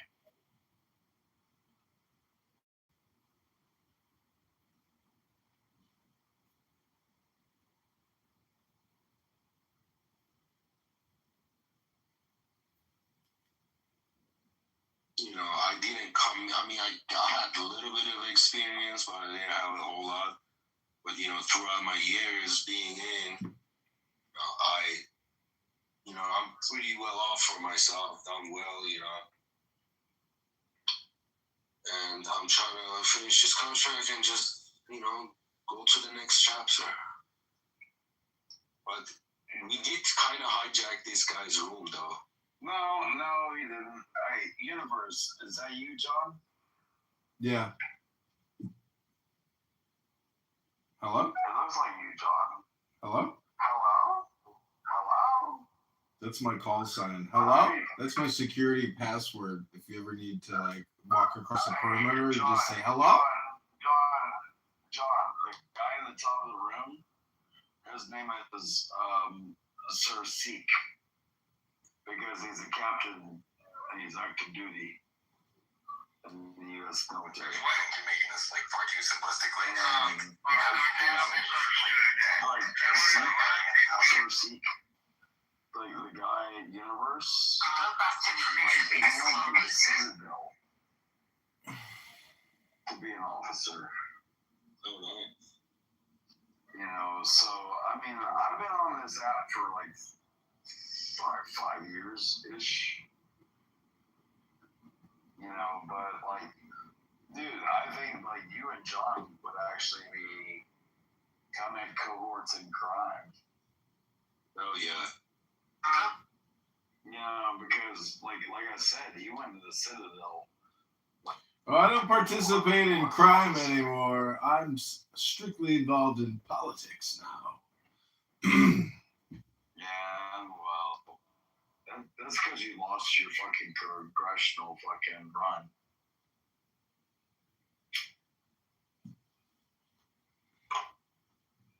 So you did ROTC or you did OCS? I did ROTC. No, he went to the Citadel. Oh, okay. Yeah, you do ROTC at the Citadel. Everybody does ROTC. Military University, yeah.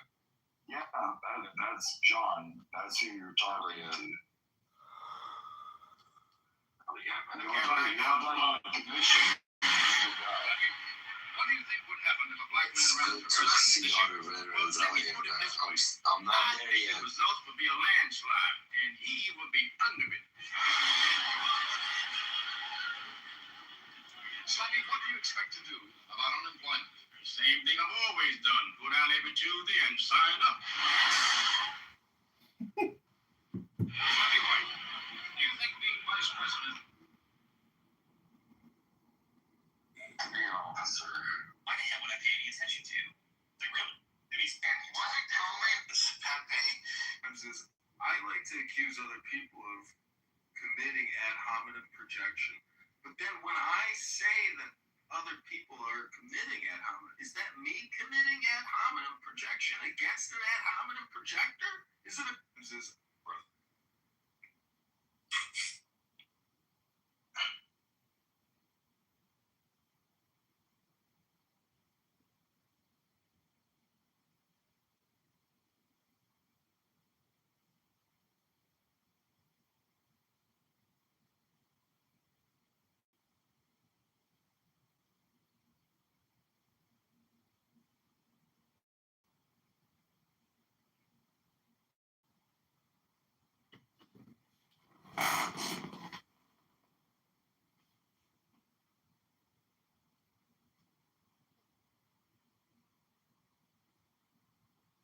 that we have together.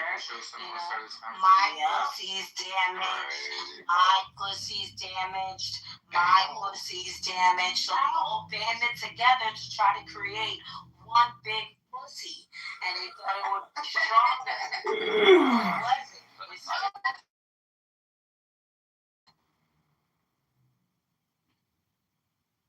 criminal activity again. Don't go after this ridiculous 8647 shit. Make it substantive, make it stick, make it matter. Yeah, that's one of the problems I have too. I think this is shallow and superficial. I don't think it's good enough when we have evidence of him doing seditiony things. Propping up the Russian collusion delusion, making the Steele dossier seem vital and important instead of gossip and innuendo. It's very frustrating. I hate eating it was a crime when he opened the investigation against Michael Flynn. Me too. It's very hard to swallow. Roger Stone, Michael Flynn, Sidney Powell, all the people that supported Trump were targeted in lawfare. It was a political intended to tie them up in bankrupt. So in this instance, while people can argue and he'll have to argue what he was meaning when he was using the term 86. What's wrong with him taking his own medicine? Like, I don't see it is politics. It's not like the Democrats are going to, they would have eased up on their lawfare until this indictment came out. They were literally promising to go after every Trump official when the House gets back in office and investigate, or when Democrats take majority in the House, and they're going to investigate every single Trump official. So, they're already promising lawfare against Trump. Shouldn't Trump fight fire with fire? I go after Pepe.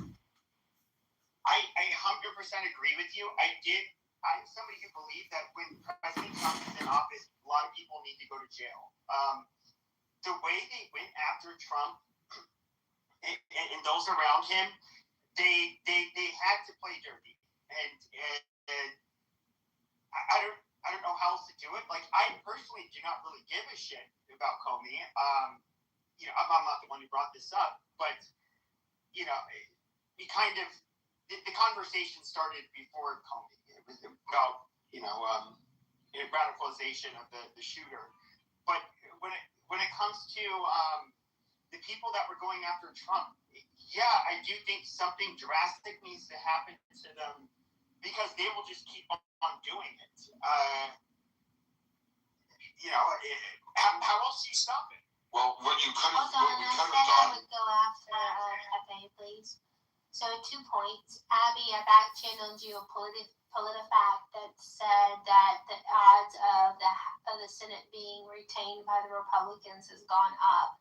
I think the Southern Poverty Law Center scandal is having an effect, and we should push that and amplify that. And that goes back to the propaganda message. We have evidence that people are being manipulated and told that white supremacy is the number one threat to our country, and we know better. So we should educate on that. And the second point is, Joe, we are tossing out odds about how likely is it that with this charge, Comey will be convicted and found guilty. The highest percentage the stage gave us was 5%. What's yours? Talking to me? I'm sorry, Yes. I was. Yes, sir. How you doing? Good to No, hear you. I was getting accustomed. No, I don't think it's likely, given the state of clearly in this room right here, if Republicans are thinking it's a bad thing. Comey better get a bunch of clubhouse Republicans on his jury to not convict him.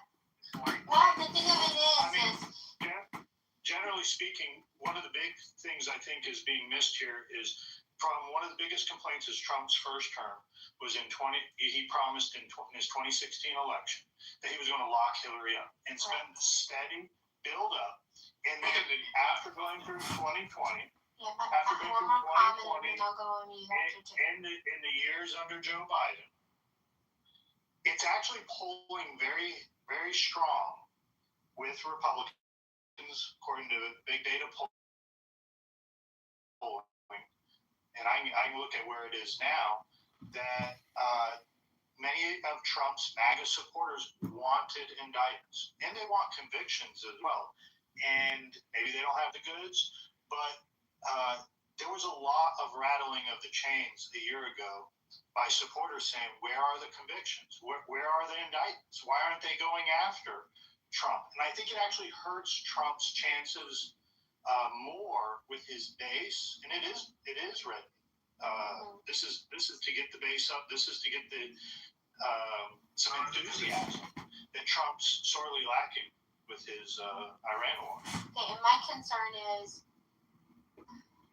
we should go after people which we have the evidence to indict, convict, and jail them. And if we're going to put up these charges that have little chance of convicting and jailing them, we're wasting our time and our credibility. And I get that MAGA's mad that more people aren't in jail. And also, I don't think this is it. And so I'm frustrated because I want justice too. But this is smacking of vengeance and revenge. This is not on our priority list. Putting James Comey in jail is not our priority. Our best shot at Comey would have been in 2018, and 2017. That would have been under the purview of Sessions, which he was a twit, and the DOJ was flustered. We had illegal wiretapping, misuse of a FISA court, omission and tampering of evidence to fit a narrative to go ahead and get those. That all occurred under Comey. Now, whether you could have pinned that to Comey, that would have been a different thing. But he still violated the Hatch Act. He also interfered with an election process in which that does carry criminal charges under it. So we could have prosecuted him. They didn't do that with Comey. I don't know why. It's a short thing. But Comey could have done. The Flynn debacle, as was mentioned, yes, it should have absolutely been reviewed and probably could have been overlooked the party. And we could have probably found out that there was some mishandling of evidence and misalignment of that. They want to just go straight into Cheerios. She survived big 10 different types of like all the Cheerios. evidence that people have, you have to prove that she's criminally liable. I didn't tell you this, but I can stand back and she is the worst person on this planet in terms of our political system. But they get away with it. Like, they're clean. There's nothing that sticks to them. There's nothing you can really pin on the Clintons. I mean, shit, the guy lied under oath in front of the American people. And then the power dynamics there are just, you have to sometimes say, hey, there's really not much I can go ahead. After that same period. Some people think they're not. And everybody knows it was her and that administration that left me and others to go ahead and die. Like that's just a simple fact. Well, that shit. Her administration did it. Uma Abedi, Anthony Weiner. You can't tell me that was the first time that they had child pornography on their webs, on their computers. The servers, the destruction of evidence. You had the crimes there, but they exonerated her. You couldn't make it stick. So, I mean, it's not just what you know, it's what you can prove.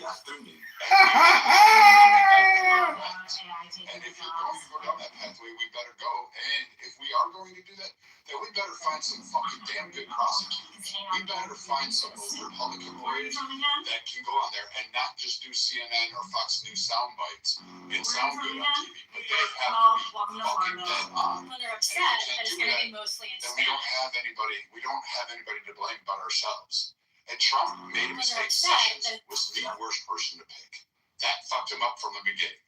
He should have picked somebody a lot better. I don't know who it should have been, but I would have probably put Ted Cruz in. I would have gave it to him and said, here you go, unleash it. And Ted Cruz would have been a dog with a bone at that time, especially because he wanted blood and he wanted vengeance. And he would have went and got it. He would have found a law. But you know what? We didn't do that.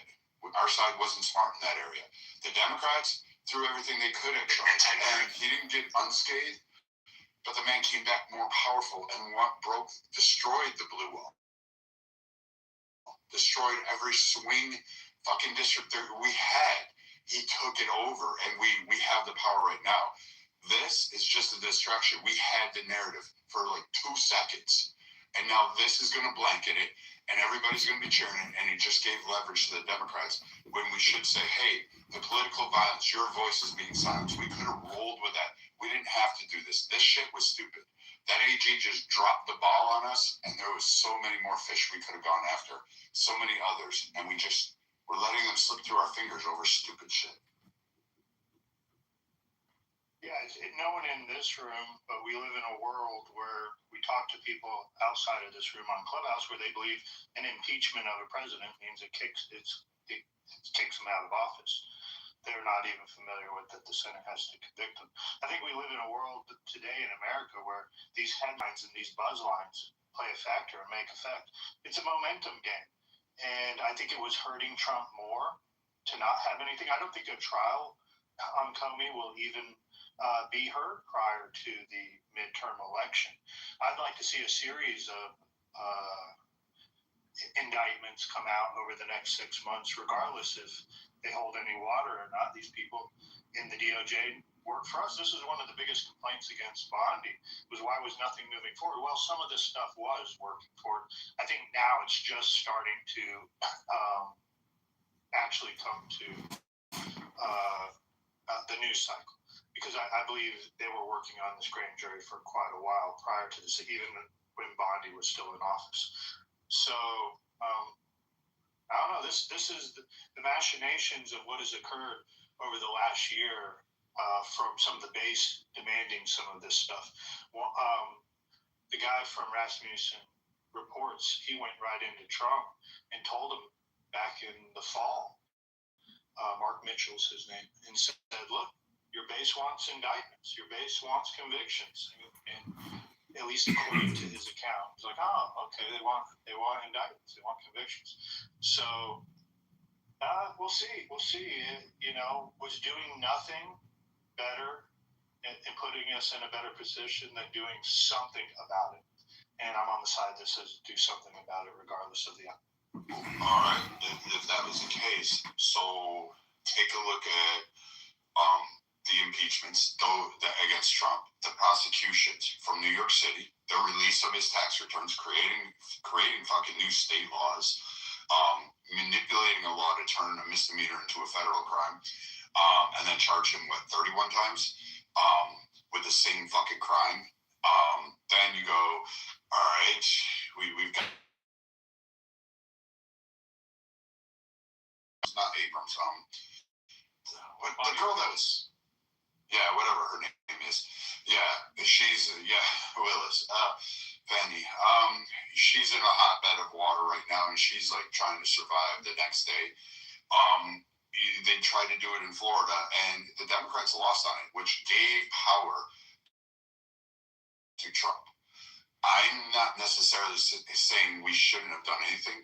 I'm saying we didn't have the people that were really going to go after it. We put the wrong people in play, and I'm kind of grateful to Trump right now because he didn't necessarily go after Hillary, because that would have been front page and it would have been a failure. It would have been a failure, another failure, and who knows how this election cycle that just passed would have turned out if Trump under 2016 with COVID started prosecuting everybody and losing. That would have been an epic loss on our side, and it would have hurt us much more down ticket, and we wouldn't have had the powers to basically shift a lot of things. And I still don't like Mitch McConnell, but hats off to him for securing the courts and making sure a lot of provisions down ticket, down ballot, actually worked in our favor to help propel up and to help us have that sort of victory. And, played it right. He set us up. Now it's up to pieces of evidence was created by our USAID funded our and controlled team to organization hold on to that. called We're the going to hold this on it, OCCRP. and we have a Another chance. piece out today We're about probably how not going to win a participated major investigate majority in this the as House, well. but it's still a coin flip. We Essentially can very still important take 3 information 4 seats over and still So have you have power. an USAID, And it would be an epic win for a Trump. much Be able larger to fund finish out of his money and a term, much broader being able strategy to for information do a lot of control the that things we included promised. censorship, but also, as I And mentioned, maybe taking somehow we investigative get a better win journalism, and set up the next really administration worldwide. that could be a Republican. Amazing. Whether it's So, yeah, I mean, Vance, Rubio, that's an or agency somebody where else, when we saw that we get could shut have a down shot. by And Bush, if they do I good, thought that was we've completely got 12 appropriate for years something at in there that was least. doing that's so We've got valuable, 12. and you could be Get for a the shot later, for but it, my a view. good shot, not just like some imagination, but an actual good shot. I just don't think throwing shitty fucking prosecutions that all the media is going to cover and not cover any of the other shit. We're just giving too much fodder to the other side to use against us. It's a good point. It did when the Democrats did it to Trump, It was completely they weren't appropriate. effective. I was hoping today to give you an opportunity to put to rest the concerns that people have that there were federal agents or assets of the federal government. Mr. Speaker, I rise to wish a very special Attorney General Garland. Elon Musk is a Democrat. Bannon. For They what got purpose, Mr. General? convictions, Steve Bannon. Oh, they did. That's right. They did get a conviction. Yeah, but he kind of set himself up. You can't do that whole San Diego thing. Wait, that's Alex Jones. No, Steve Bannon was the one. Oh, yeah, Steve Bannon. I'm sorry. I was thinking Alex Jones. Contempt of Congress. Bannon. Oh, he was contempt of Congress. That's right. Yeah, Bannon was contempt of Congress. But I mean, that's a nothing. Like, that's not a big win. What? 5 months? They were also going after him a while back for raising private funds to build the wall back in the first term. Do you remember that? Yeah. Shit, I don't. Man, there's been so many of them. I can't. He's kind of. I think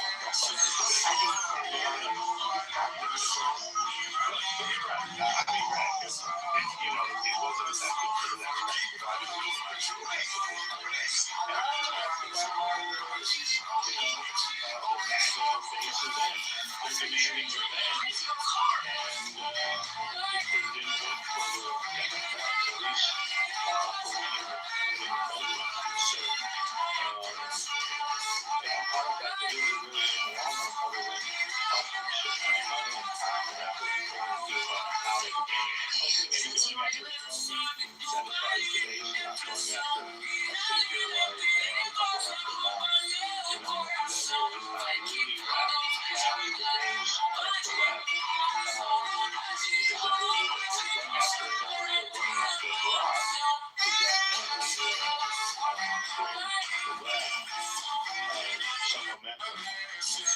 That's a fancy piece of wood. But I mean, if we take that point, like again, if Trump succeeds, like let's say he gets the straight, all the IRS and falls on with we start, boom, it starts working out great. Okay, done, settled, over with. And he falls through and he managed to hit $21 trillion in investment. Now we won't see that in this term, but we have a shot to see it in the next term. We definitely will start to feel it about the midterm for the next administration. That'll trickle down. And if he puts that on there, I mean, can you imagine if it's all under conservatives, it's control, and we can actually fund and start doing things and start targeting issues that we have been complaining about for a long time, that we're going to have an economy that's booming under 12 years of stewardship under conservatives. It would take literally 50 years for the Democrats to break that. And not that they won't spend us into oblivion, but we really could hold something there, and Trump can walk away with something that will last, I don't know, another 250 years. He'll be able to support this country with those investments. And again, it's a big if he hits 21 trillion, because that's a hard goal. That economic boom for the U.S. will cement us for 150 years. That's a lot of power to give to a guy and then give it to the next administration and hand it off.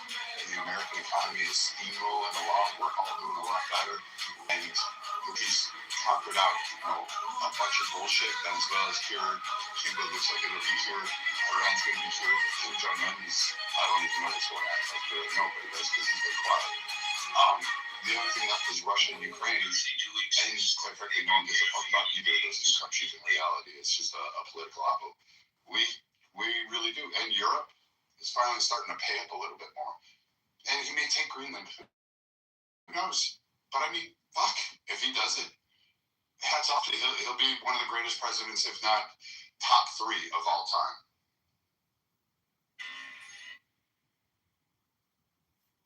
Ready for Mount Rushmore? Well, what 18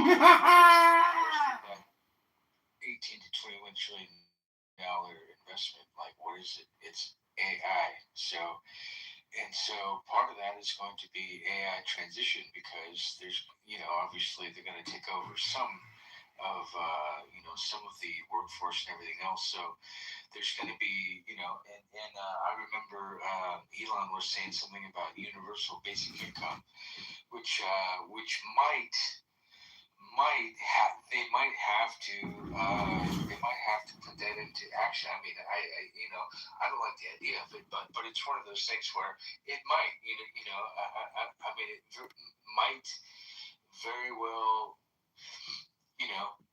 mean that we go to that,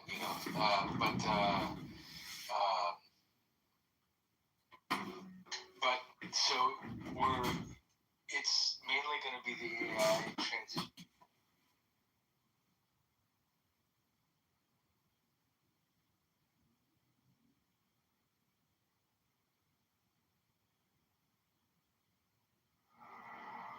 Mine is the head of the man, and thy insight is keen as the hawk's.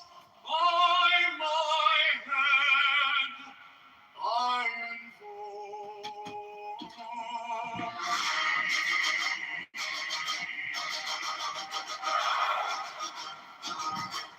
I am the only begotten child of my father and mother. My father is dead. My mother bore me with labor and pain and fear. By my body I invoke thee. About me shine the diamonds of radiance, light and pure. By their brightness I invoke thee. Mine is the red triangle, reverse the sign, given of none save in thee, of thee, O Lord. By the Lamb and I invoke thee. Mine is the garment of white, sword with gold, the flashing light that I wear. By my robe I invoke.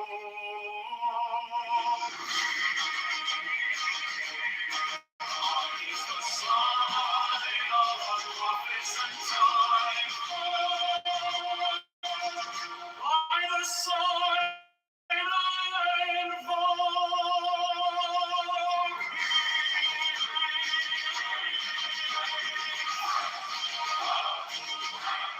Mine is the turban of white and gold, and mine the blue vigor of the intimate air. By my crown I invoke thee. My fingers travel on the beats of pearl, so run I after thee in my car of glory. By my fingers I invoke thee. I bear the wand of double power in the voice of the Master.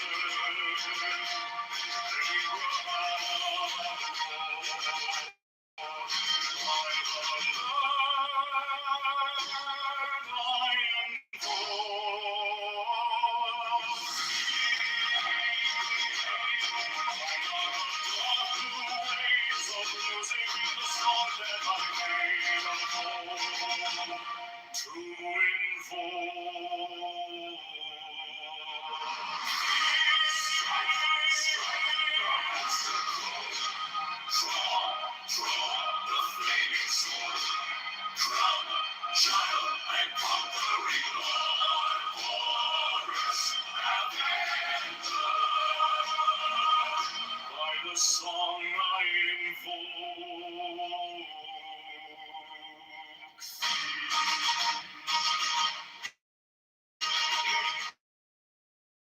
my hand is thy sword of revenge. Let it strike as thy bidding. By the sword I invoke.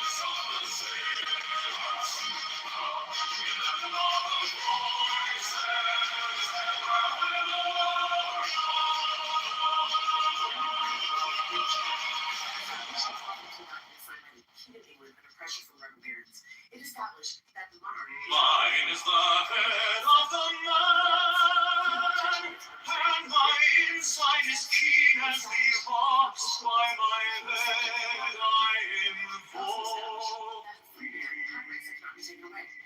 I am the only begotten child of my father, another my father is dead. My mother bore me with labor and pain and fear. By my body I invoke thee.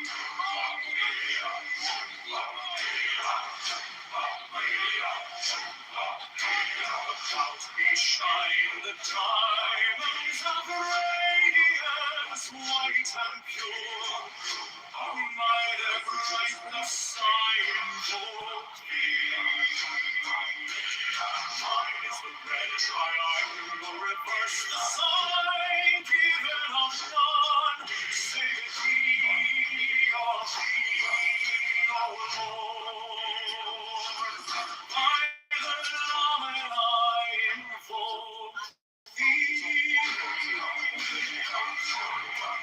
Mine is the garment of white, sown with gold, the flashing of day, like I wear by my robe, I invoke thee. Mine is the sign of a promise that I feared, by the sign I invoke thee. Mine is the turban of white and gold, and mine the blue fear of the internet. By my crown I invoke thee. My fingers tremble on the beat of fire, so ride I after thee in thy car of glory. By my fingers I invoke thee. Another one of double power in the voice of the master.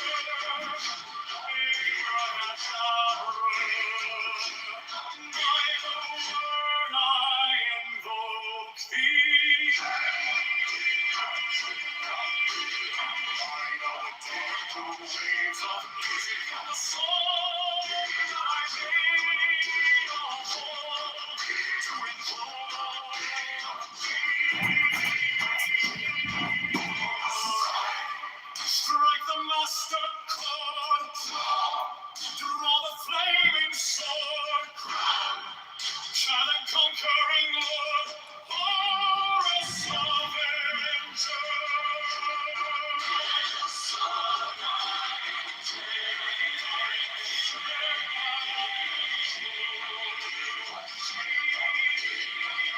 In my hand is thy sword of revenge, and strike thy cheek.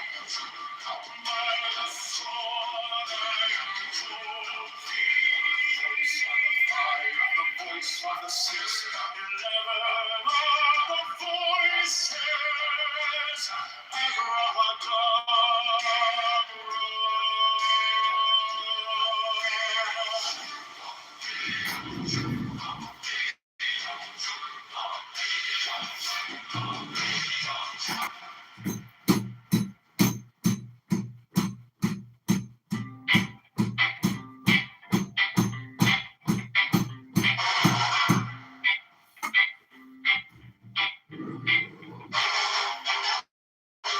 Mine is the head of the man.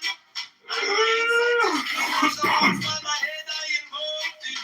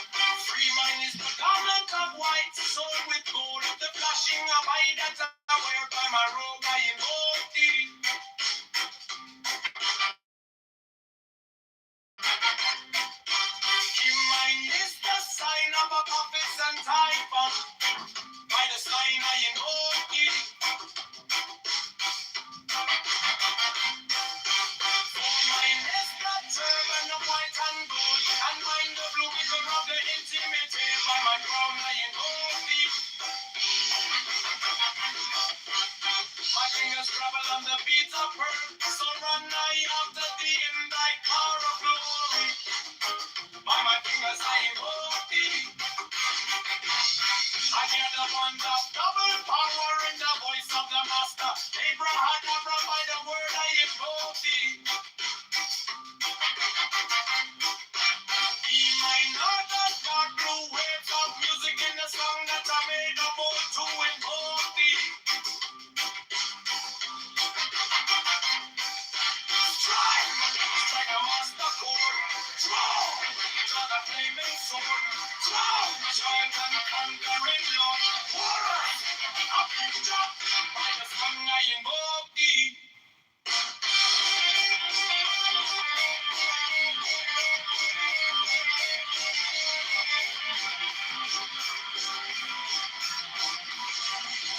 In my hand is like sword of revenge. Let it strike and I begin. By the song I invoke thee. The voice of the fight, the voice of the sexy, the voices. Everyone.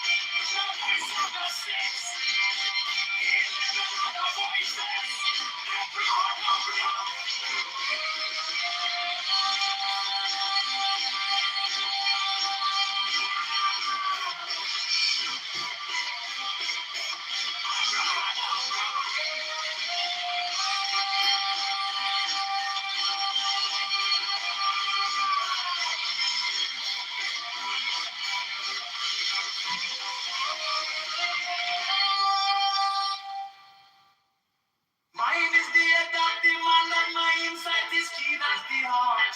By my head I invoke thee. I am the only begotten child of my father and mother. My father is dead. My mother bore me with labor and pain and fear. By my body I invoke thee.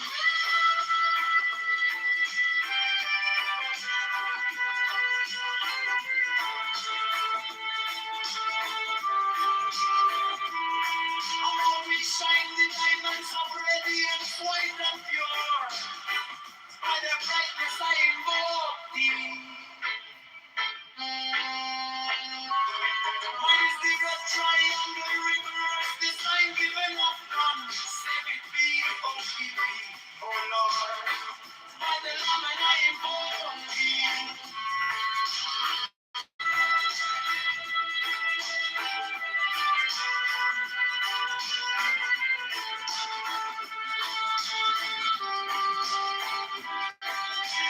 Mine is the garment of white sewn with gold, the flashing of light that I wear. By my robe I invoke thee. Mine is the sign of a office and typhoon. By the sign I invoke thee.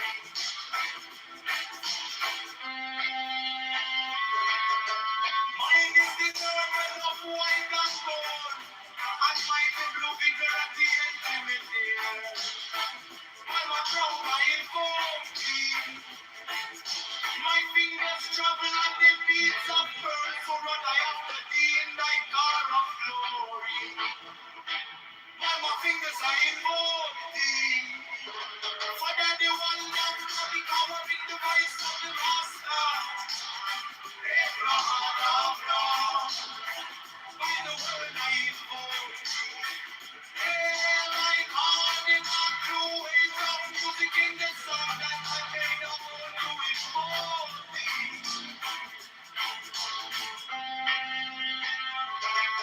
Strike the master chord.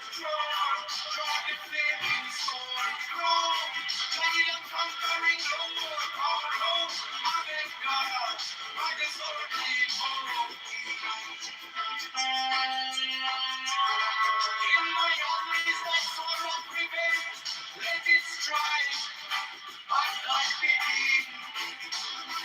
By the sword I invoke, the voice of the fight, the voice of the six, 11 of the voices.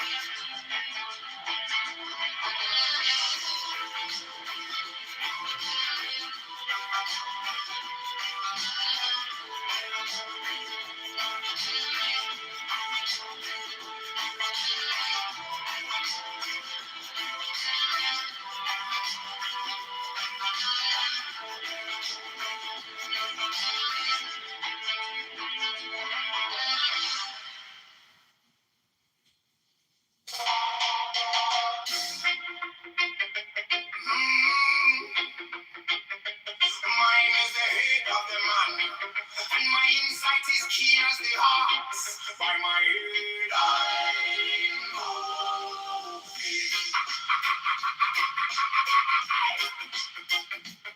I am the only begotten child of my father and mother. My father is dead. My mother bore me with labor and pain and fear by my body. I know thee about me. Shine the diamonds of radiance, white and pure by their brightness. I know thee. Mine is the red triangle reverse this time. Giving of none, save it be of thee. Oh Lord, by the layman. I know thee. Mine is the garment of white, so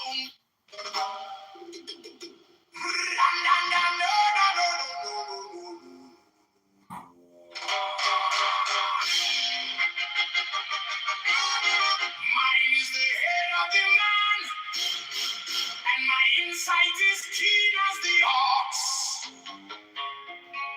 By my head, I invoke thee.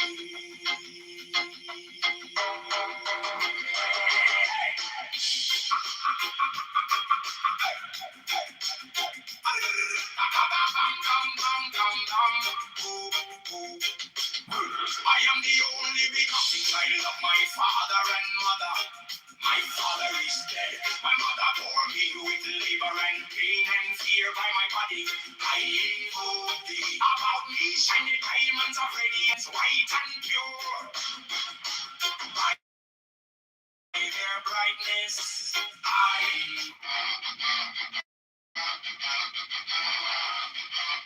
mine is the head of the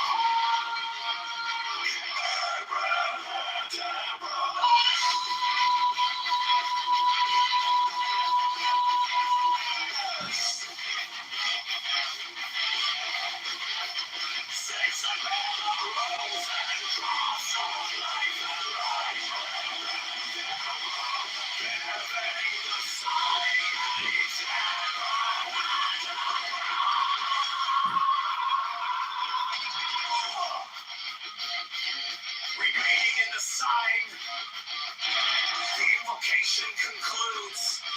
Therefore I say unto thee, come thou forth and dwell in me, so that every spirit, whether of the firmament, or of the ether, or of the earth, or under the earth, or dry land, or in the air, or whirling air, or of rushing fire,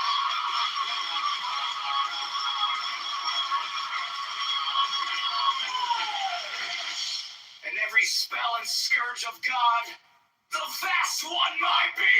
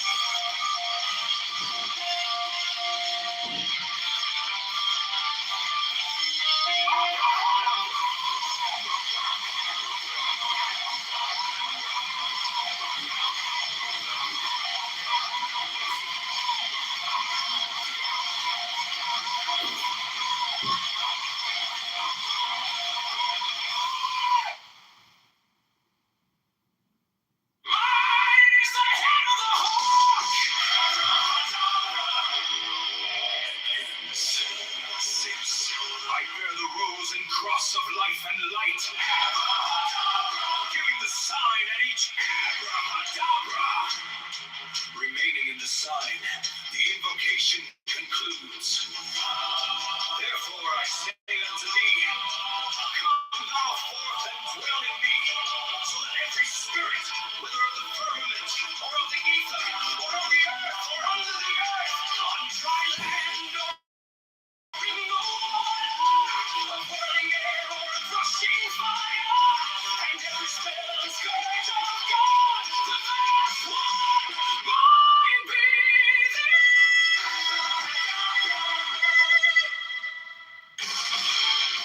Mine is the head of the hawk, abracadabra, and head 6. I bear the rose and cross of life and light. Giving the sign at each abracadabra, remaining in the sign, the invocation concludes. Therefore I say unto thee, come thou forth and dwell in me, so that every spirit, whether of the firmament, or of the ether, or of the earth, or under the earth, on dry land, or in the water, of whirling air, or of rushing fire, and every spell and scourge of God, the vast one, my being.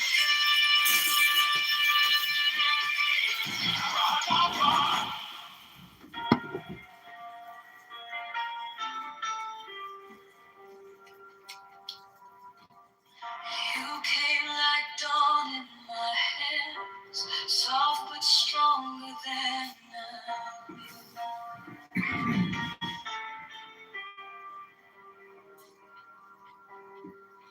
My fear turned gold in your eyes, and my whole night broke in two.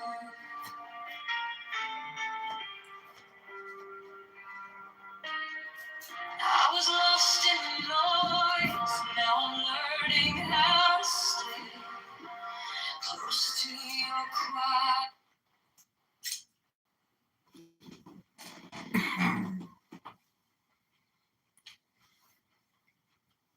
You'll have all the channels. Just depends on how you.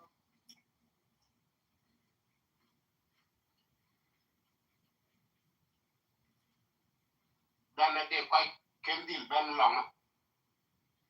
Quite cocked and bang the long the coast to one bang.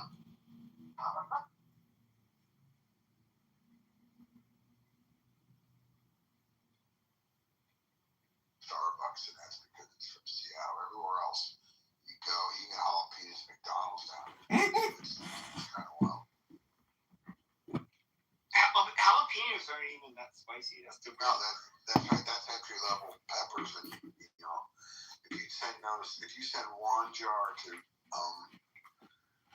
New York or Pennsylvania, you got to send an SDS. You got to have people showing up in plastic suits surrounding the jar and say, "What the fuck is this stuff?" But it just comes out how you get started. What's the hottest pepper? Is it the Asian peppers or the hot? Well, they have like hype. So you have to look this up because for the last like decade or so, you have hybrids where they basically ended up like there's like Carolina Reaper. There's all of these weird ones where it is like if you're looking at like habanero, which is this more common pepper, which is much spicier than jalapeno. This is like literally these peppers start getting hundreds of times hotter, and it literally people they get ulcers where they burn a hole in their stomach trying to digest this stuff. It's Are they hotter than Szechuan? Than like the really hot Chinese? That's not been my yeah. Really? Do you think that's the case? Because I've had my face burned off over in Asia eating those little shit. Yeah, I mean, I've been in desperate, really like pain in Asia. Yeah, they have it's like I don't know, kind of like marijuana, like how you have these really strong strands that people end up producing these hybrids, and you have much stronger peppers now. You go get up. They have, was it Scoville scale? I forget what it's called, but it is. You have peppers that are just like insanely spicy. I haven't had those. But Kevin, I also have my first selfie with an alligator, and I tried to grab it. I missed him because he went into the brush. My first snake, I tried to pull him out, and have it right there. I've hiked from Trying to grab or rattle? Oh yeah, rattlesnakes are overrated, man. I mean, it's the copperheads you got to worry about. Rattlesnakes are the big pussies of the reptiles, actually. If you step on one, you got a problem with it. If they see you coming, they're going to run mostly. No, that's true. Like here in Arizona, they're like pretty common. They're a lot faster. They're a lot faster than like for example the vipers in Asia. Yeah. And they are generally when you get bit, it's because you did not see it and you put your hand near it or your foot went near it, and that's basically how it happens. It doesn't. Obviously, nobody wants to get bit by one. I actually just saw one, and I was like, oh. I wanted to get him out of the brush so I could see it, so I tried to grab his tail, but there was like this pylon, and then there was this rock and some brush, and he slid in there, and I wasn't going to put my hand too far in and try to grab him. So I let him go, but I damn near close. I'm going to get one, and then I'm going to hold the selfie with me holding a rattlesnake. They're bigger than I thought. You don't think those buggers can leap, though? Like, that's the scary part. Like, rattlesnakes are not... I don't even know what the strongest rattlesnakes are in the United States. You have like I don't think it's here in the Sonoran Desert. I think actually in the Mojave Desert they have the strongest. And there's that here. Like, well, I don't know. But in Mojave, and then you have the Cottonmouth. You said it right the right time. Like, you know, I live in Georgia. But when I went, no, but we have a lot of shit ton of Diamondbacks around here. Like, and we have water moccasins. Like, can I finish without you interrupting? You're a retard that's interrupting me. You know, but like when I was in like Fort Leonard in Missouri. You were talking about, like, you know, copperheads. You know, I had to dig an over-under when I was, like, in the field. And I was in my sleeping bag, which we call a fart sack. You know, and when I was in my fart sack, I woke up and there was a fucking copperhead. Okay. Well, I believe again in Canada. I mean, you have convinced me that Canada would not... You know, would be like the movie Red Dawn, like y'all would fight. You know. Oh yeah, like make no mistake about it. People would definitely fight. I mean, would they like it? No, and I mean, especially does anyone want to get like? I remember when this whole thing started when Trump threatened Canada. I wasn't the only person that was just like, "What the fucking?" Excuse my language. Are you fucking kidding me? Because the thought of fighting Americans, as much as we may have like friendly rivalry, especially hockey and certain stuff like that, whatever. It's like having fights with your cousins. In a way, like we all share the same continent. We've been through wars together. We've exchanged and we're trade a lot together. It doesn't. No one would feel good about fighting Americans. That is not true. Not because we lose when we're not. It's not. You just don't want to do that. It's like fighting a family. Why would you want to fight with your family? Feel good about that. Right? The thought of it is just. I don't even know if we'd want to. I don't know if anyone would have like the stomach for it because it's just so weird. There's so many interactions that we have together. Just that we have some, a lot of Canadians have properties in America and vice versa. Go to vacation all the time. It'd be super weird to be actual foes. Hey Marlene, Donald Trump wants to.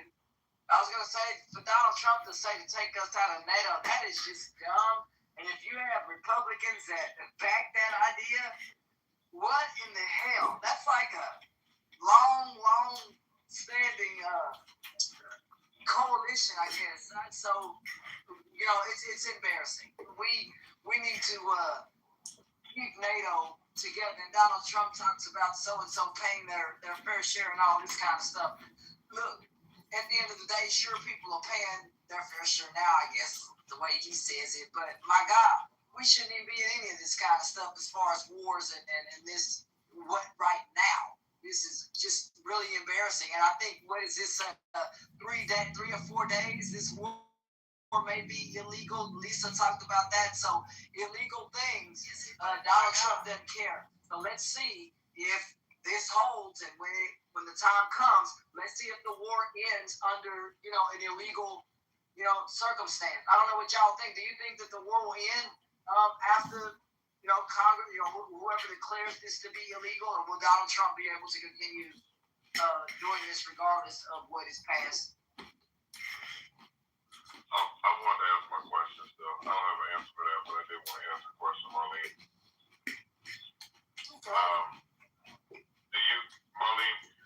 Do you have like an AMS or microphone, like or something like for this one? Because I want to ask you, like, how does it feel to wake up with universal health care and like speak slowly, like, and sort of say it in like a sexy voice, if you would?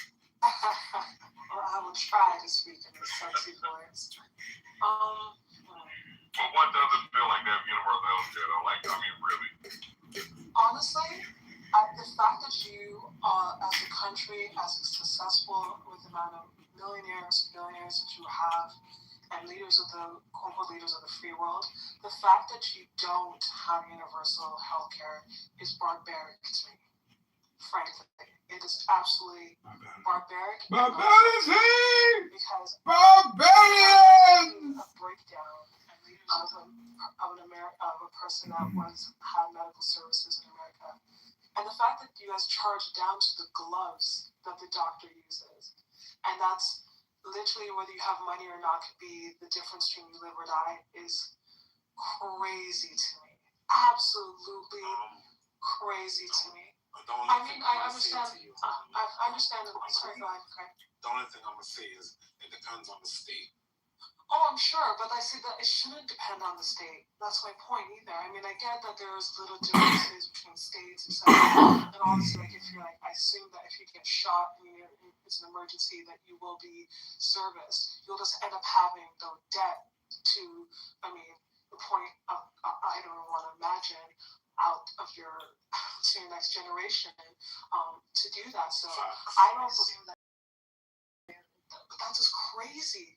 And I wonder sometimes, what do you all pay your taxes for? If it's not to take care of yourselves, what in the world are you paying your taxes to do?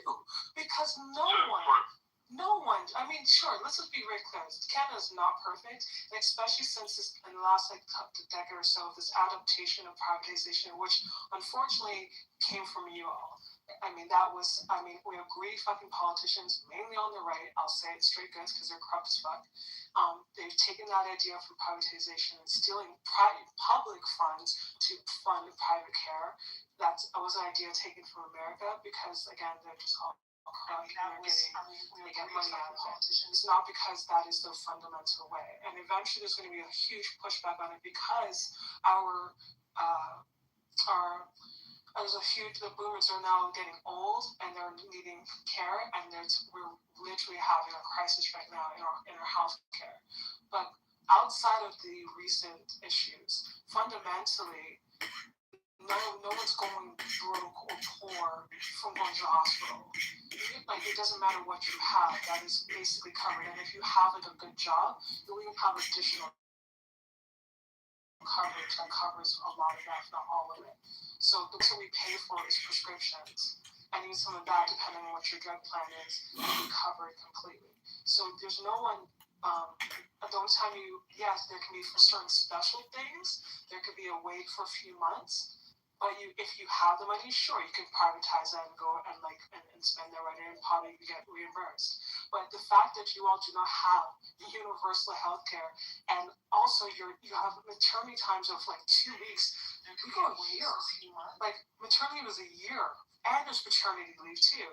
So it's like, That is crazy to me that you all live like that, and you must probably have to choose between, am I going to go to the hospital, the doctor, or I just suss it out, which is crazy. Like, I mean, you should wonder whether or not you're able to go to a doctor to take care of your health, and whether the government that you pay and you vote to put there is going to cover that.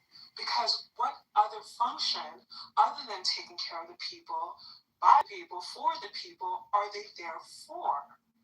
Like, it's crazy. You guys should have already post-tested and like burnt the whole shit down at this point. Let me jump in real quick on that too. So to the point about, because that's the reason why I asked you, so I really, and you got to it about like how it feels to just like be able to know you can go to the doctor and you know you don't have to like work. So for us and for a lot of people, like these people in these rooms, most everybody in here, if you can be on Clubhouse, you're probably working or you're doing okay or whatever. You have insurance.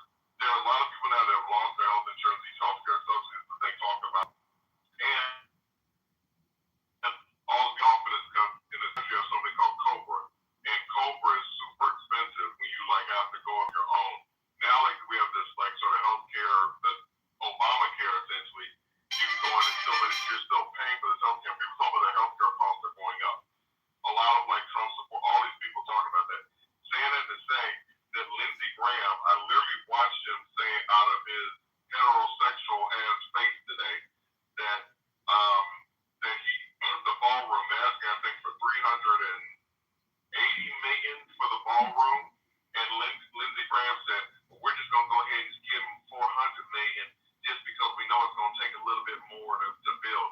So meanwhile, if you're listening to that and you're in North Carolina, you're in Lindsey Graham, so you're in Stitch when it is, and you're out of work and your kid or you got something going on with you that you want to get checked out, but you know can't afford to go to the doctor, and we're spending $400 million on a fucking ballroom that shouldn't be built, or you're sitting there watching this war. So what Lisa was talking about earlier, where these ships have been out for a year, and like the amount of money that it costs for us to run this war, I think it was like $1 billion or something fucking, I don't know. It's like this money, it gets to where like the numbers like fucking monopoly money. But saying that to say that people, so for y'all to have universal health care, we don't, and we're literally watching people just burning through our money, and people literally out here are like suffering behind it. So that's why I was just asking just to wonder like how it feels to be able to just, if you have something wrong, you just go and get it taken care of and not have to worry about like going into debt.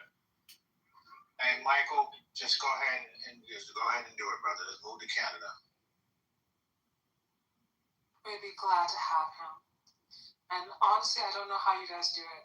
I have no idea how you Americans have not burned shit down. In fact, I burned that damn ballroom down. The question I think everybody unfortunately wants to I'm sorry, but there's no freaking way. I think you guys, America right now under Trump, let them eat cake moment, which is just. When is the Michael Marlene wedding? Okay, Omar, I want to respond to Omar real quick. So Omar tries to minimize shit and feels like I'm doing too much. He's like, he minimized.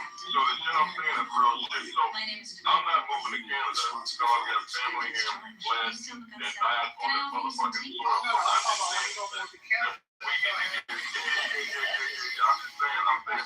just saying we need to get our fucking healthcare fixed. So what I want to happen is that there'll be somebody like a Maxwell Plus that's going to be younger, or the people coming up like your kids or whatever, like just like my kids, like they're coming up, they're going to go and push this shit to get us to where we need to be, because like all the taxes in this country are watching our money being squandered for everything, and they're literally people that can't take care of themselves financially, they literally can't medically take care of themselves, and yet Lindsey Graham got on there, and like I said, he's going to up at $20 million over like what the estimate was. You know, it's going to take a little bit more to go on. Go ahead and get that AM radio host. Experience.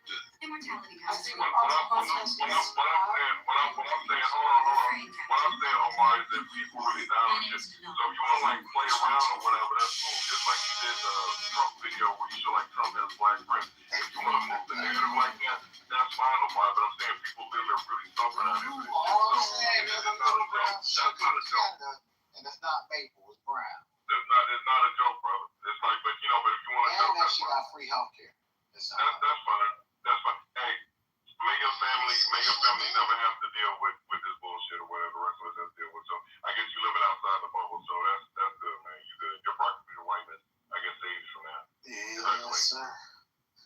That's right. Your proximity to whiteness saves you. So we don't have that issue. We like Canada.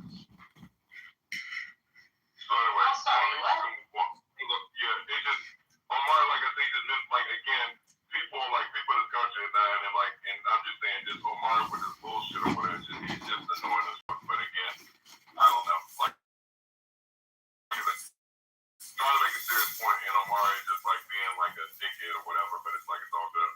I mean, I think if all the protests that you guys should have, I'm not trying to minimize the importance of the other ones that have been conducted so far. But I honestly think that just anything that you guys should be on the streets about nonstop is the fact that you don't have universal health care. I mean, it's crazy. I mean, a country such as yours, the size of yours, and with the amount of the amount of rich people and the amount of resources should not be operating less than a third world country, because that's exactly what it is. I mean, you shouldn't be also worried about putting yourself into generational debt because you got sick. That's not something you did to yourself. If you get cancer, you should not have to worry about whether you can pay for your cancer treatments or your child's treatments or what happens to a kid. That's barbaric, and I just don't understand why that hasn't been the number one. The fact that you guys got insurance was a big deal, which is again kind of crazy to me. It says you guys couldn't go quite to your universal route. Marlene, check this out. So California tried to do it, and you can look at it a few years ago. It was billions of dollars. It was so expensive. It wasn't even something that they could do. Of course, it's expensive, but you hold on. So, Michael, let me exactly. I was just about to say that because we say that, but you find out that you're spending $2 billion a day on war. And to someone else do the math. You guys have been over war for the last 30 days. Don't tell me you guys don't have the money, because when you guys need the money for bullshit like this, America finds it pretty damn quickly and pretty damn easily. Millions of dollars should not be poured into missiles. Especially, it's not like you're, I say this respectfully, but most of you are not even defending yourselves. You're going out of your own borders to involve yourself in some sort of foreign conflict in order to steal some other shit or help some other person advance. It's so stupid. At least take care of your own first. I don't understand. Let's hold America first, baby. We're the greatest, and we love America. We're number one. But yet you have your brother or sister that can't afford the damn medication. That is crazy. And you guys recently gave tax breaks to some of the richest people. You can't afford a vaccine. You're crazy. Private jet. Yet a child who's under the poverty level can't get a fucking free lunch, and that is totally normal in America. Oh my That God! is crazy. Crazy. That's crazy. I'm good. That's crazy.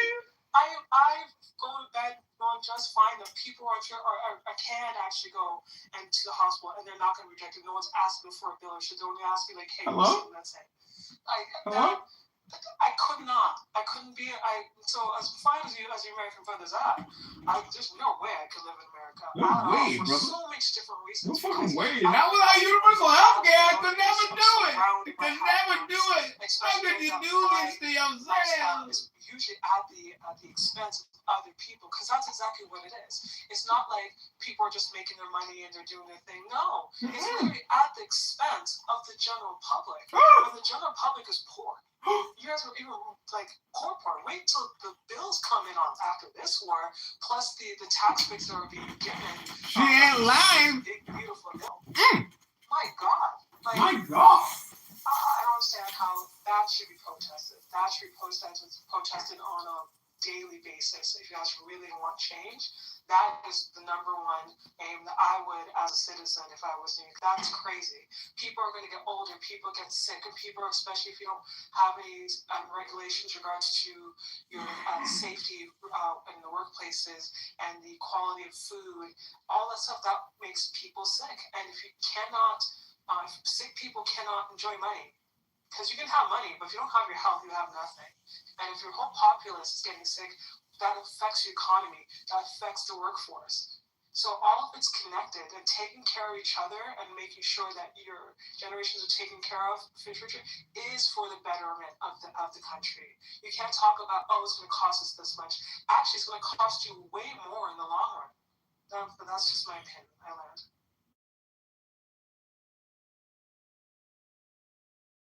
She was crying when she went for her physical. She lost 40 pounds in a year. She talked about being at $375 per month for her SNAP benefits for her food. And she talked about the cuts, where they cut it down to $75 after Trump did what he did with this bill. And then she said the shit went down. I can't remember if she was disabled, but her went from $375 down to $25. They're literally killing people.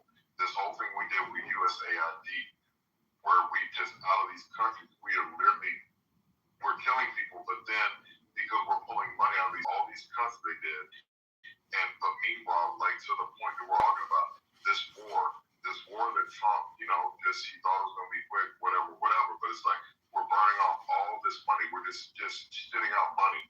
And meanwhile, this woman is on $25 a month trying to eat. So the priorities are what they are. But when I was asking the question about Canada, I was generally being serious, but I don't think I've ever asked a Canadian what it feels like just to be able to go to the doctor and worry about it.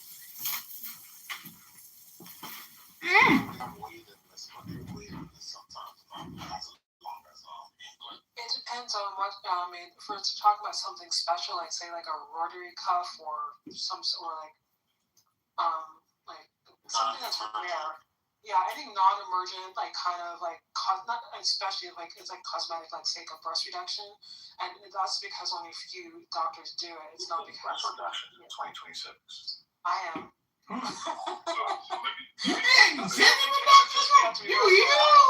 let me say this to what Craig just said. So the waiting list here in America is that, and it's happened in my family, the waiting list is that, my leg, I agree with that comment.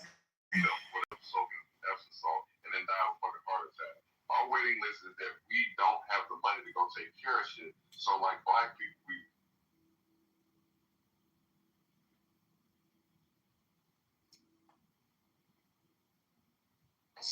that the people that I have blocked are the only people that I wouldn't want listening to me, right? Or they're the only people that I, would not want listening.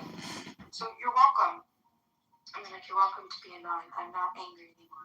I don't know why I had to remember that, but it's a good, it's a relief, because if you block people that you don't want listening to you, they can't make it into your room if you're a mod, which is wonderful. Oh my God. And there are these 3 ladies that are demons, and I really mean it. Listen, when I say that they're demons, I'm not exaggerating. One of them today, I swear to you, was, now I didn't hear it directly, I heard it secondarily, but it's credible source. They were praising and admiring the devil. And I thought to myself, wow, that fits perfectly. Oh, and there's John Kitover. Yeah. I'm telling everybody, John, do you know Oma? John, I think you should know Oma. I think everybody should know Oma. I really want Oma to be my neighbor. Won't you be my neighbor? Why? What's so special about Uma? I think she's just fascinating, and she's fun, and she's funny, and I feel like she's crazy like me. And I think... Oh, you're crazy? I think we could probably even each other out really well. Wait, why do you think you're crazy? I think we just have such a fun time. What? Why do you think you're crazy? Yeah, I know. John, what are you doing? What do you mean, what am I doing? What have you been up to? I've been seeing some videos come through, some notifications. Oh, look, and then there's John smiling in the camera. Yeah, here's me. Anything goes. What?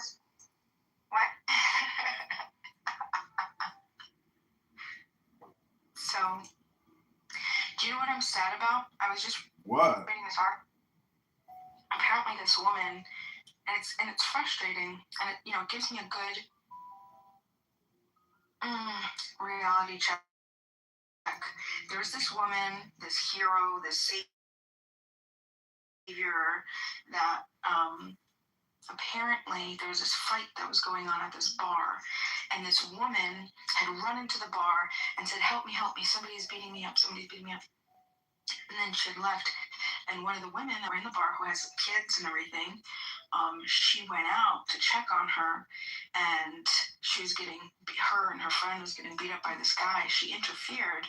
The guy ended up pulling a gun and killed her, and she died. And do you know how many times I've gotten involved in broken up fights?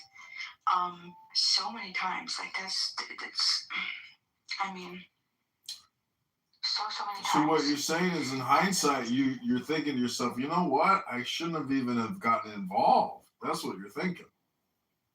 No, that's not. What I was thinking is that I need to do it much more. What is the word? Intelligently. Like I have to be really certain of what's happening, and if I'm not armed, I mean, like I need to keep my distance. I don't think I can get involved. Mm-hmm. As involved as, you know. Well, today a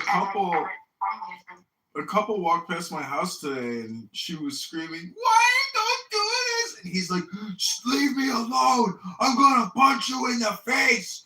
Leave me alone." And I swear to God, last year, just about the same time, it was the same fucking drama. And I put them on YouTube. I'm like, this is the second time I've recorded this couple. It's so crazy because. Yeah, I put them on my YouTube account. Oh my God. It's the only weapon we have. I'm not going to call the police, but at least I got a little social justice. Oh, for being disturbed? Yeah, they do this all the time. It's like, take your drama, keep it inside your house. What, you think people want to hear you guys? Shut the fuck up. Oh, you're pretty funny. You know what? You are funny, and do you know what else you're annoying? Yes, do you? And there's like a percentage of you that's also lovable, and there's also a credible influential, incredible influencer, I guess you could say. Well, do you know? Right, but that's a small percentage. Do you know what a highly annoying person is versus an extremely annoying person? What's that? Basically, an extremely annoying person is highly argumentative, but a highly annoying person is just totally obnoxious without even being argumentative. Oh, wait a second. So say that one more time. I mean, I'm just kind of making it up on the spot. So if you're highly, do you think I'm highly argumentative people? Oh, yeah. Some people say argumentative. Do you think? Oh, you are very high on the index. No, I disagree. See, Uma is a highly annoying person and an extremely annoying person. She's both. Yes, give it all to me, bitch. You see what I mean, Viva? She gets it. What is his name? Do you know this person for real? Speak to it before? Yeah, Alistair. Yeah, his name's John. He's very popular on the app. Oh, then I had him already.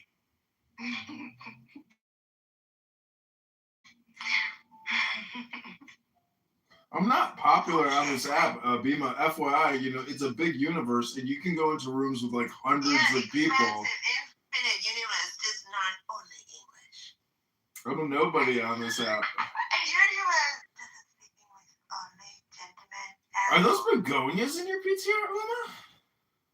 Wait, what? I don't know. You don't help to me. I gotta tell you something, Uma. So, a couple days ago, I had gone out. By the way, those flowers are absolutely gorgeous. I had gone out inside, and I was just laying on my grass. And it's so interesting because I couldn't see visibly standing up any purple at all on the grass, none. But then as I laid down in the grass and I put my head on my chin, as I was laying on my stomach, I saw this little teeny purple flower, and it was so small. And then the most sweet thing happened. These ants came and they were just like, they were so drawn to this little flower. And they were like touching the flower, like walking by and like touching, like checking on it, like going by. I don't know if they were using it as like a marker to like find their way to and fro or whatever, but it was the cutest little thing. And I thought, wow, look, they love the color purple. I was just telling everybody that I just bought a whole bunch of purple flowers because my property doesn't have enough purple. So I just got a bunch of lavender and shades of purple flowers. But Oma, tell me something. What type of neighbor are you? Would you be my neighbor? The invisible one. You know what type of neighbor John is? John is the type of neighbor that's going to record you and then put you on YouTube. John, you're the worst type of neighbor. I would effing hate you. Well, I'm a good neighbor. I clean up the whole street for everybody. I do all kinds of work for people. I don't ask for any praise or thank. I just do. I don't expect any kind of compliment. I just do because it's the right thing to do. Hello? Put your neighbors. Listen, John, tell us what type of neighbor you are outside of recording your neighbor and exposing their weak, low spots so everybody. Yeah, no problem. I'm a good neighbor. I keep the sewer caps clean. I shovel. I brush. I clean. I clean. Bullshit. I clean all the time. I go around with a bucket and a picker and I pick up all the garbage all over the place that these fucking animals throw all around the street. I clean up. And my mom is so obsessively compulsive. One day she was like, "Come on, let's go clean." My mom walked us like 3 blocks to the main highway, and my mom for 2 hours was cleaning the fucking highway. I was like, "What the fuck are you doing?" That is actually really sweet. Okay, but I don't know if you do that. I'll send you the pictures. I'll send you the pictures. And you would be amazed at my garden. Because I believe your mother does. No, my work, my cleaning here in Chicago. I have a big garden. You don't know this about me, but every day when everybody is around here talking all day long about everything, I go outside and I work in my garden. And you're going to be amazed at how beautiful it is. And you're not going to believe the flowers, the vegetables I'm growing. I'm becoming self-sustainable. I'll be able to save hundreds of dollars eating my own vegetables and my own. Hello?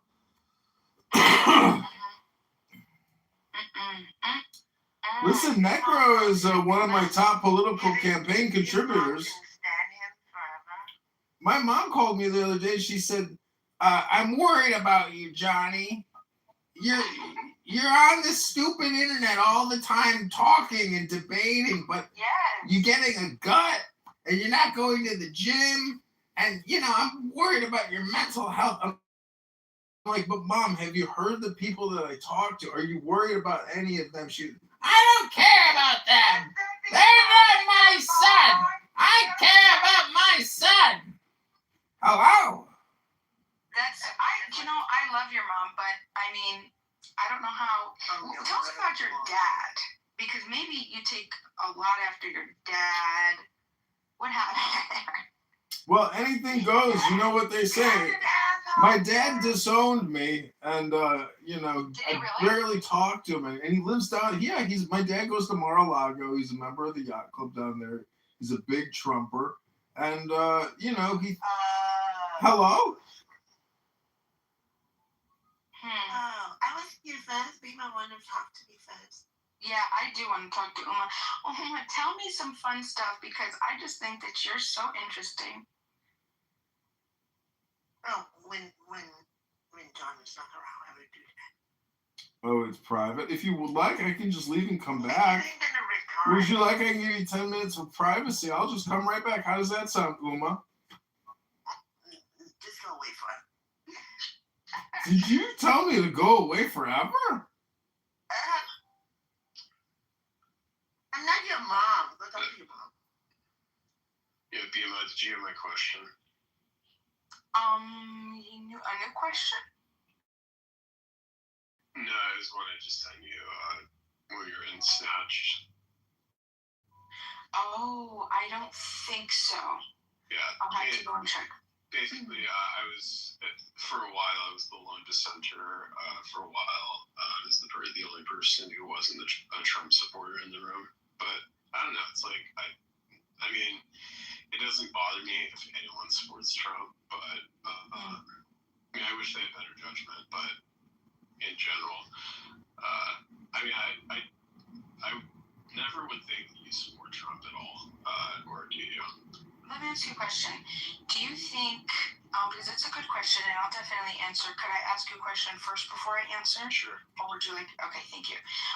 Do you think that it's impractical to take someone that is supposed to be like the president of the United States and then judge them in totality, like a net negative or positive versus what the specific policies?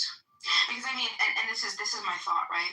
Every human being, we can find really shitty things that they do, and then we can find really cool things that they do. And then I don't know. I'm really not sure the answer to this question, but the reason I ask is because there's definitely things that I am happy about that he's done. And there's also things that I'm really unhappy about. And so when I'm asked something like, do you support Trump? It's like, I support people doing good things. And I support people who don't do good things. But I don't know of one human being that I could point to say that they do only good things or only bad things. Like, you know what I'm saying? Yeah, I mean, to me, I have different standards. Like, most people see presidents as the lesser of two evils. I think that that's a shitty way to look at the system because, I mean, I didn't vote in 2020. If I give an example, I didn't vote in 2020 because I didn't like how there was the cover-up of Joe Biden with all the rape allegations that were made against him. And I couldn't vote for Trump either specifically. So, like, to me, it's like, I think specifically, the idea is specifically, like, it doesn't matter who this person is, the fact that they could have potentially have committed rape because they're still voting in line with what I want overall, specifically, and it essentially allows our leaders to be deplorable characters specifically, which I think is disgusting. So you think we should... May I ask a question?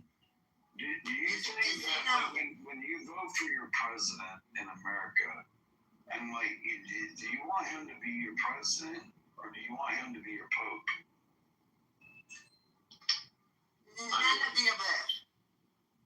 Deal with it. Yeah, I want them to be my... It didn't even occur to me, and I'm not saying that this is analogous to Trump's experience, but this is what I can conjure up. It was shocking, and what kinds of things that I had to deal with to navigate themselves. So that's all that I can kind of pull from as an example. Even that child was perhaps at a much more bigger scale than he's dealt with. It's probably It's check him out. That's probably one of the things I mean, overall, talk I can say about. that, like, I mean, Because why wouldn't like, I you can say, like, I agree with how some of his ridiculous positions, but I still can deal with it, never how it like, presents say to I don't us support them at all. Like, his entire Joe Biden's a person who I as well. really like the economy, but I couldn't say that I without supported the him need of as a person. congressional Again, that's not so much of a hate or anything like that. It's just wow, specifically, what an impediment overall, to I wasn't really progress. Joe Biden. That's what I imagine goes through his mostly head. just how it was being covered. Do I like I it? don't No, believe I that understand necessarily. I don't he was love competent Donald Trump, enough, but is what I think. try to empathize with his plight. You know who you could have been describing? Woodrow Wilson.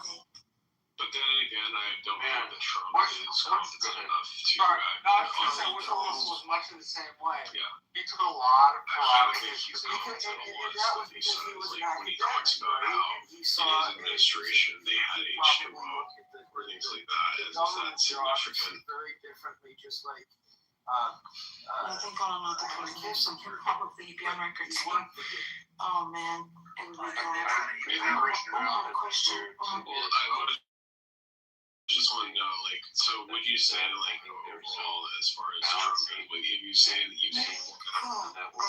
So, I just wanted to know from you, like, maybe she ran away once the reasonableness started. Yeah, so I just wanted to know, like, when you say that How old are you? No, I think it was I'm 27. But so Abby, let me ask you this: like, who? Why is my age important? Why is my age important? Who was your question? I want you to. Oh my gosh, Uma, look at this flower. No, it's called the Loveliness Dianthus. It's the funniest looking thing. It's so like raggedy. I just have to buy seeds. You know, on a purely statuesque, Lincoln-esque kind of style. His auditory skills, his policies are spot on. He was a popular governor. He managed his state well. I mean, he just hits on all cylinders. I'm just thinking we need smart Republicans to have their voices heard more. Like I don't hear a lot from the GOP intelligence. And he was a one-term governor, right? Because they only allow one-term governors. Which I think is so interesting. Why he's not in the cabinet now or in some position? I mean, I'm surprised Trump hasn't found a place for him within the government unless he doesn't want it. And I don't know if he would throw his hat in the ring. But if you're asking me who would be the perfect candidate, or even in a VP spot, I mean, I hope he gets activated. Do you think Rubio's brand is? I think Rubio is probably one of the best political animals in the Republican Party. But I think it's Lil Marco. I think he'd be so much better than Nancy DeSantis. How do you all? But I think this war is going to tarnish him. I think first up we'll have Trump fatigue. And the fact that he was Secretary of State in an unpopular war, I think his brand is kind of. I mean, I think maybe 2032 he could reboot, but I think for 2028, I think Rubio is he's just damaged goods right now. Scott, we had Vance campaigning for Orban, so it's like there's some egg on the but Vance belonged nowhere near that shit. I don't know why the president sent him. It was dumb. I would love if I saw Rubio in a debate with Gavin Newsom, he'd rip him a new one. Rubio would destroy in a debate Newsom. I mean, it couldn't even come close. Well, I mean, what Kamala taught us, right, was that I think it's nothing to win statewide office in California. I think it's an accomplishment. It does not make you a viable national candidate. And so I think people that think that anybody from California would be a formidable national candidate as a Democrat are clinically insane. because California is just so far different than the country. I like California. I love it out there. I think it's great. But I just don't think. I mean, Harris showed us what that statewide brand as a Democrat. As a Republican, it's different. If you win statewide as a Republican in California, you've as a minority won the majority, right? And so I think like Reagan, Nixon. I mean, these people that can do that are singular impressive people. But I don't have any confidence or respect for a Democrat just because they won statewide in the most liberal state in the country. I don't think that's it. Again, it's not an accomplishment, but it's not going to be. Or if I ask you if you stop beating your wife and you stop talking, let the woman talk. Do you know what the coolest thing of this is my favorite site to buy seeds? It's called Gurney's. Gurney, and one of the coolest things about this site is, you know how you have your grow zones, right? Once you put your grow zone in the website, and you could look at whatever whatever you're looking at, it'll tell you, oh, look, this grows in your zone, or nope, you're SOL. You know what I mean? So you have an idea of what is perfect for your zone, and you don't have to like go and check, blah, blah, blah, blah, blah. And it's just so wonderful. Hey, is that like from my Willie? Hello? Trans man. Is this a grow zone? Anything goes here. Anything. Uma's part of the grow zone. Oh, anything goes here. Anything. It's a grow zone. It's a grow zone. Hello? Ooh. He's back. He's back and better than before. He's unstoppable, this one. There's hope for you. Necro love fucking tranny. Ooh. Necro does like fucking tranny. Ooh, juicy. Anything goes. Anything goes. The worst part about Rich is that he has thousands of accounts, or at least hundreds. Unstoppable. Wonderful. Unlimited power. www.tip-number.com. Bro, you got 100,000 trains on your fucking website? Unlimited power. I would just like to say that Pro is like the worst human being I've ever met in my entire life. Pro is wonderful. I No, love he's Pro. a horrific person. Why would you say He's such terrible. a thing? Why? He's a mass serial killer. Yeah, that's horrible to say, He Rich. is. Rich, you make He it. wants to kill all the Jews. Rich, Go. I don't believe you ever said that. Kill all the Jews? You said it. Yeah. Well, Bima said that she would join Hezbollah. Bima said that she would join Hezbollah. Bima said she would join Hezbollah and fight to the death with the terrorist Muslims if they were trying to destroy her house. At least Rich If I lived in Lebanon, I would probably fight for president. family and mommy. And if I had my family killed, blah, blah, blah. At my property taken. My property taken. And Dude, stolen. gross, another Catholic Zionist. No, Why would you want to be associated with A-Check, bro? What's wrong with J-Check?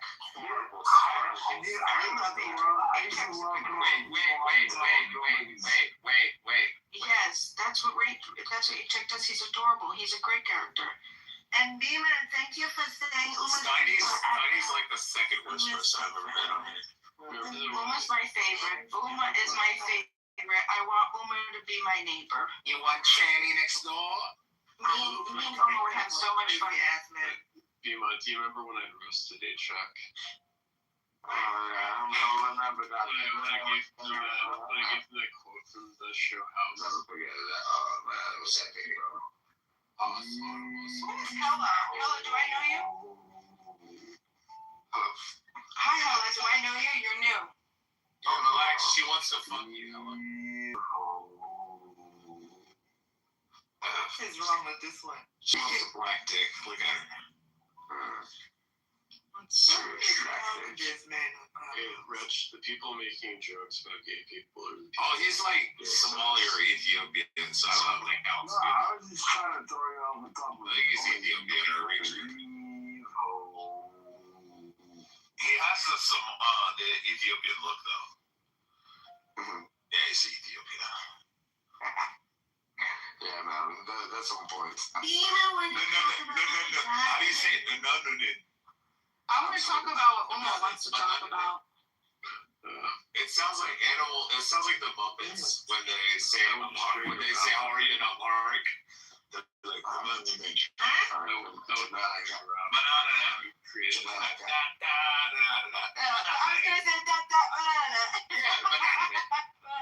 It's something like that. It's like na. an in or something. Chevy, look at my PDA.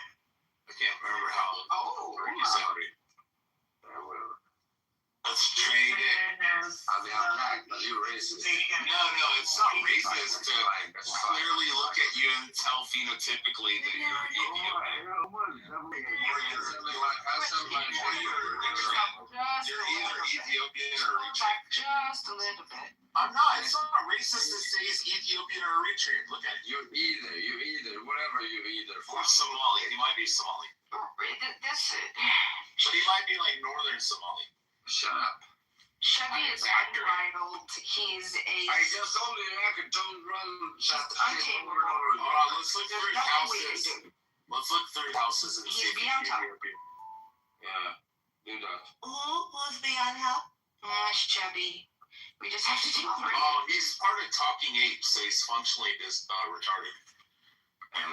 If I had my hands ready, they're ready, but you know. I don't like anyone on Talking Ape anymore. Fucked up people. Yeah, they are. So was I right? Eritrean or Ethiopia? You just fucked up. You know, I know I'm right. It's one of the three. It may be. Hold on. It may be Somalia, but I'm leaning towards. If he's Muslim, it's Eritrean. If he's Ethiopian, he's obviously Muslim. But if he's Somalian. If he's Christian Orthodox, then he's Ethiopian. Which I'm guessing he's Orthodox. He's Ethiopian. Well, you can't deny there are some Orthodox in Eritrea as well. Right? Yeah, very small. Go get it. You guys fought over Islam and Christianity and gold. That's why you guys separated. We're not fighting. Oh yeah, he is. Wait, he is. What are you two doing?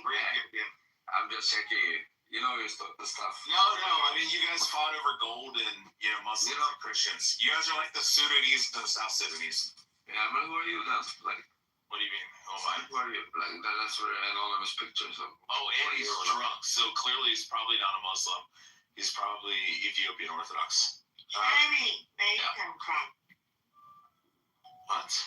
Where are you? Not from tranny land. That's where I don't come from. And who's training you? Oh, Thai girls like yourself. I'm not a trainer. I mean, you're Thai and you're tranny. Oh, then I don't like this guy anymore. I don't like the guy. Let's get rid of him. Yeah, get rid of him. He'll just come back. He'll run it Chevy, Uma says you have to pull it back a little bit. So we found out that Hella is Ethiopian. This is amazing. Rich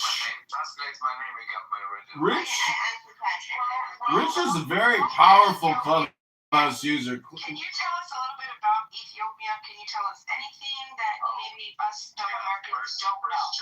First church. Not you. I'm not talking to you, Chevy. Chevy, I'm talking to Helen. No. But it's just not the way. It's not our selection process. Jason, Gandhi is not going to get elected in our system. We did, Jason. We did have Washington and Adams. I mean, those were probably, and maybe Jefferson. I mean, those were a different school. Yeah, they were a different school. They were a different breed. I mean, but really, you're just talking about a different concept of how we get a president. It's not a bad concept, okay, but it's a different. But what Austin just said about being a good governor, I think that's interesting, and you have to really unpack that, because really the best presidents come from gubernatorial backgrounds where they managed, and they, the majority came from that, and they were in a management role. And some governors have more obligations and more that they're responsible for than other governors, like just how their state laws are. And I've made this argument before that probably the hardest job out of all 50 states is the governor of New Jersey. The Jersey governor oversees so much more than other governors do, and it's a much more encompassing job. And you just look at, where did a lot of our presidents that came from New York, governors, California governors, right? Texas. We just like think about what was the breeding ground. All these big states were big or complex. Or complex. I mean, the Jersey governor has to appoint all the judges.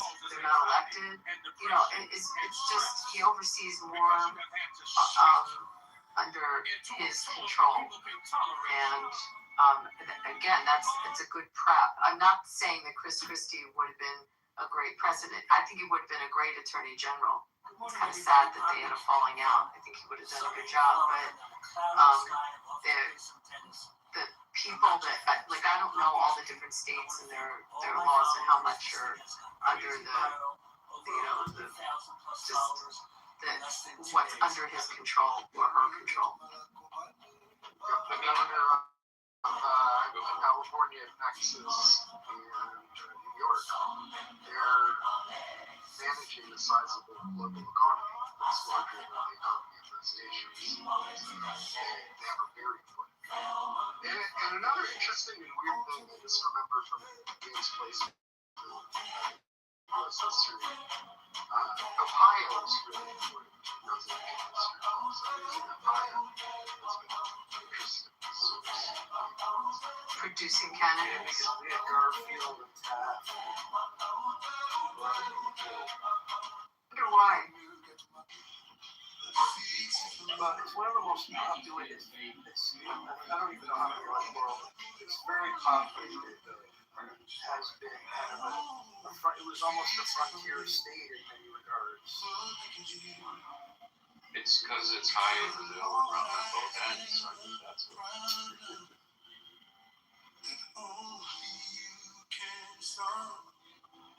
I mean, we're talking about some interesting stuff here. I love this theme of like, well, how do we even get a good president?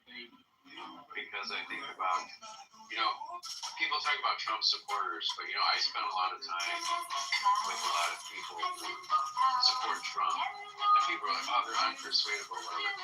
Many of us are very dissatisfied with things that Trump does. We just don't have a better alternative. That's what it is.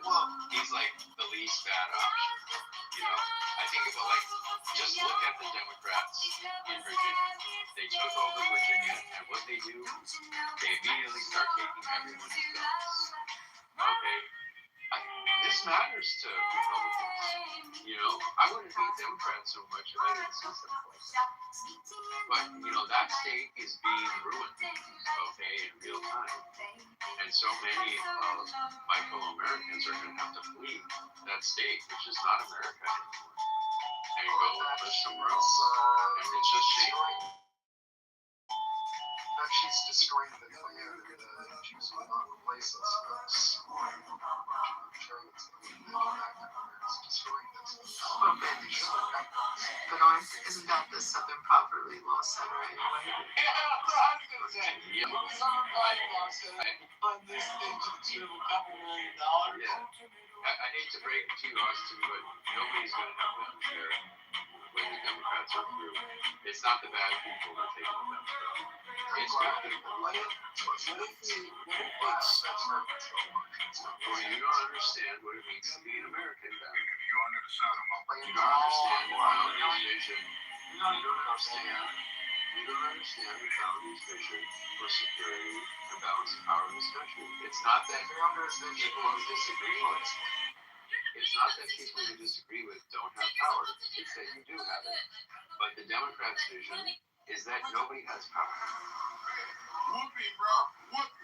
One of the challenges if we have 4 terms, 4 terms and 2-term limits, imagine you start with a 6-year term. The maturation that we see in the president is pretty impressive, sometimes it's astonishing, sometimes it's terrifying. I almost think that just with your 2-term, 4-year term cycle in itself lends itself to a certain type of personality growth or persona growth within the space of the presidency. And that in itself should be challenging. I would imagine if you were an employer, you were taking a position, you you only had so much time to get a certain amount of things done. I'm not liking it further to the presidency, but there's something about that that makes it challenging in its own right that dictates how you behave yourself. If you knew you had 15 years, maybe you would be a threat. Maybe you would feel insecurity. You would feel more, I don't know what it is, but I think that is something that you can consider. I think there is something to that, and I wonder if you could lengthen the terms by introducing executive council so that there still is some change over some time scale. You know? So, like, if we had 7 presidents, like in Switzerland, you know, I don't know, 3 of them come up for election every year, and you know, every 2 years or something, every 4. But they can stay in indefinitely, or they can stay in for 5 terms or something like that. And you get a lot of changeover, but at the same time, people could build experience, and that could be more balanced. Could lower the stakes as well.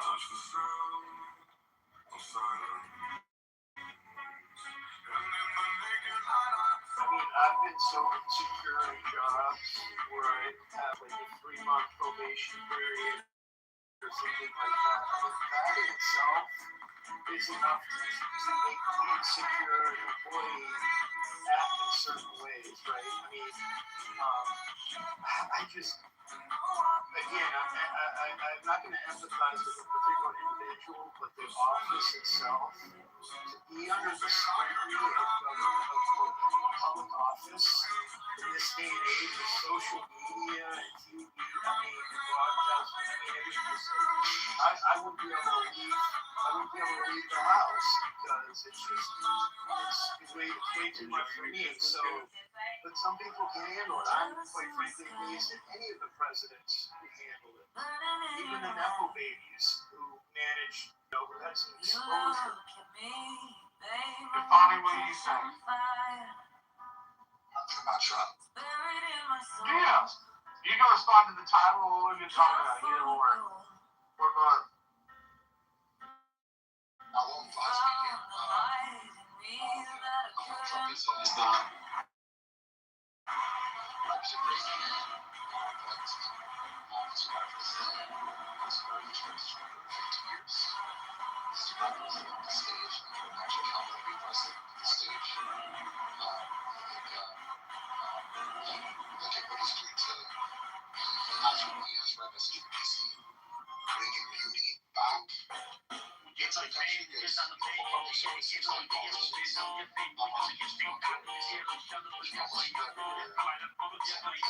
nation's capital.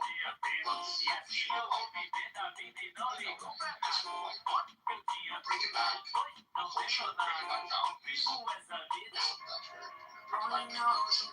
values. We shall look forward to. And he's doing a lot of things. The economy is doing a lot of deregulation. That's good generally.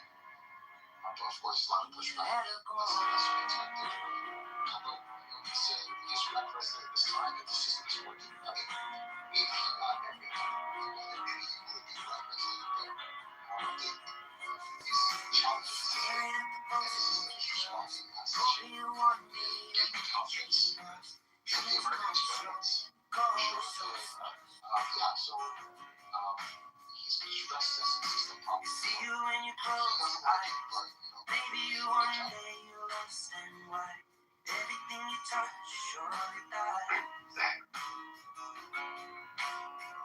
Cause you only need the light when it's going low. Only miss the sunlight. Only know you get high when you feel low. Only hate the road when you miss it home. Yeah, largely. Yeah, you hit the nail on the head. So we'll see. I'm kind of curious. Honestly, I can't picture what's gonna happen after him. I don't know for some reason. I can't think that far. I can't think beyond Trump. We'll see. We'll get another president and it'll all be different. it's so dumb. How could Trump end the end of the year? It's either Trump or Trump-esque. Right? Those are the only thing stopping you from enjoying life is this nervousness. change your thinking. Obama triggered him. Change The president locked down bad. You can do I wonder how this is I'm a not good one. I wonder how the country's going to move What forward. if I And the next president. I mean, we can't even imagine who the next pressure president is a privilege, a brilliance. That's what makes you. And mistakes are not failures. Do not ever perceive a mistake as failure. Perceive it as feedback. Everything is feedback. The hardest thing is usually the best. If it's easy, leave it to somebody else. You know, the hardest thing to do. Yeah, I agree with you. The right thing to do. We'll see. But usually the same thing. Nothing that has meaning. Abby, you researched this thing on John Roberts? Once you get used to it, I saw it, and as I was, and then I tried to find other stuff on it, and it's a citizen's complaint. Like it just doesn't seem like it's pulling any weight. So we don't need to be worried about it. No, I first a sensational headline, and I'm like, whoa, okay, this is huge. And then the more I read it, one of these it's not things that aren't like the complaint others. from anyone. Those four have never been a salient point in their entire life. Rich is so boring. Yeah. Anything goes. There's John Kitover and his great white fucking Anything goes. cowboy hat. What's going on, Samoa? Chilling, man. How are you doing? Look at that. We're hanging out. Samoa, what's it like spending 80 hours a week in chillism? The demon Samoa took over chillism. Wait, who's doing that? Samoa, what's it like spending your whole life in chillism? I'm not in chillism right now. Yeah, 80 hours a week arguing, debating. Oh, what's it like being a part of Nathan's art experience? Yeah, when somebody says your whole What's it like being a part of Nathan's art experience? yeah, but what does that mean to you? I'm asking you a question. Well, your question was a little bit off. Alright, your question was a little bit off. Samoa is a great debater on this app. He is. He totally, absolutely is. Yeah. He does it for the sport. He could take either side, pro or con, anytime, any place. He might switch big argument. It doesn't matter. That's how talented he is. He's quite talented. And he's paid it. So he's, why would you pay that if you want him? Yeah. And, And the crazy part being is that he's the only one that still thinks that when everybody else has already understood it. No, if you go into chillism right now and ask if you owe anybody money, everybody will say, of course you fucking do. Not everybody. Yeah. No, you're wrong. Samoa, You're absolutely wrong. I'm erasing your $50 short, right? Oh, yes, you are, bro. Yes, you are, bro. We were going to make a bet with Joe, and Samoa, Necro jumped in the... Oh, go ahead. You still haven't told me, like, damn it, Necro. Yeah, bro, I was like, stop, what are you doing? I want to split the bag with you. Yeah. I'm still waiting for you to say damn it, Necro. Damn it, Necro. Thank you. You're helping catch on now. There you go, man. So what is this whole, what did you hear about Fauci aide being charged with covering up or concealing COVID records? Did you hear about this? this is old news. Oh, no. Oh, is it? No, he got pardoned for 10 years back. Oh, did he? Mm-hmm. Oh, wow. Oh, he's not to be executed? That is weird. Thank you, Mom. No? Yeah. No. Yeah, fuck America. Uma, not all of us. Uma, take it easy. Uma, please. There's a lot of Americans in here that don't appreciate your potty mouth, Uma. Uma, you are an extremely annoying person. A highly annoying person. Oh my gosh, John. It's true. Life just hurts. Oh! Anything goes.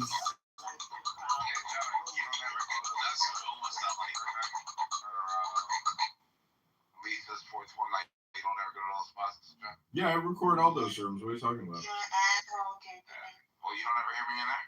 Yeah, you seem to have nothing going on for you in the real world because no one could possibly spend this much time talking, debating, ChatGPTing, all communication. Hello?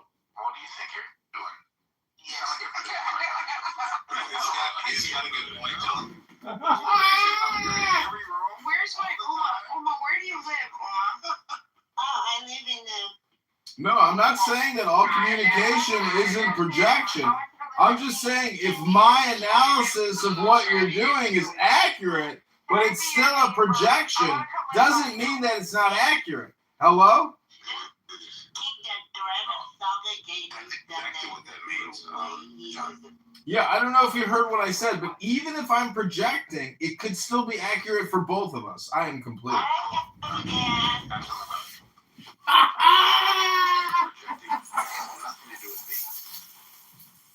Yes, because all the asshole when it's some asshole and mommy is like, mommy is here, is the asshole, go away.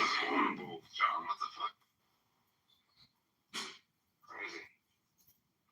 Bima. Shame on Abraham Rothschild. Yes, tell me. You see your peoples? Who's my peoples? You kind of rolled through with a little drive-by earlier. Who? You. You did an honorable act. What, in Chillicothe? Yeah, you kind of just rolled through. Okay, bye. I don't like to go in demon time. It's demon time. So, Bima, if me and Rich were in a fight together, who do you think would win the fight over who stands up for human rights? Depends on who's going to end up for human rights or Definitely not. fight. 110%. Exactly. Bima, who's your people? Oh, fight. I'd fuck him off the floor. The people that I don't like, just demons. Yeah, I'm 6'4", 260. Yeah, I don't. Well, and it's not that I don't like. Okay, so I try to stay away from demons, but I know that they need to be loved. So it's a push and pull relationship, You want to be able to. Demon works. Yeah. You think you can catch me, Rich? Look at this. Oh, but once I catch you, that's the problem. Listen, Well, I'd love to see you try to catch me. Yeah. Necro, keeping score, USA winning or Iran winning? Who's winning? I think that the world would win if both of them lost. I think if the war happens, the world's gonna lose. But you don't think that there's a lot of people that are quiet right now, cheering in their minds, like about time somebody's taking Iran out the Like China is really winning right now, is what I think. I don't think they're winning at all. You don't think? China? Yeah. How the hell do you win when 70% of what you're using China's is not coming through? Looked it in the 70% of what you're using. How the hell? Yeah, so China has until June 8th until they run out of oil and natural gas. Yeah, they're gonna run out on Why would you It's so crazy. It's actually 73% of all their oil production comes out of the Strait of Hormuz. 55% comes out of the Gulf nations, and 18% out of Iran. For what? Only? I'm just trying to say, like, you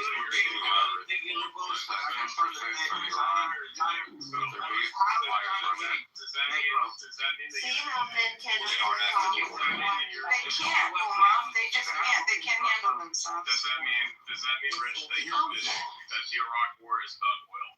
Or the Iran War? That's not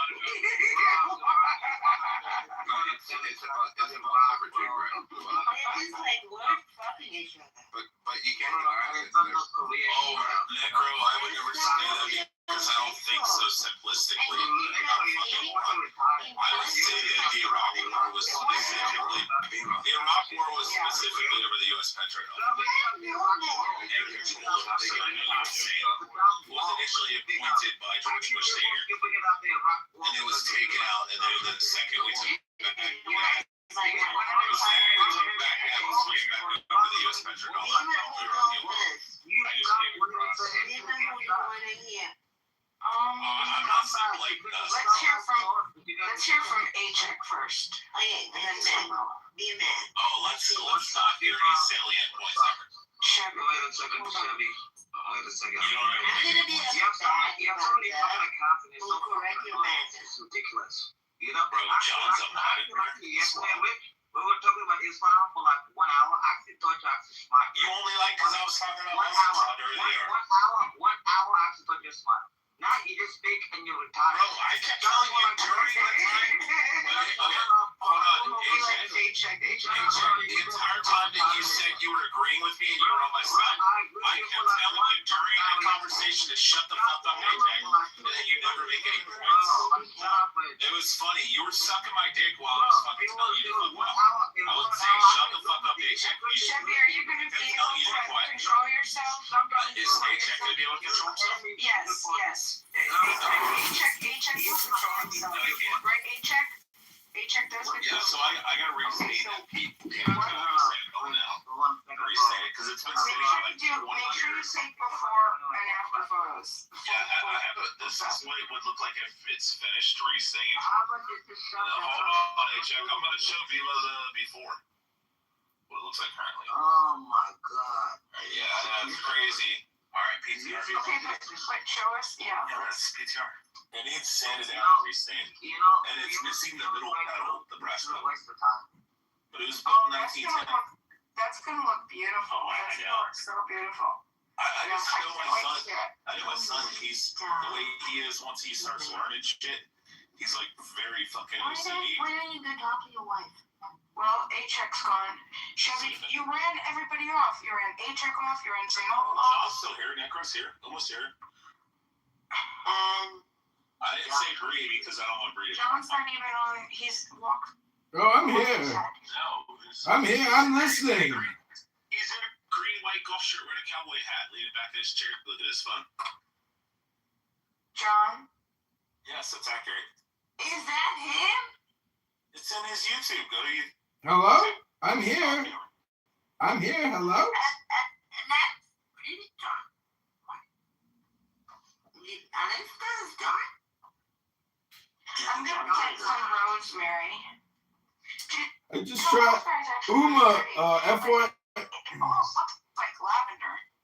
FYI, I just tried kicking you from the room, but apparently my green bean mod powers aren't strong enough.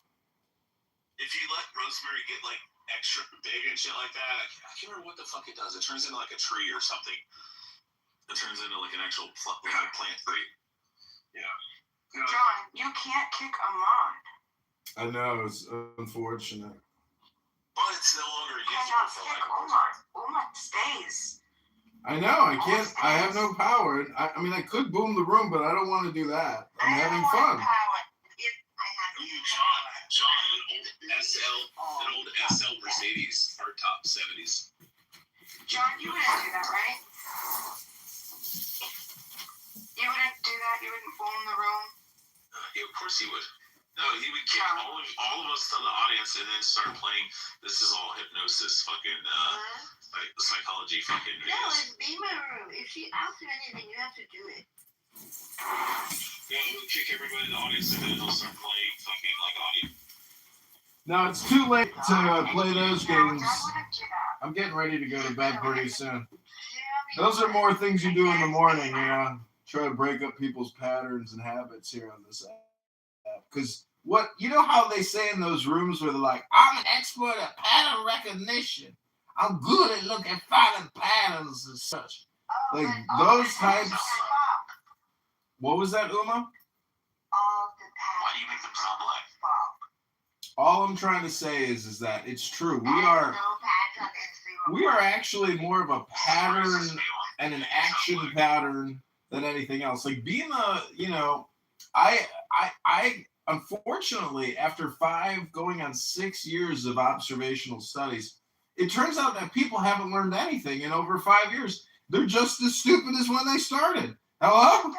John, is that Joe Biden in your fucking John Kitover Instagram showcase? I'm not sure, but go to mayorkitover.com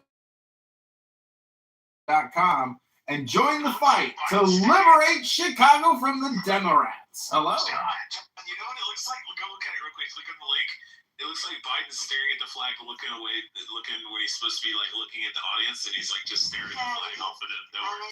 I asked all of you, why Clone War happened? It does look like Biden. No, I asked you about all gentlemen of America. Why does Clone War happen? How about gentlemen of Thailand? What will you go? A gentleman of Thailand down there being in the ass is stalking me already in my name. You know what he said on his name? Uma, you dead. What I don't understand is how can Stinny even tolerate this app? Like, part of this app is to actually be annoying and to talk. But how could you spend so much time just listening to these horrible people on this app? That's what I don't understand. What kind of a sick person who likes to inflict harm on themselves actually listens to the people on this app? Because people on this app are horribly annoying. Highly annoying people. Like Uma here. Uma, if it was up to me, I would kick you off the stage. I'd kick you to the goo and never let you up. Hello?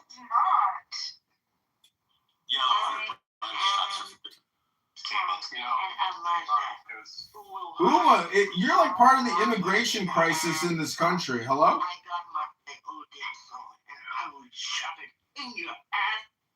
Oh, Uma's getting triggered.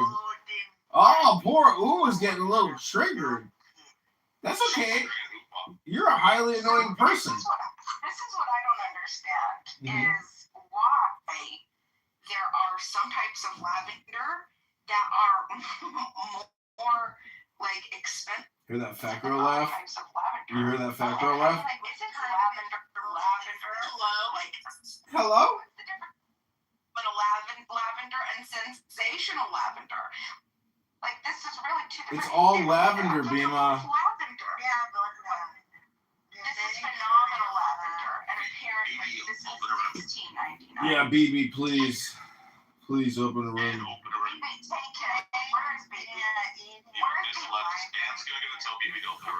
Bima, I want to know though, will you be my Bima, I got a question for you, Bima.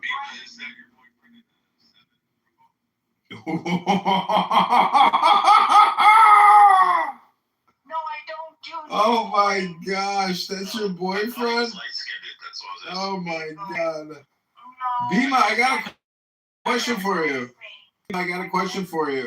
Can you hear me? Hello?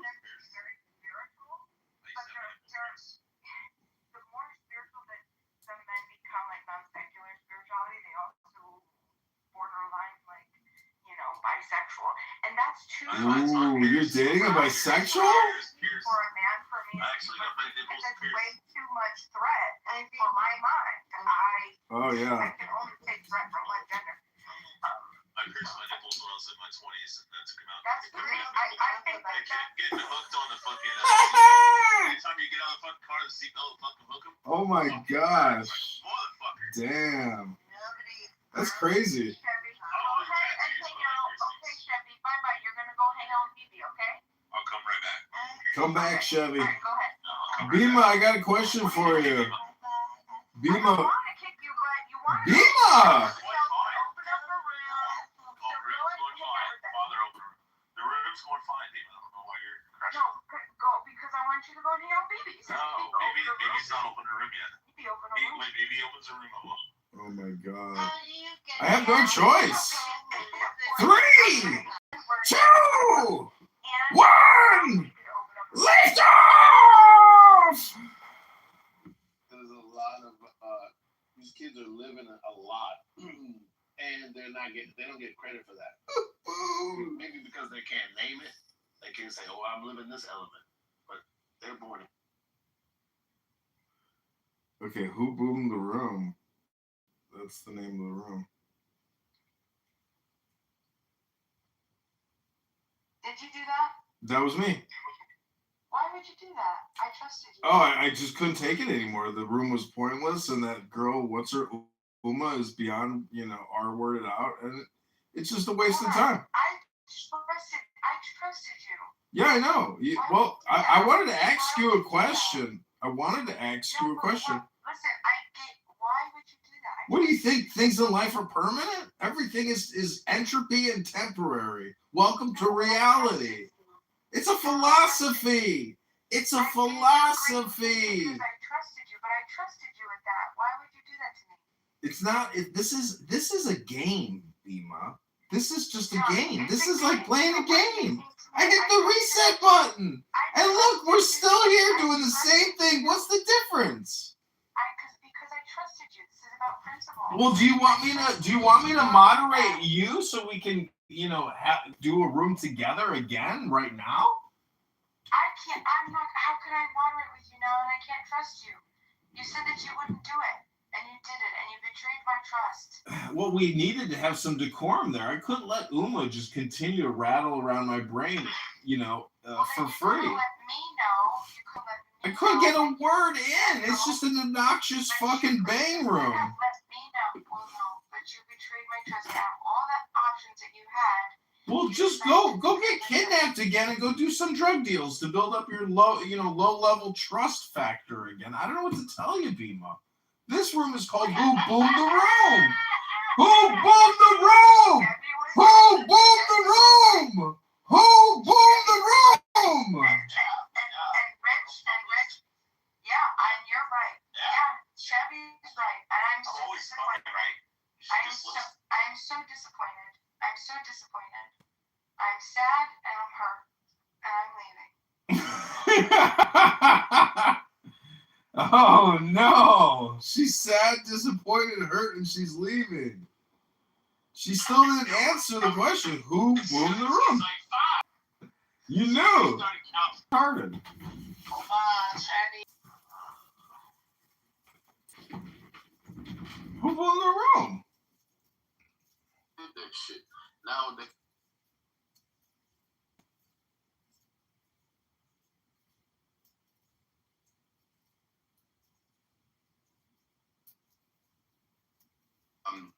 Lumi, can you go ahead and give the defense of your position? Yeah, no problem. We have it here because I actually don't want to waste my time with these subjective conversations. So we're going to do These people are insufferable. We're going to do a quick L. So, calling it rape. Pasted onto a 7th century wartime legal system. Islam didn't invent slavery or war captives. It restricted, regulated, and humanized a universal practice and explicitly forbade harming captive women.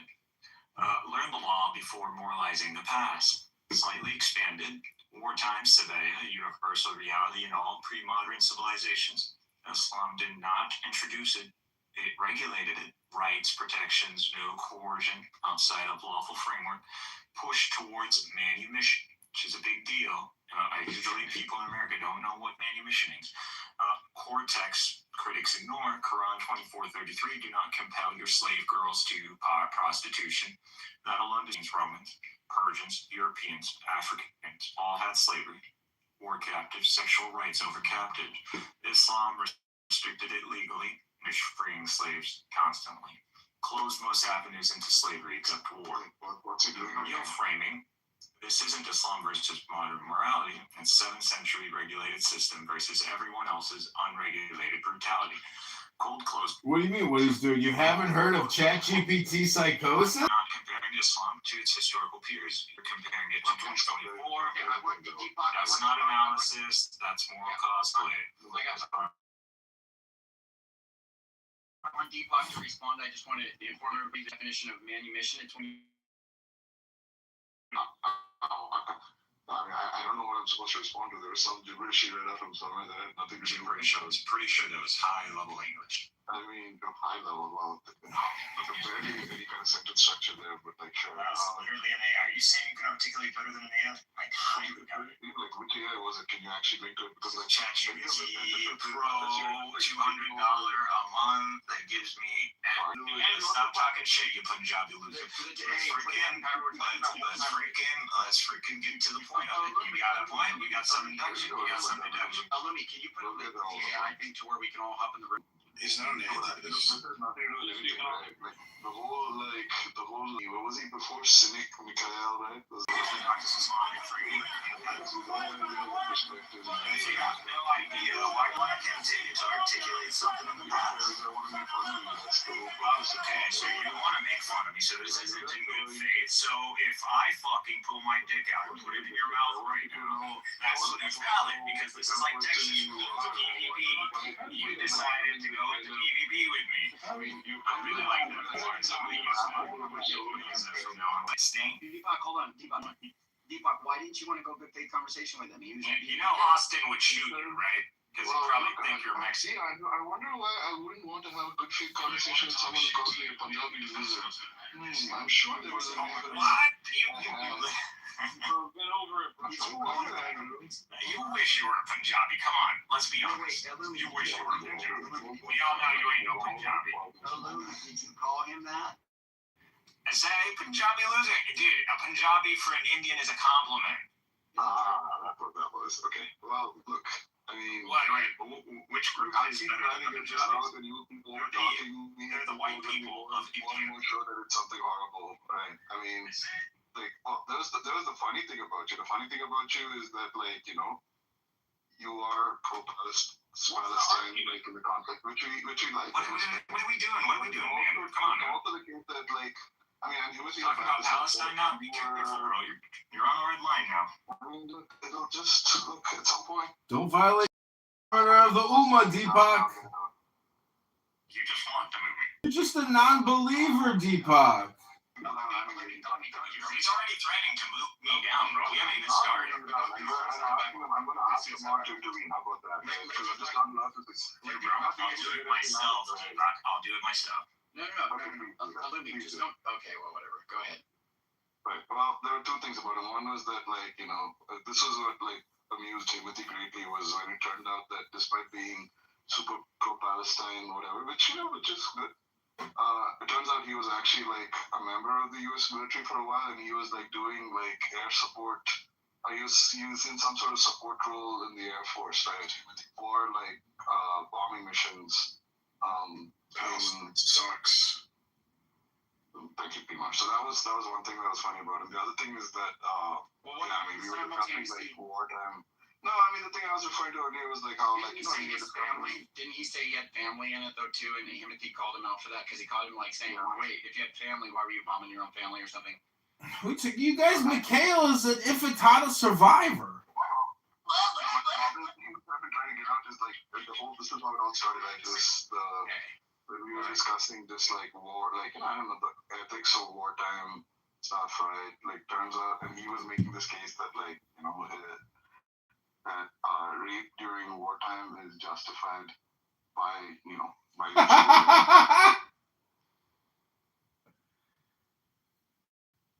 This is his song. Oma, my wonderful. I love the new title. Thank you. You honor me. Is it a projection? Oh, Alice, you again. He boomed the room. We trusted him and he boomed the room. Oh, you're making him up. Can you stand up? Can you stand? He boomed the room. So disappointing.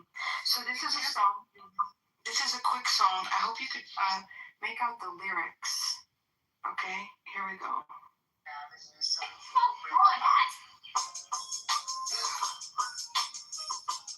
It's funny how goals seem to change, but the hustle remains the same, you know what I mean? Listen to the lyrics. Can you hear them? Are you a different animal? Yes. And the same beat. Are you a different animal and the same beat? Especially in the hard work, focus they made, cause we all got 24 hours. How you live in your day? Are you working off a plan or just floating in space? If you could watch your life over, what would you say? Did you really go and get it like no one who ever did it? Or did you half-ass it with excuses for your actions? How many heartbeats you got left before casting? Tomorrow was the end. Is today as good as last one? That's just a few honorary questions you should ask yourself. I pray that gave you motivation to go craft yourself. Make improvement from physical and spiritual health. I pray you smile through it all and come to it like God. Miracles every minute, we heroes and we infinite. I dare you to zero in and be careful with every minute while living life with no limits. No fear into regulated. Go cheers, cause we get winning shit tears for happy ending. It's a gift for some journey. Take a lady on the journey. First of all, like the playthrough. And then you start at the playthrough. Then you check out that hustle. They go hard, they go home. This that normal mentality. We gon' make every day this thing. To go and get it. Isn't it so good? I love him. That is Cess the Fifth. That is Cess the Fifth Mamba mentality. He is incredible, and I'm just so proud of him. I just love it. Yeah, it's interesting though. It's like I don't have a lot of poetry that I've made in a while because a lot of it I did, I got like all my energy out during like the Obama years. So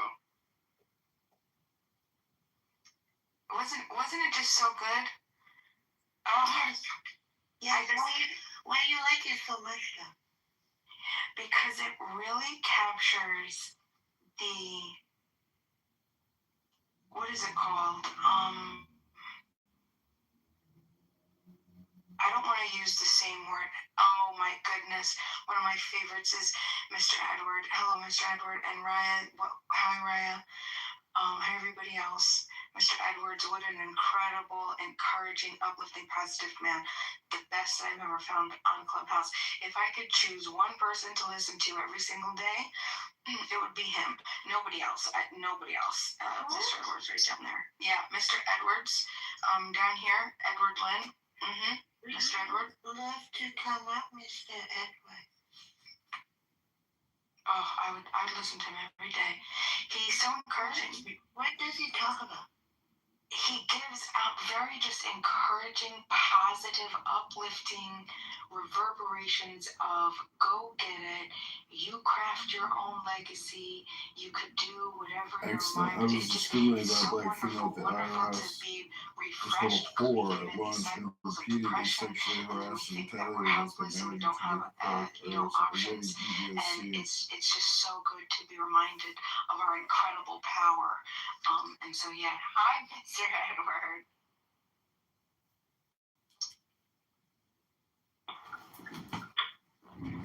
I gotta say, Mr. Edward, I kind of find you a little annoying because you're like a broken record, Dr. Edward. When I look in the mirror, all I do is I say, Edward is the problem. Edward is responsible for this. And, I'm just saying, Edward, try to get something new material, something inspirational to help the young people instead of just telling them about personal responsibility. Maybe just read from the Bible, Dr. Edward. Just read from the book of Proverbs. Well, you know what the Bible says, right? Personal responsibility. You got to do it. So I'm going to keep doing the same thing because at the end of the day, we are responsible for ourselves. So we got to make it happen. So. And because I'm the mod, Alyssa Crowley, you have to behave. No, who's behaving? That's right. It's my honor to hear your voice and this picture of you and your wife. Is that true? Yeah, that's my wife. It is so beautiful. The woman who said yes to me, so I'm very happy. How did you ask her to get married? Well, we've been in the same fellowship for 47 years. You not getting sick of her? No. Why would I get sick of her? Okay. No,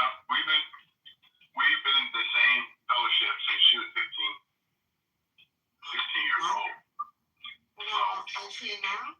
Wow.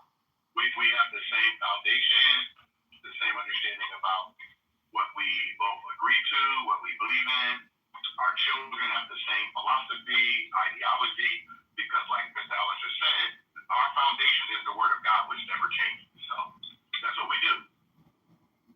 What a sweet love story. Well, Bima, I always tell people, if you really want to have a good relationship, you have to meet people in your community. Unfortunately, so many people are meeting people outside the community, outside their zip code. They meet them online, swipe left, swipe right, all this other stuff. And then they wonder why they have problems. Because they don't know the background of people. They haven't been around them long enough. Then your life is small then. Huh? Then your life is just a small radius of people. Well, not necessarily. I think your life is large when you have community. Like if you just take the zip code you currently live in, just Google it. How many people live in your zip code that you've never met? But I don't care anymore about people. No, I don't. But you do care about people. You shouldn't say that. No, because I can hear when people care or not. No. 0 point, no. If you think about God, I was like, can you explain to me about just that word? And why is your wife is not a goddess in their God stupid fuckery of programmer? I don't understand what you mean by that. Bima, can you translate? That one's a mom, sorry. I can't translate that one. I mean, like, if I look at you and your soulmate meet at 15, some of the people here are still lost soul and being an asshole like the one who copied my name, follow my ass around this app and thinking he is doing the right thing, cursing my dad, my parents, and all he does is just following my ass around and thinking he's doing the right thing as a lost soul in his own ass. Oh, see down in the audience. Okay. And listening to the website and thinking he has power, anything over me, and he's I know. She looks angry. No, you cannot block him. So this She one looks angry. don't know how to Cransville. Yes, we hear you. Yes, steps, and I can hear your soul. Okay. So there's a couple things that you're doing right now that you may not be aware of. No, I am aware of all my words. Okay. So what do you not speak for me? I'm not speaking for you. I said you may not be aware of it. Oh, you get rid of them. How did you do that? Okay, the number one thing how you do is stop focusing on them. No. Okay, all right. No. You don't know the whole story. I mean, I'm using this app to be a tool to learn how to read listening to soul and voice. And I let them bully me. I give them unconditional love for a certain period of time. Sorry, but I don't even know what you're talking about anymore. You're talking about Elizabeth Crowley.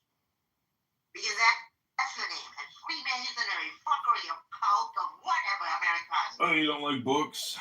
You don't like reading things and then talking about them or trying to incorporate it into your personal psychology or your own artwork? I know, but English isn't your first language. What do you speak? Tagalog? No. Vietnamese? No, I don't want to speak to Elizabeth Crowley. Okay. Uh-oh, go to hell. Ladies and gentlemen, is that personal responsibility? Edward, if somebody was personally responsible, would they ad hominem project like that? Hello? I'm surprised she hasn't kicked you, Mr. John Kitover. You boomed our room and we trusted you, and we're not happy with it. Yes, we're not happy with it. Well, you guys are in the same room doing the same thing. It's just nothing new under the sun. No one can boom a room. That's just an expression. That doesn't. No, you know what you did. and this is, I would say, This is retaliation. disorder, not accountability. Oh, NPD. Now I got NPD. It's just one of my problems is narcissistic personality disorder. You were entrusted with green beans and you did it anyway. Yeah, well, unfortunately, Uma is a highly annoying person. It has nothing to do I couldn't take that. I wasn't gonna leave. Nope. betraying my trust. You understand that? It has nothing I never believed that I had your trust. You're putting out false beliefs. Oh, good, Dennis is here. Hey, Dennis. Dennis is one of my top students as a coach. Dennis has been a huge success story. Dennis, maybe you could share with everybody about your bull riding journey in Spain, how you flew above the bulls. Mr. Edward, I would advise you to close your ears. It's bad now. It's bad. The room has turned. It's turned downward, and it's only down from here, Mr. Edward. I would not want to expose my incredible, Edward's gonna talk down to us. I do not want to expose my Mr. Edward to this Go ahead, Edward. Talk down to us. So one of the things I've learned in life is to be motivated. So my motivation is really simple. I'm very careful how I hear. Just makes the world big. Edward, do you still use an AOL email address? Try to get ahead with the times, Edward. Maybe you should listen, Edward, when everybody tells you that you're very fucking condescending. Listen, Edward. Be like, everybody says I'm condescending, and I talk about people. Please allow Mr. Edward to respond. No, it's okay. Because he's black. Okay, so do you think that's Holy appropriate shit. because you say I'm condescending, right? Do you think that because you say that I'm condescending, that means I'm condescending? No, everyone on this app is condescending, except for one shark. No, I do not say. I don't think, Edward, I don't think you're condescending, so he's making an all or nothing statement here, Edward. Liar. You gave me a laughing emoji when I said it. Well, you're teasing him, but it's not totally accurate. Hey, bro, how you doing today, bro? Nick John great again. What's up, bro? You know, one of my favorite Tony Soprano... Pro, you know what my favorite Tony Soprano quote is? What are they doing, Oklahoma? They're adding me. Like, they just come in and they add me. What do you mean? Those are my burner accounts. I added everybody on stage with my burner. I'm not sure. She's referring to me. Edward, can we try to keep this topical and stick to the room title here? Mr. Edward, I've given you authority. Oh, no, I just want to talk to Pro today. Find out what was the most motivating thing that happened to him today. What's going on, Pro? Hearing me speak was the most motivational thing he's done all day. What's up, buddy? How you doing, boss? That's that my life, Pro. What's good with you? Nothing. I just got home here. Well, my mother's apartment, watching some UFC. Yeah. Nice. Well, I'm heading to the airport. Get ready to go to Fort Worth. I'm flying into Dallas. We have a cemetery funeral convention for the next 3 days. Something positive, or I'm hoping. Yeah. Well, it's a convention. You know, convention season comes. You see all the new stuff that they have, all the new software, and how to grow our businesses. So it's going to be very positive. Edward, do you think... What's the name of the convention? Edward... ICCFA, the Experience is International Cemetery Cremation Funeral Association Convention in Fort Worth, Texas. Edward, don't you think there should be federal funding to preserve our national treasures of, burial sites, and then maybe even money to support families so they can, get a proper burial? Don't you think the government should help pay for some of that? Hello? No, I do not think the government should be involved in responsible for their citizens. I think the citizens, remember what JFK said? Do not ask what your country can do for you. You should ask what it can do for your country. I get it, but Oh wow. you know what the socialist said? That system is for slavery system. You know what Bima the socialist said? She said from birth to death, from the baby ward to the crematorium, Bima believes the government should help you at all steps of life, and that universal health care is a human fucking right. Yes. Hello? Yeah, this should be free. Everything on this planet should be free. Yeah, everything should be free. I mean, I should be able to just. Assignment surgery for Uma. Okay, so let me ask you a question. Okay, how do you come to the conclusion that something should be free? Because we just say it. We don't think about it, Edward. We just fucking say it. That's what a good communist socialist does. That question was presented to Bima. Please answer. Every fucking thing. Everything I said. Bima's the one who made the claim. Okay, Not John. I'm just going to ask the question, Bima. Why do you believe that things should be free?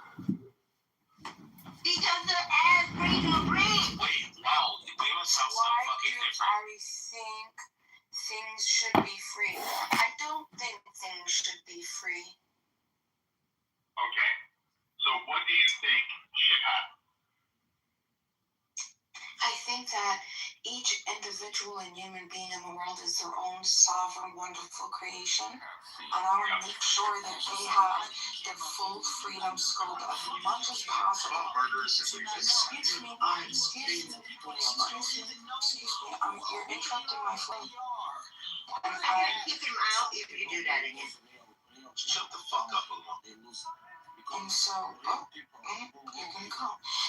And so I believe that, great, thank you. No, I keep So, good.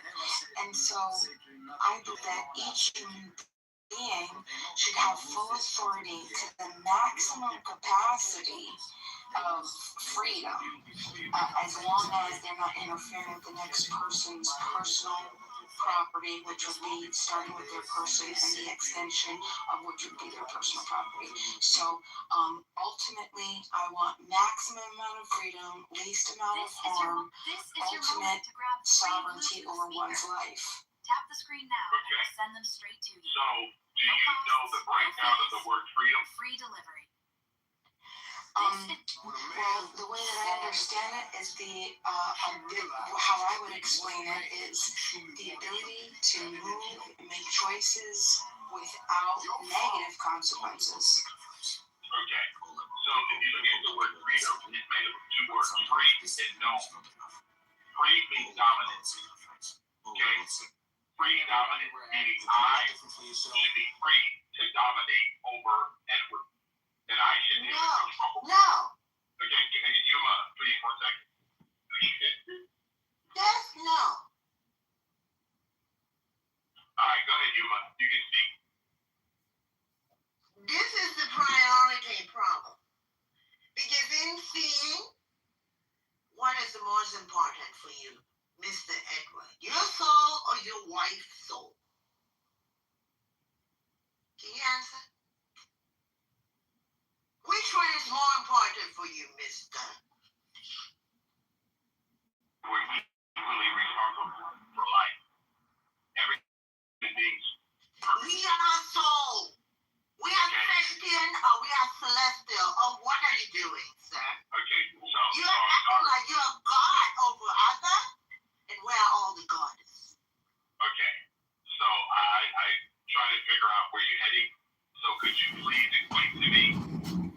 There's no goal or objective here, Edward. There's no goal or objective, Edward. Okay, alright. So this is what I will share with you, Ms. Bima. We have sovereignty. We have agency. Every problem I've ever had in my life is the one that I made a choice, and I suffer consequences of the choice I made. So in life, I'm going to continue to live that way. So I am personally responsible 100% for the outcome of my life. What about that Cameroonian kid that put the topper in your phone? That put the topper in your phone? Did he have the same ability to do whatever you're doing? Before that, he was just not listening for what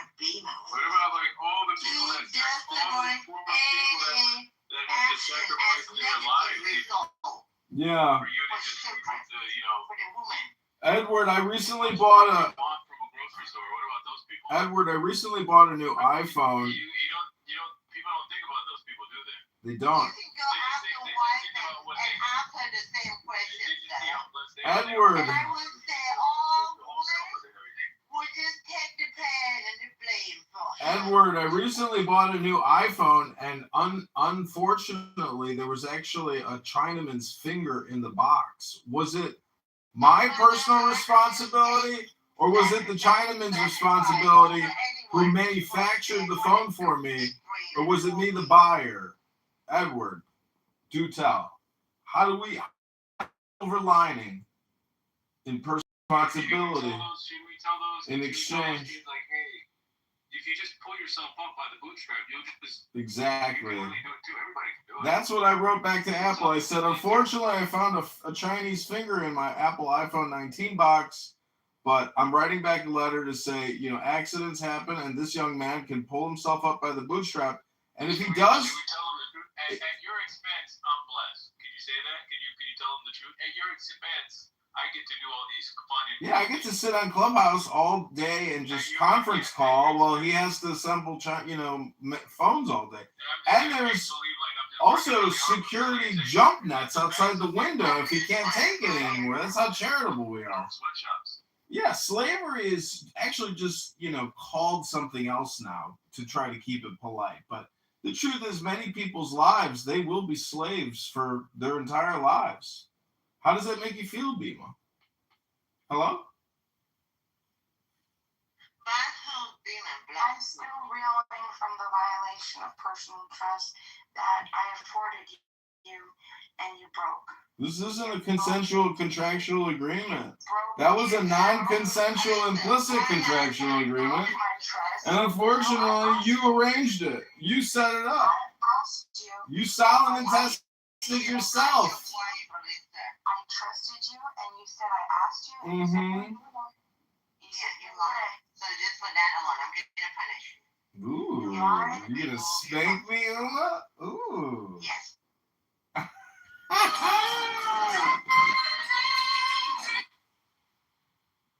She kicked me. Annually inject is that RNA vaccines were new, right? Except for like maybe experimental treatments at the time when the COVID vaccine was developed and widely This deployed. is all pedantic, nitpicking on the part of Bob.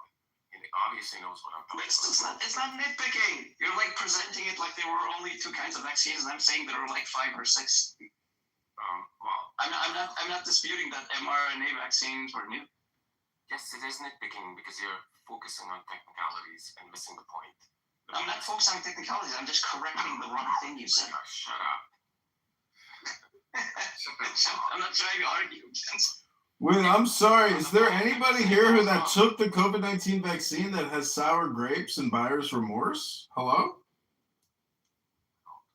So, anyway, if I can just finish. Hey, go ahead. Right. So the idea is we have all these proven ways of making vaccines that have been used for decades. And yet, now, along comes COVID and people have to invent, people have to use a completely novel technology that has never been tested in humans. Not only that, it has to be administered universally to people who never come into contact with anybody else who have very low chance. I don't know, like truck drivers in Canada or blah, blah, blah, where people who have COVID in the past 6 months. Suddenly it doesn't matter if you have COVID and you're likely immune for, I don't know, how many months or years. You have to get the vaccine universally. Universal vaccination. Not only that, we were told you're stupid to think this vaccine is not safe. Not only Trust the science. Trust the science. exactly trust the science. It was all complete. You guys are all potatoes. None of you went to school. Just them. They went to school. Right. Why does it have to be completely novel technology never previously tested? Why do you have to lie to people and say you can test the vaccine in 6 months or a year? Traditionally, FDA tests require 10 to 15 years prior to being approved, a medication being approved. It's because it was a national emergency and Operation Warp Speed was a $2 trillion federal funding package. They had to rush it through. Don't you know that Pfizer, Moderna, J&J have your best interest at heart and they would never, ever lie to you? And they got to make their billions in profits at your mistake? It's called propaganda, and it was long in the making. It's called Operation Warp Speed. It's a federally funded program underneath the George Bush administration. Look it up. And they just recently arrested Dr. Fauci's assistant, and the network is coming down, but it probably won't because no one actually cares. Hello? Let's wrap up the meeting soon. Like, Bob, you want to professional? You want to answer any of this? I mean, I agree that maybe some places, I think some of the policies were taken overboard. Like, I'm not sure to which extent it needed to be. I don't think it was, like, it wasn't forced here on anyone. So maybe it was in the US, maybe some who said it. As far as I know, there wasn't any vaccine mandate. Like, you weren't forced to take it unless you were, like, in the military or worked for healthcare or something like that. Right. We're not discussing Sweden. Like, Sweden had a completely different policy. We're discussing most of the West. In the most of the West, you are forced to take the vaccine. You can't travel. You can't go to school. You're going to lose your job. I'll travel, but yeah, I mean, it's like in the US, like the. What I would be concerned there is like state enforced mandates, not like your private company. Yes, state enforced mandates at scale in almost every state. Yes, there were, Bob. Yes, there were, Bob. Not in the sense that I think Bob means. Like you could argue like to what degree there was compulsion based on like say I don't know when you travel did you have to like did you have to show like the team? Yes, you can't even come into the United States unless you're vaxxed. It was Thomas Massey that got rid of that. Say you're vaccinated or something. If you travel to a different country, you have to show your vaccine card. Look, we're talking about the U.S. now, right? Just for simplicity, please, sir. I mean, we could talk about every single country as opposed to... Yes, we're talking about the U.S. You had to get vaxxed, otherwise your ass couldn't come into the country. Well, that is different, right? That is different? How is that not forced compulsion? Do what we tell you to do and take an experimental cocktail in your bloodstream, otherwise you can't come into our country. I'm saying it's different in the sense that, like, you know, all countries have, like, far more stringent requirements for crossing the border. Like, if you were to go from, like, fucking, I don't know, well, here's an example. Like, except for the illegal aliens, the millions that poured in over the border, those didn't count. They didn't have to vaccinate. If you're just going to over-talk, right, then just don't participate. Okay, just kick me, because I already said what I want to say. You vax miserable people can live with it. I could care less at this point. Yeah, take care of the anti-vaxxer, because you guys all got, buyer's remorse. Hello? No, I'm just saying, obviously, like... Bye-bye. Bye-bye. Bye-bye. We're not talking about that. Those are just going to be far more stringent. You know, like, for example, if you have the HIV virus, you're just not allowed in the US. Oh my God, you're not? If you have HIV virus? I don't know why we all know that. Depends on what we mean by compulsion. What is compulsion? What does this mean? What is compulsion and what does it mean? What is compulsion and what does it mean? Don't tell me what your opinion is. I know the facts. Interrupting me. Do not talk over me, mother short. Right, and make largely the same point you were going to make. There was a degree of compulsion. You mother. Workplace mandates. You mother short, you. So yeah, look, I'm not saying that. We need to determine what the word compulsion means. And even the information we had at the time might have been like Hello? The wrong judgment to make, right? Right. You were just like the anti-vaxxers just horribly exaggerate what happened. Poor judgment. It's difficult to take seriously. Poor judgment, because you use an unproven vaccine technology to globally vaccinate everybody, right? The potential negative consequences from this is likely to be catastrophic. And there are plausible medical reasons to think that the side effects could have been catastrophic. Like, specifically, it contains a substance that like the cell that crosses cell membranes. Like the mRNA was enclosed in a type of fatty acid that can cross cell membranes into any tissue, and it delivers a foreign substance that your immune system can recognize as foreign, and it affects all your tissues.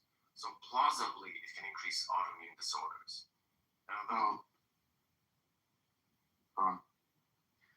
Yeah, so there's that plausible medical reason. That plausible biomedical it had plausible side effects. So why do you have to use this unproven technology and globally vaccinate everybody? Well, I'm not sure, you're saying it's unproven, right? But, this medicine did go through, this thing did go through, stage 1, stage 2, and stage 3 trials. They were accelerated in the sense of, being parallelized, right? Which trials, the FDA trials usually aren't, right? You go through stage 1, then stage 2, then stage 3. But, the kind of trials we kind of require for any such, vaccine, any such category of drug, right? It went through. Right. So I don't know what you mean by unproven. Maybe your thing is unproven. Right? Ozempic is unproven. Why are we letting people take Ozempic? Okay, explain to me, because it went through the usual FDA approval process. Explain to me if the typical FDA approval process for any medication, let alone a medication you're going to force everybody to take, takes about 10 to 15 years. Isn't it reasonable for you to say that this vaccine is exception? And it could have undergone those processes in 6 months? I don't know, actually. One thing I do know is that stage 2 and stage 3 were done in parallel, right? Which is supposed to shorten the time. Now you're saying that a typical thing takes 10 years, right? So it's reasonable, I suppose, to ask how could it possibly have been shortened to 2 years? I'd have to look up what an answer to that is. But I imagine why it takes 10 years, Deepak? Because you're looking for longitudinal studies of the long-term effect. Yeah, right. Stage 1 and stage 2 are not the problem. Stage 1 is just looking at cells in a petri dish, or giving it to animals. And then stage 2 is giving it to a couple of people. But then stage 3 and 4 is you give it to 10,000 people, and you observe for long-term side effects. How could you possibly determine if this thing has long-term side effects, specifically autoimmune side effects, just from looking at studying it for 6 months? Off the top of my head, I don't know what the answer to that is, right? Bob, do you know? Well, obviously you couldn't. No. I haven't checked deep into that sort of thing. Yeah, this is the kind of question that I assume there were screenings, but they probably weren't as rigorous as one would want. They did have, just so you guys know, they did have multiple states that were vax or fire. The more stricter states, they'd have a vax or fire. It wasn't even alternate. You couldn't do testing. You had to do a vaccine. If you did not do it, you would be fired. It was straight up. That's good. Yeah, that's just they were both fake mandates. Yeah, absolutely. Yeah. Yeah. Sorry. I mean state mandated. No, I'm not talking about just private, corporations. That's fine. Or private companies. That's not a problem. Obviously, I agree. State mandated that it couldn't work anywhere unless you were. No. Sorry. You couldn't work at a state-funded job. Yeah. And the level of and a lot of states allowed for testing. Yeah, a lot of states allowed for testing as an alternative, but there were some like New York, vax or fire, Washington, Oregon. There were several states that were very strict, and they would basically say if you didn't get a vaccine, you would be fired. That was it. And so it was immediate vaccination or immediately subject to being fired. Yeah, exactly. And I think the most astounding thing about this is that the level of mind control was I've never seen anything like that from the beginning to end. So I was working in I'm not going to tell you where, but I came in a mask and told me to take the mask. This was at the beginning of the COVID, maybe 2 weeks in or a month in. and I came to my workplace in a mask, and our facility had a policy that you couldn't wear a mask because Fauci declared that masks are not effective, and if in fact he wrote an article. What the fuck do you have to do with hungry? Why is it? Look, are you just like living in like this bubble of U.S. right-wing media that like?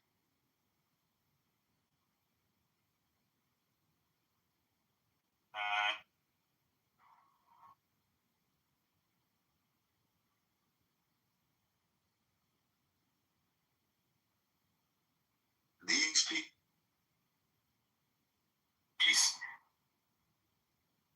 Masks are going to decrease transmission, but my facility boss told me I have to take off the mask. I can't wear a mask because like there was this policy that it's just like a random policy that you can't wear a mask because I think Fauci wrote an article in New York Times. I don't know where he wrote it. That masks are not effective. That it's like magic. It's like akin to magical thinking. Blah blah blah. Suddenly, that distancing needs to be maintained. Distancing is the priority, not the map. Yeah. Anyway, suddenly a month later, everybody has to wear a mask. Doesn't matter where you go. Blah blah blah. And you have to be stupid for thinking that you don't wear a mask. You have to be crazy for not wearing a mask. Then suddenly, you have to, it obviously came from a lab, and then they told you, no, you're just stupid, you're crazy. You think it came from a lab? You're obviously crazy conspiracy theorists. And it turns out that the U.S. government, at least I think the CIA, thought all along that it actually came from a lab. And then suddenly with the vaccines, oh, well, you have to be crazy for thinking it's not a safe vaccine. Like, blah, blah, blah. It just goes on and on and on and on. So, it's pure gaslighting. It's impossible to have these conversations when Agamemnon wants to do with his polemics. These are just widely exaggerated points. Yeah. I can't take it seriously. So what is exaggerated about it? I mean, like the masks. Nobody. First of all, nobody was vindicated about lab leak thing. Maybe some part of the CIA thought it was a lab leak, but the vast majority of the scientific consensus didn't lean that way, and still so. I don't know what that's about. All the exaggerations about everyone has to wear a mask from 1 month to another. When was that? Are you saying from 1 month nobody should wear a mask, and then who said that? Which government official or said that? Oh, you're a fucking idiot if you don't wear a mask in a matter of a month. Who said that? Oh my god. The problem, a lot of the problems with COVID, and I encountered, and I said a lot of the time, now you're just filibustering. Like everybody. You just hate to do when someone does it to you. You're not a serious person. Okay. A lot of the time, what's wrong with the conversation? A lot of time, what's wrong with the conversation about COVID? Thank you. A lot of time, what's wrong with the conversations about COVID is that everyone takes all of the stuff that happened in a time span of 2 years and compresses it into the meat grinder. It's like, this happened, then that happened, and it was like, but those were 10 months apart, bro. And there were good reasons for saying one thing at one point, another thing at another point. But people just go, oh, they said this, and then they said that.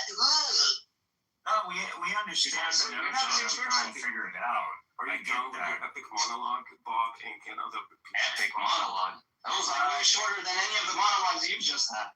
But lack of preparation, even though they knew, we have correspondent.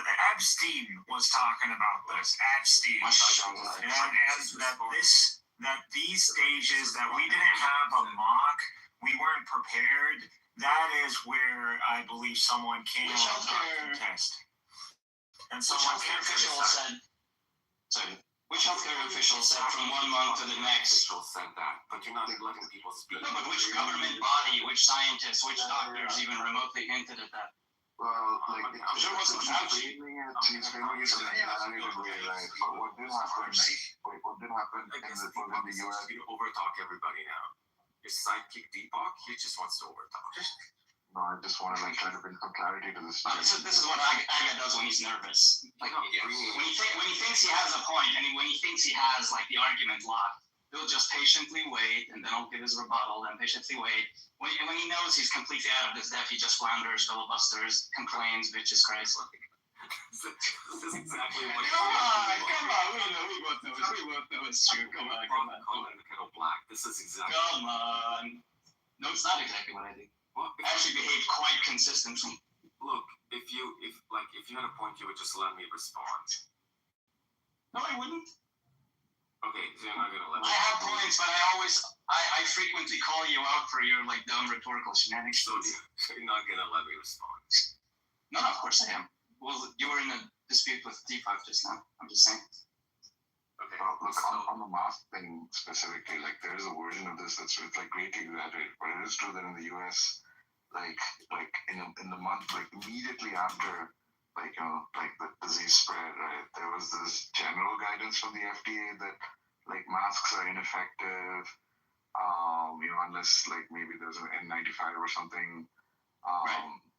A month later, yeah, I mean, I think like the science just improved, right?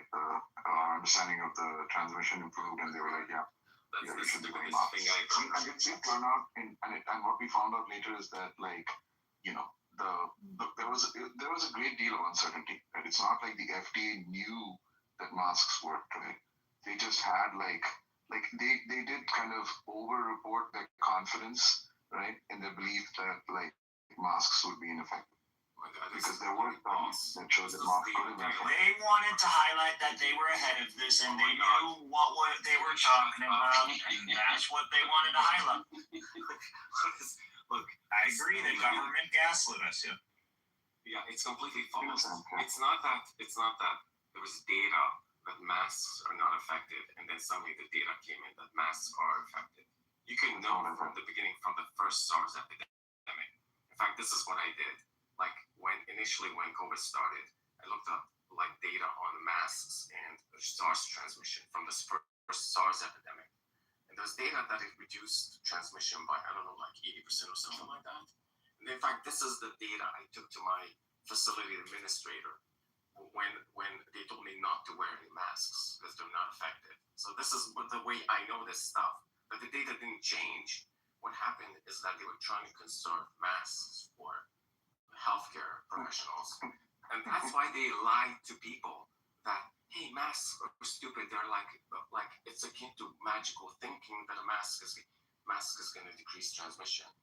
And then suddenly when more masks were available, like, I don't know, a month or 2 months later, suddenly, oh yeah, the science just changed. It's a complete lie. We should have all been listening to Agamemnon, you guys. Well, you should have been using your common sense and your God-given rational faculties instead of being led by Fauci. Again, what is with you and Fauci? I don't get it. Like, are you always been like living Yeah, they're all very mad about Fauci. Either the fact that this poor man trying to do the best he could. Fauci's right. You just want to latch on to this general right-wing, like, Huh? No, I don't get what Agamemnon has against Fauci, who lives like a continent away from him, right? Like, it's just the same right-wing spiel. Like, it's not very deep. Look, shouldn't you be like talking tribalistic polemics? Just like, what was the talking point that I was supposed to say? Here's no. And honestly, it is an easily defeated talking point when you look at the whole international. Just do a poll and ask the think the United States or the United States government is conspiring against the science, then what about Turkey? What about all of the Muslim world? What about India? What about China? What about all these guys? Are these guys all sitting in the White House and conspiring around the same satanic globe as what you believe, Fauci or Trump or anything? No, I doubt.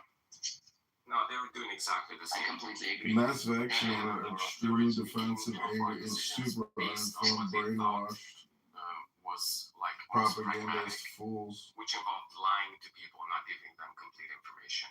I'm sorry, I trust Erdogan. Now, if Erdogan is saying there need to be, and we got their scientists over there, and they're like coming up to the same conclusions, that's fine. And Pfizer was a Turkic guy too, like the guy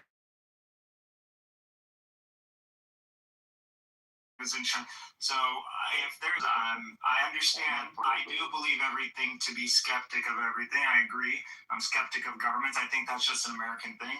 But nevertheless, you got other people who don't align with the United States. You got Israel, for God's sakes. These guys, you know, Fauci and the whole him being Jewish. You got Israel. What are you going to do about that? Yeah, I'm merely talking about the quickly changing recommendations in the United States and most of the Western world. I don't know what happened in Turkey. I'm telling you that the recommendation changed quickly and radically in such a way that it was obvious that the science didn't change because science was there all along. It was more like a pragmatic recommendation designed to maximize masks for healthcare workers. But ultimately, it involved lying to people. That's not how I remember it. I remember it being far more complicated than that. But there was an element of deception. Maybe that's too strong a word. But yeah, there was certainly, like, at best it was like a sort of paternalistic response. There was some bad messaging for sure. We could have done better. That's a different matter, though. Like that, there might have been more coercion. Like even Bob said, right? Like in many cases, there might have been more coercion than the meat guy. Again, we'd be like comfortable with. Right. No, but the problem with this type of is that it had like public consequences. Into the medicine itself, of the medical science itself, right? That's the point that I was starting with. Anyway, I don't know. Like, I feel like we've been trying, or at least I've been trying to, like, you know, honestly, like, reevaluate, right? Like, in what we got right and what we got wrong. I'm not sure. Anyway, whatever. Like, I have to go to sleep now. I think you're doing overall maybe a good job, but you're underestimating the negative consequences, the pernicious negative consequences of deception and coercion. Specifically, when you lie to people, then first of all, their trust in the medical community obviously is going to go down. Second, these policies had such negative long-term health consequences that a lot of people with cancer or heart attacks simply didn't come to the hospital. They failed to get cancer screenings. And so it wasn't simply that people died during the COVID epidemic, rather the negative health consequences or long-term. People were neglected. Yeah, people were neglected and died. So, for instance, like there were dying patients in the facility that I worked in, where like the staff didn't allow family to go in, and they just like inflated like plastic gloves for the dying patient to hold. Like just horrible stuff.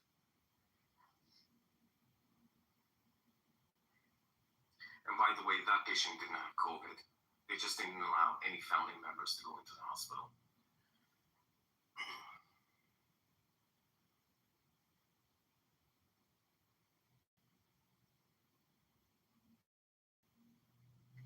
Did we learn from the lessons of COVID? Is there funding meant for these emergency epidemics? Nope. Were we prepared as hospitals in major metropolitan areas to prepare for the same numbers that we were receiving during COVID? Nope. Are nurses being backed up and medical professionals are being backed up and their opinion is put front and center on how things should take about change? Is there a committee of nurses or doctors that we got together just to analyze and assess and provide recommendations and we went by their recommendations? No, we didn't do this. See, we got Trump and we got into the political debacle and we let all the people whose opinions, all those soldiers, all those medical staff that literally were on the front lines and no one took their consideration, and we still don't take their consideration into regard. And so when we repeat this problem again, and I believe this will happen again, we'll see where the American people are at. But unfortunately, after COVID, we didn't hit the streets, we didn't force accountability, and not only that, but we reelected Trump. It just seems like people don't really care about What does Trump have to do with any of this? Holy Trump. base. Seriously. Trump is a source of misinformation. He was a strong source of misinformation, contradicting the expert. Like, listen, Trump, you're not an expert. If you can provide me an expert that holds to your views, I'm down to listen. But you don't got no experts. You're leading to confusing masses, and then we got people running around, and you're dismantling the whole system that we have to prevent this disease from spread, regardless of whether you hold to the legitimacy of these strategies or these implementations. It doesn't matter. I'm just saying. When did you become so based? I've always been based, but you guys just always ignore because I'm a Muslim. I know. I'm sorry. I shouldn't do that. Extremely based takes, though. This is my country. I'm an American, and I believe that in the prosperity of this nation. Obviously, we have problems, and we need to really address those problems instead of gaslighting each other into ignoring the crux of the matter. Yeah, I'm waiting for Agamemnon to defend the RFK pick. The RFK pick. I think picking RFK has certain positive, like from the perspective that there's not enough resources from the health. And so, for instance, there's a massive obesity epidemic in the U.S. And there's a massive, and like the roots of the obesity epidemic is like never directly, right? At least RFK is going to have positive effects on that. Yeah, we started blaming fat people. Let's ignore all the negative effects. Yeah, we started blaming fat people. We're saying the death toll has to do with people who vape, who do weed, who are fat, who are lazy millennials that are sitting at home. That's what we started blaming. Now, Oh, he doesn't believe it. What are you getting with that from? It was an interview he did. I don't remember if it was Joe Rogan. A while back, a few years ago. I'm sure you can find it. Yeah, I typically just lie. You're right. Yeah, typically what happens is I make a claim and then someone easily finds it and debunks it, right? Bob is Trump and we just believe anything he said. With feeling, the more emotion you put into it, I believe he believes in reality. If you believe something, have you missed that he's like a negative some vaccine discovery or cannot. So you are right. This somehow eluded you. Reality exists only in your own mind. Just saying that's one part of the puzzle. You seem like you don't know much about it, so maybe you go read it. Maybe you go read it, but I don't. Oh my God. Okay. Typical blog. It's not like if you just Google right now RFK and then you go into his Wikipedia page, there's like an extensive, really long list of stuff you can know. I have to say, Make an extravagant claim and get like. Let's go. Okay. Honestly, Agamemnon. Junior, Wikipedia. That's the only thing that Agamemnon. I'll do this for you, Agamemnon. I'm feeling particularly RFK Jr. Here he is. Remember, the claim you're trying to support is he doesn't believe in germ theory. Okay. Right.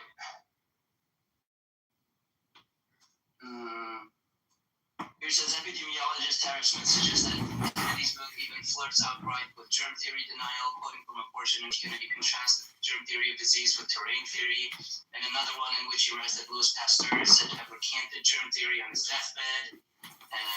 There's lots of including among which is a common trope among germ theory denialists. And then I do remember he was on Joe Rogan one time and spoke. He has this. He believes, or that's what he heavily implied in that interview, some particular version of miasma theory. It even is in this article. Kenny praises what he calls miasma theory, in which he says he emphasizes preventing disease by fortifying the immune system, blah, blah, blah. Historians say this is an inaccurate understanding of miasma theory, which has been done. What are you talking about? Just slow it down, man. Well, maybe you should just educate yourself instead of me having points for you. Brought up is there's this person who claims he doesn't believe in germ theory without some explicit reference an explicit statement he made.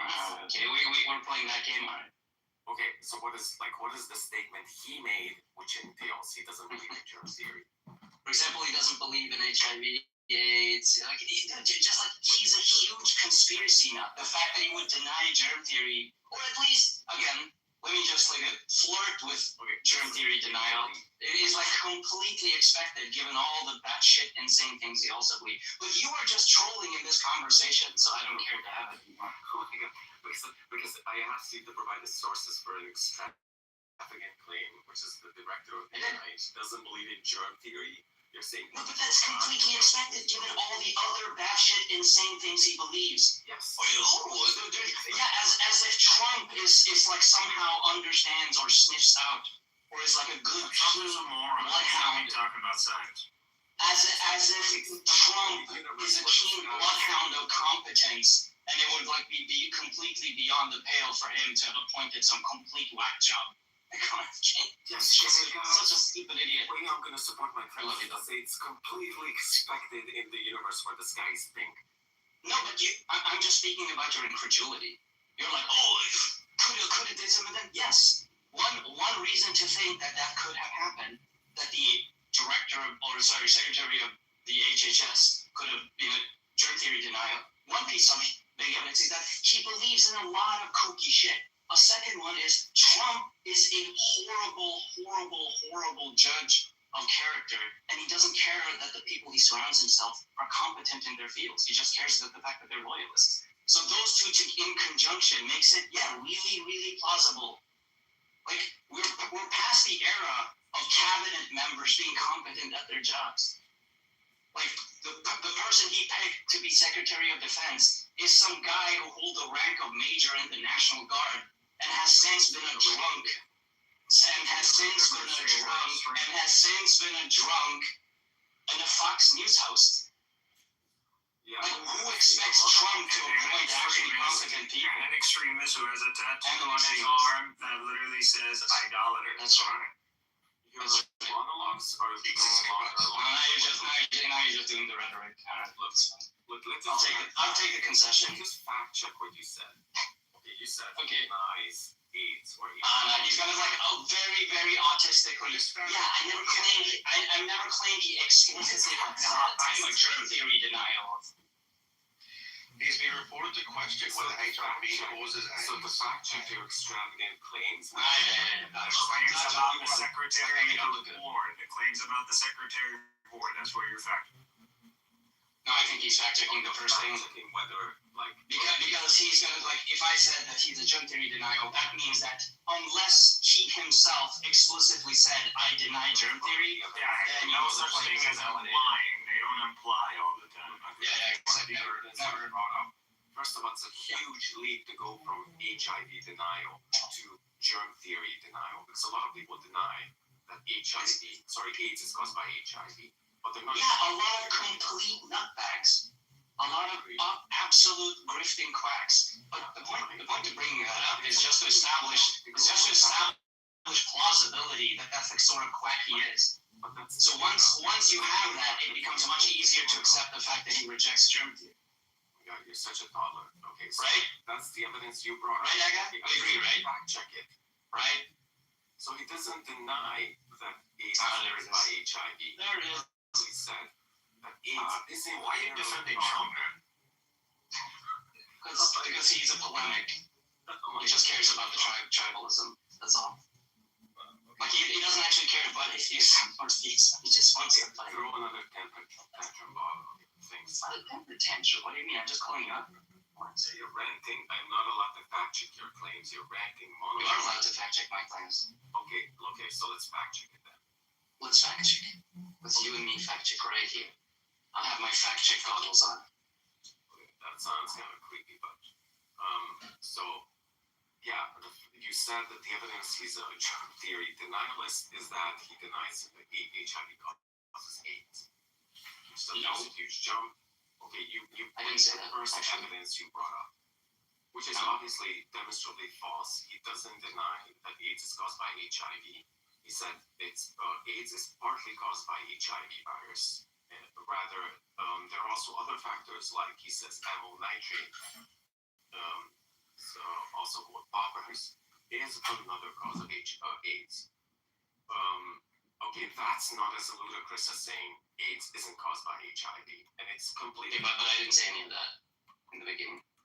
Right, but you said he denies that AIDS. He said he denies AIDS is caused by a virus. No, it wasn't me who said it. I don't think. Well, no, I might have mentioned it at some point, but it was way after the other episodes. Lying or like have memory loss. Yeah, I'm just saying that's not what I started off with.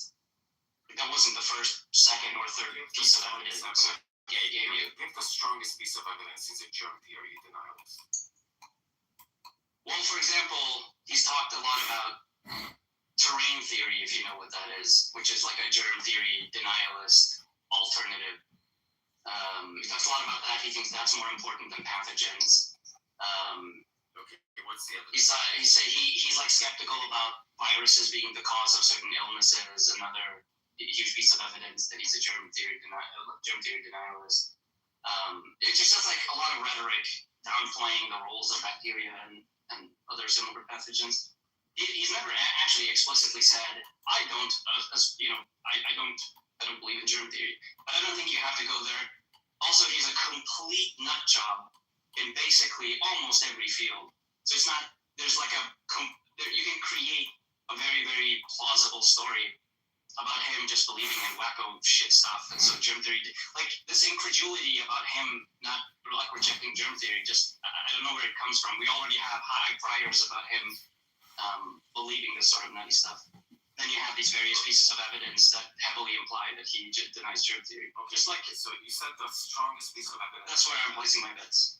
Because you said the strongest piece of evidence is that he advocated for terrain theory. I've never heard of terrain theory, but I just looked it up. It says terrain theory posits that the body's internal environment or terrain determines health, suggesting that a balanced, healthy body resists disease, while an imbalanced one allows microbes to cause illness. Okay, like, is there something really wrong with this? Like, no, again, yeah, you're gonna do the hyper charitable route of this thing. Well, actually, if you look at it in some way, doesn't this kind of make some sense? Kind of. I don't know. I'm not interested in this. Like terrain theory is a very well-established trope of germ theory denialism. You just want to make, well, if we look at it from this angle and squint, does it kind of make sense though? I'm not interested in that. This is all like this obvious anyway. It's not like you think Trump is a moron. You think RFK is a quack. Like I don't know why we're having this conversation. It's not incompatible with germ theory. From what I read here, it's not incompatible. Okay. Like look, it just says if you have a balance like this.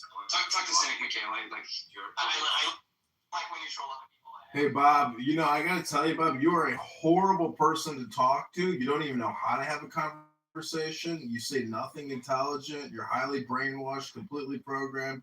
You're just a fucking highly annoying person, an extremely annoying person.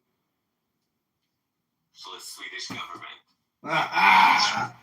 Bitch Bob! I hope he kicks me. Bitch.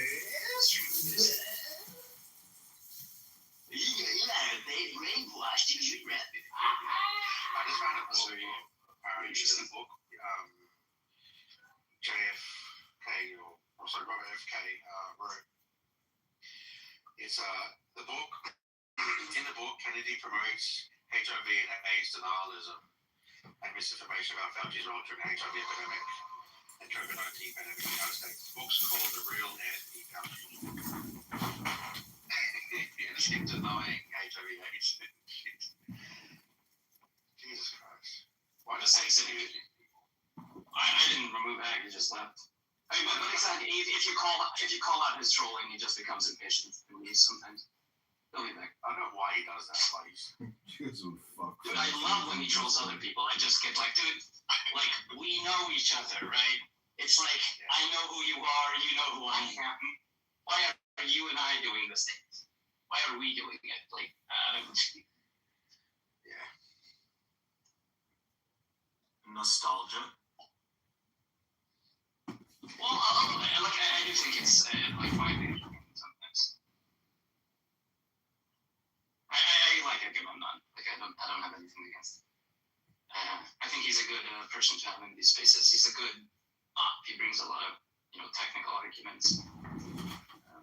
But like when he does this like polemic trolling, What is you mean? Like when he talks to you and asks you questions, tries to have conversation, it is polemic trolling. What makes it polemicism?